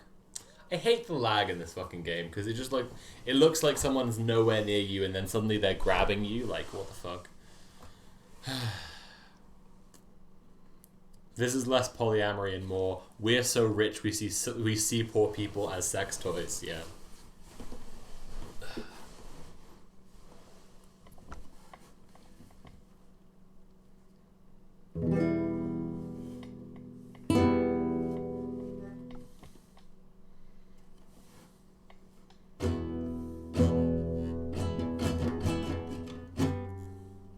Oh, I fucked that one up.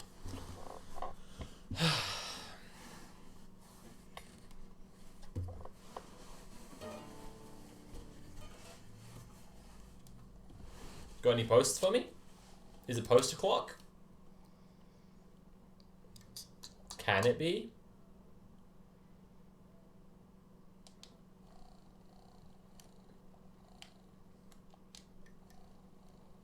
Oh my god. F's in chat. Defeated by Slime Climb again.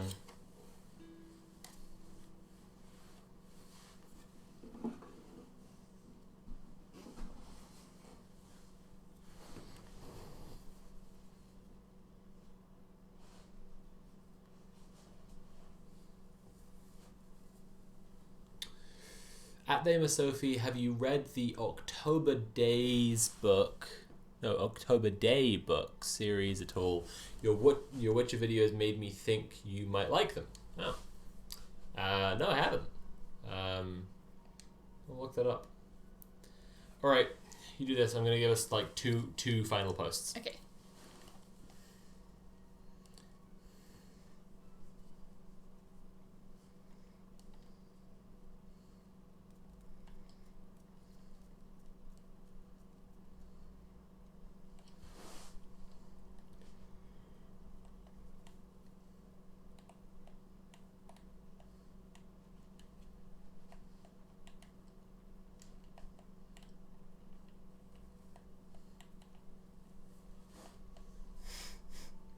Joe says, any thoughts on a name yet?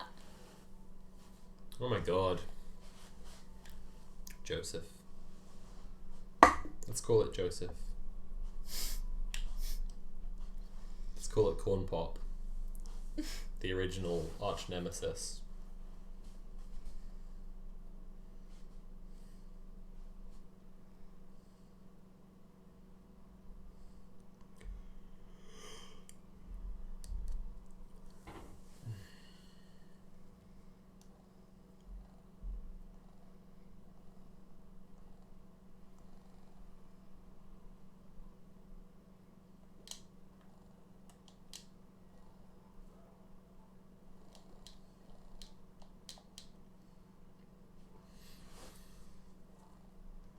It's about a half-fairy detective solving fairy crimes.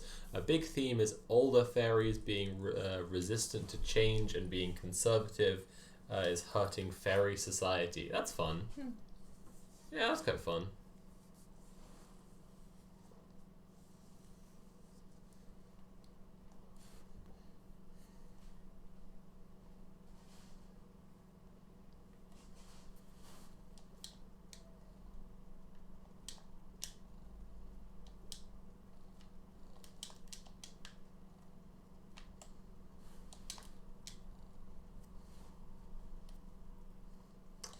Okay, so 26M, my girlfriend 25F, and her weird blank fetish. She wants me to dress up like a blank during sex. This came up last night, and I've had a hard time getting a grip on it since. I'm going to say it outright. My girlfriend is Jewish. I was raised Catholic. Is it Nazi stuff? It's Nazi stuff. Been going steady with my girlfriend for 2 years now. I honestly love her. We have been through a lot of trauma and have really grown through it.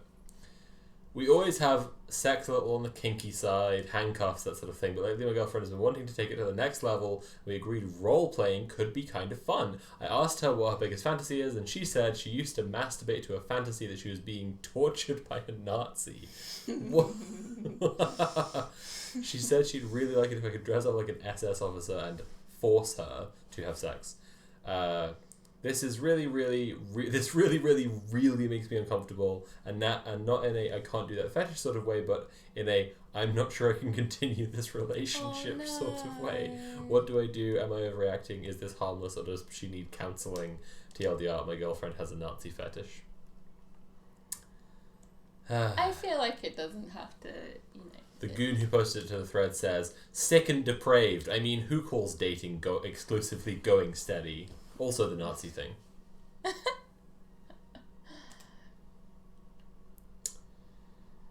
Comments are interesting. From Reddit. This isn't interesting. This isn't that strange at all. The SS uniform has been sexualized for a long time. Hit up any BDSM website, and you're sure to run into a stylized version of the uniform. Hell, in any war-based anime, there will be at least one chick in an SS-based uniform. Lots of fans on Reddit. It's in my cartoons, so it is okay. Oh, also from the Reddit comments. That's like a once-in-a-lifetime chance. You have to give it a shot. Jesus.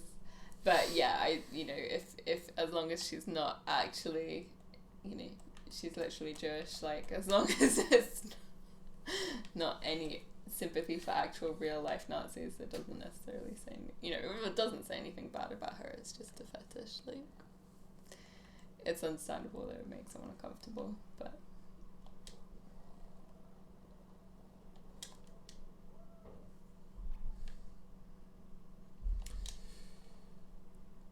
When I first started practicing, I made a mistake. That's the title of the post. Uh-huh. When I was sorry.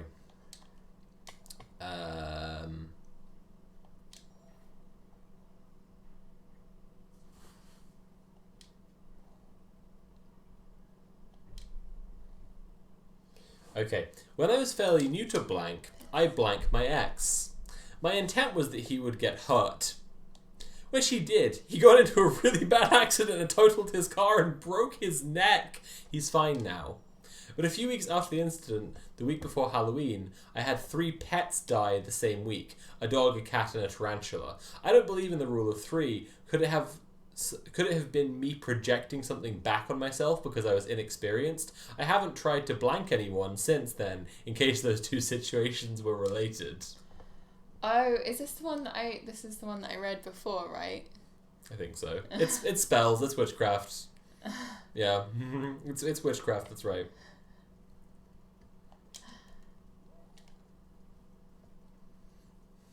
Yeah, you did read this one before. Yeah. I just wanted to... It's just like, even if you didn't really believe it would work, just don't frickin'... If you curse somebody and then something bad happens to them, then you gotta deal with guilt over it, whatever it is, even if it's total nonsense. Right. Because even if you didn't think you actually did it, you'd be like, well, I wanted it to happen. Yeah, my brother wrote a short story like that, actually, about a guy who, like, hates his job and he, like, prays there'll be an earthquake. And then there is one and he feels bad. Right.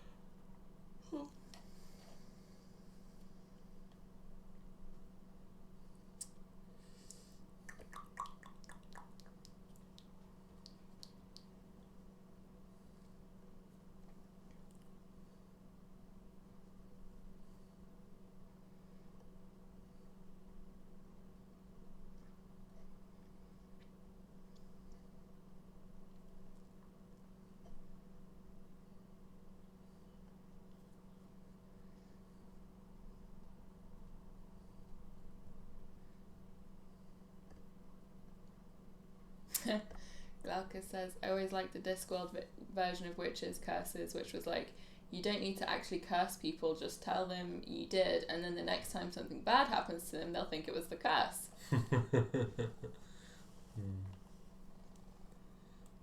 It's the thing Athlema Sophie is always talking about, how Redditors give shitty advice around getting revenge, and it never feels as good as they think it will. Only the person that didn't...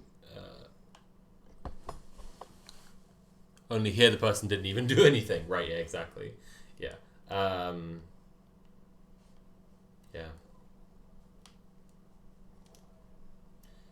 You read before my boyfriend took my jokes too seriously and now he's convinced I actually have a fart fetish, right? Yeah. Yeah. That was a good one. That was a good one.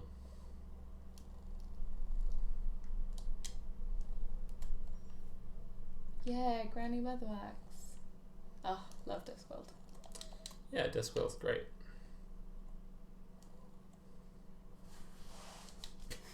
Look at me sliding down the slope. Ridiculous. Ridiculous. Piss.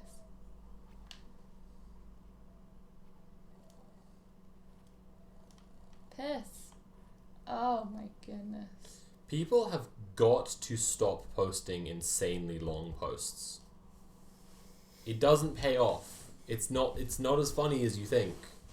Whatever fucking story you're posting, it's just not as good as you think. Ridiculous. I like your current outfit. Yeah, it's okay. I don't know. He's a little caveman. Yeah, it's fine. I'm considering changing the top part, but I'm not sure what to. Yeah. All right.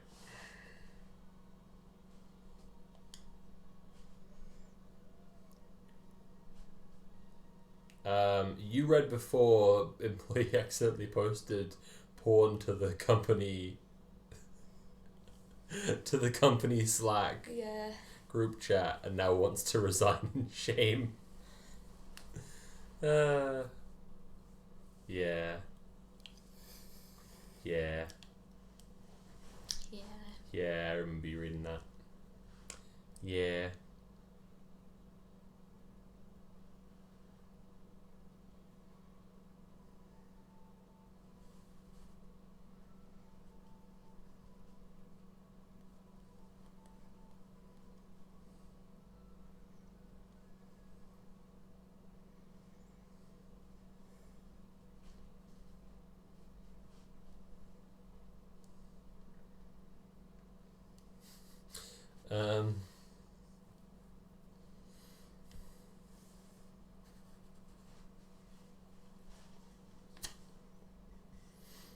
I'm considering reading Would I Be the Asshole if I revoke my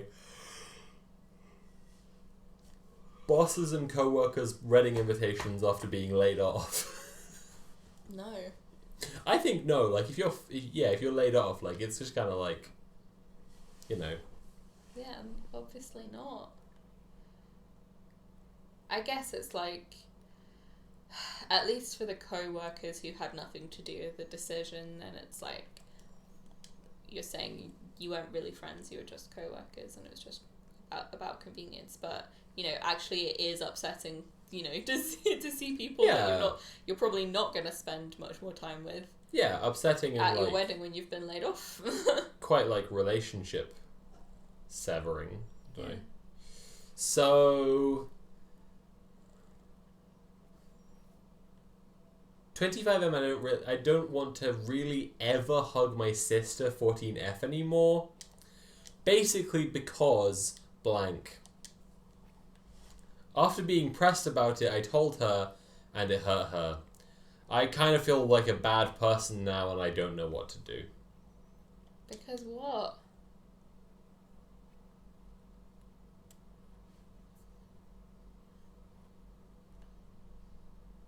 He's 25, she's 14. Has she just grown boobs? Oh, come on, dude. Oh, fuck's sake. It's fucked. Dude, no.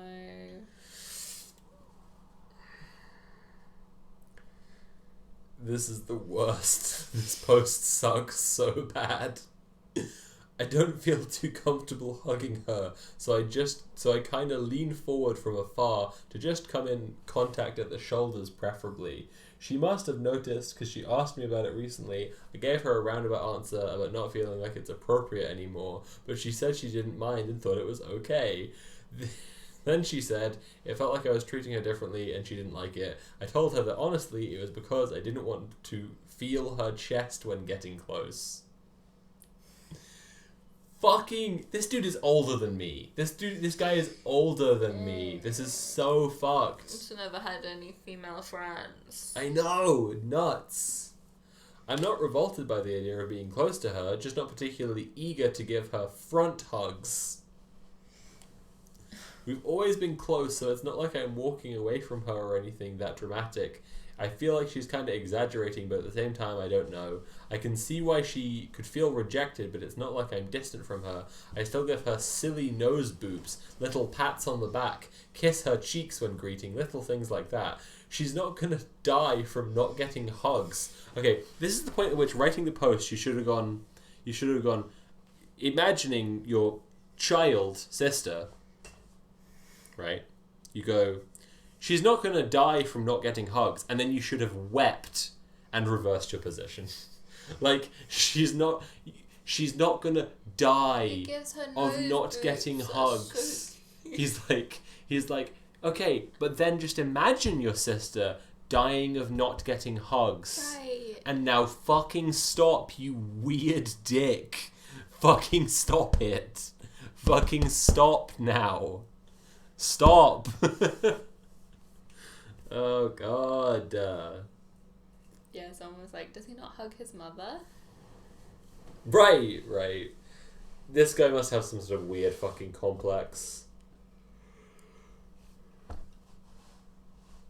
Alright. Last post.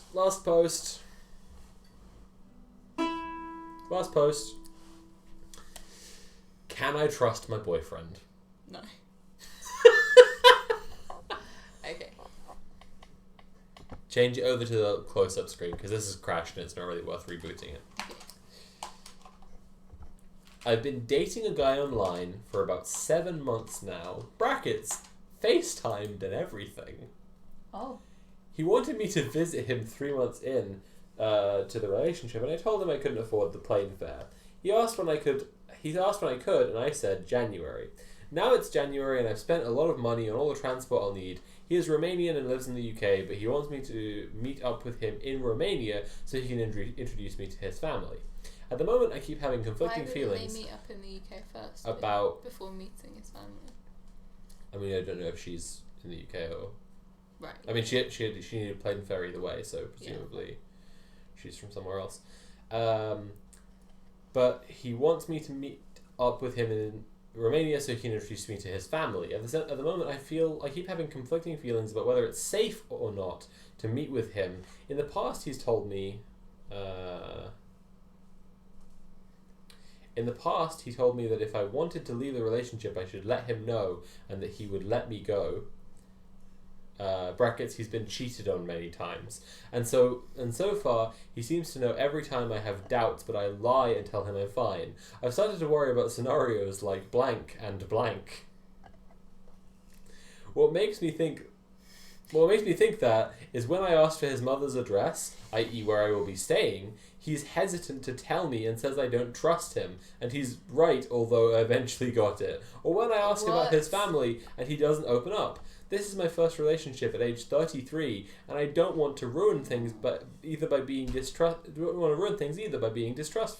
He's been supportive. He's been both sweet and kind of an asshole at the same time, and I do love him. I'm just scared I might be walking into a trap. I want advice, but I'm also scared that everyone will tell me to run away from the man I love. P.S. I've listened to my gut before and it's lied to me, but my head isn't ruling out the worst scenarios. Edit, he wanted to visit me first, and I told him I'd rather visit him. I also will not be alone with him in a car since I bought bus tickets and he doesn't drive. TLDR, my boyfriend lives in another country and he wants me to visit. And then a little blank bit. What are the blanks?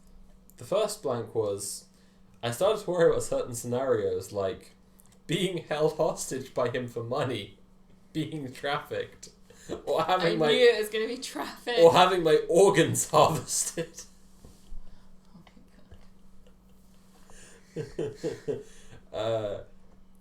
TLDR, my boyfriend lives in another country and he wants me to visit. I can't stop thinking that he might kill me.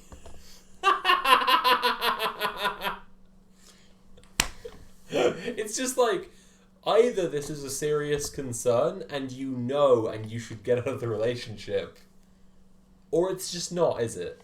But it's just not, is it? Like, I mean, she's saying very clearly that she's got very, very little experience. So I know, it's just so she funny. just Like, doesn't know. alright, I think that's the last one. Thank you everyone for searching for posts with us. Again, if you tag me or you on Discord or Twitter, we will withhold the posts. If you have any submissions, if you spot any good ones, we'll withhold posts for next week and read out the submissions in next week's stream. Was I going to say anything? I was going to say, what's another Lovecraft name for next week's stream? I keep on saying posts in the walls, but it's just an allusion to such a horribly racist story that I'm like, I don't want to do that. The lighthouse. Posting lighthouse. Dream Quest to Unknown Posts. That's good. That's really good. That's the one. Anyway, right.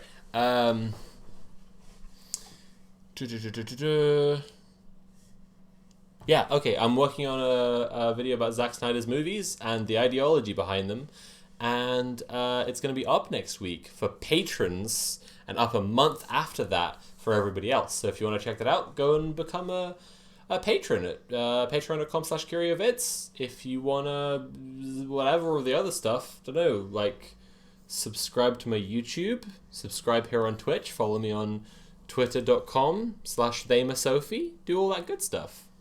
You know, and also check out Natalie's show, because it's really good. It's called Next Slide, Please. Yeah. All right. I think that's everything. Thank you for hanging out with us. We'll be back next week. Good night. Good night.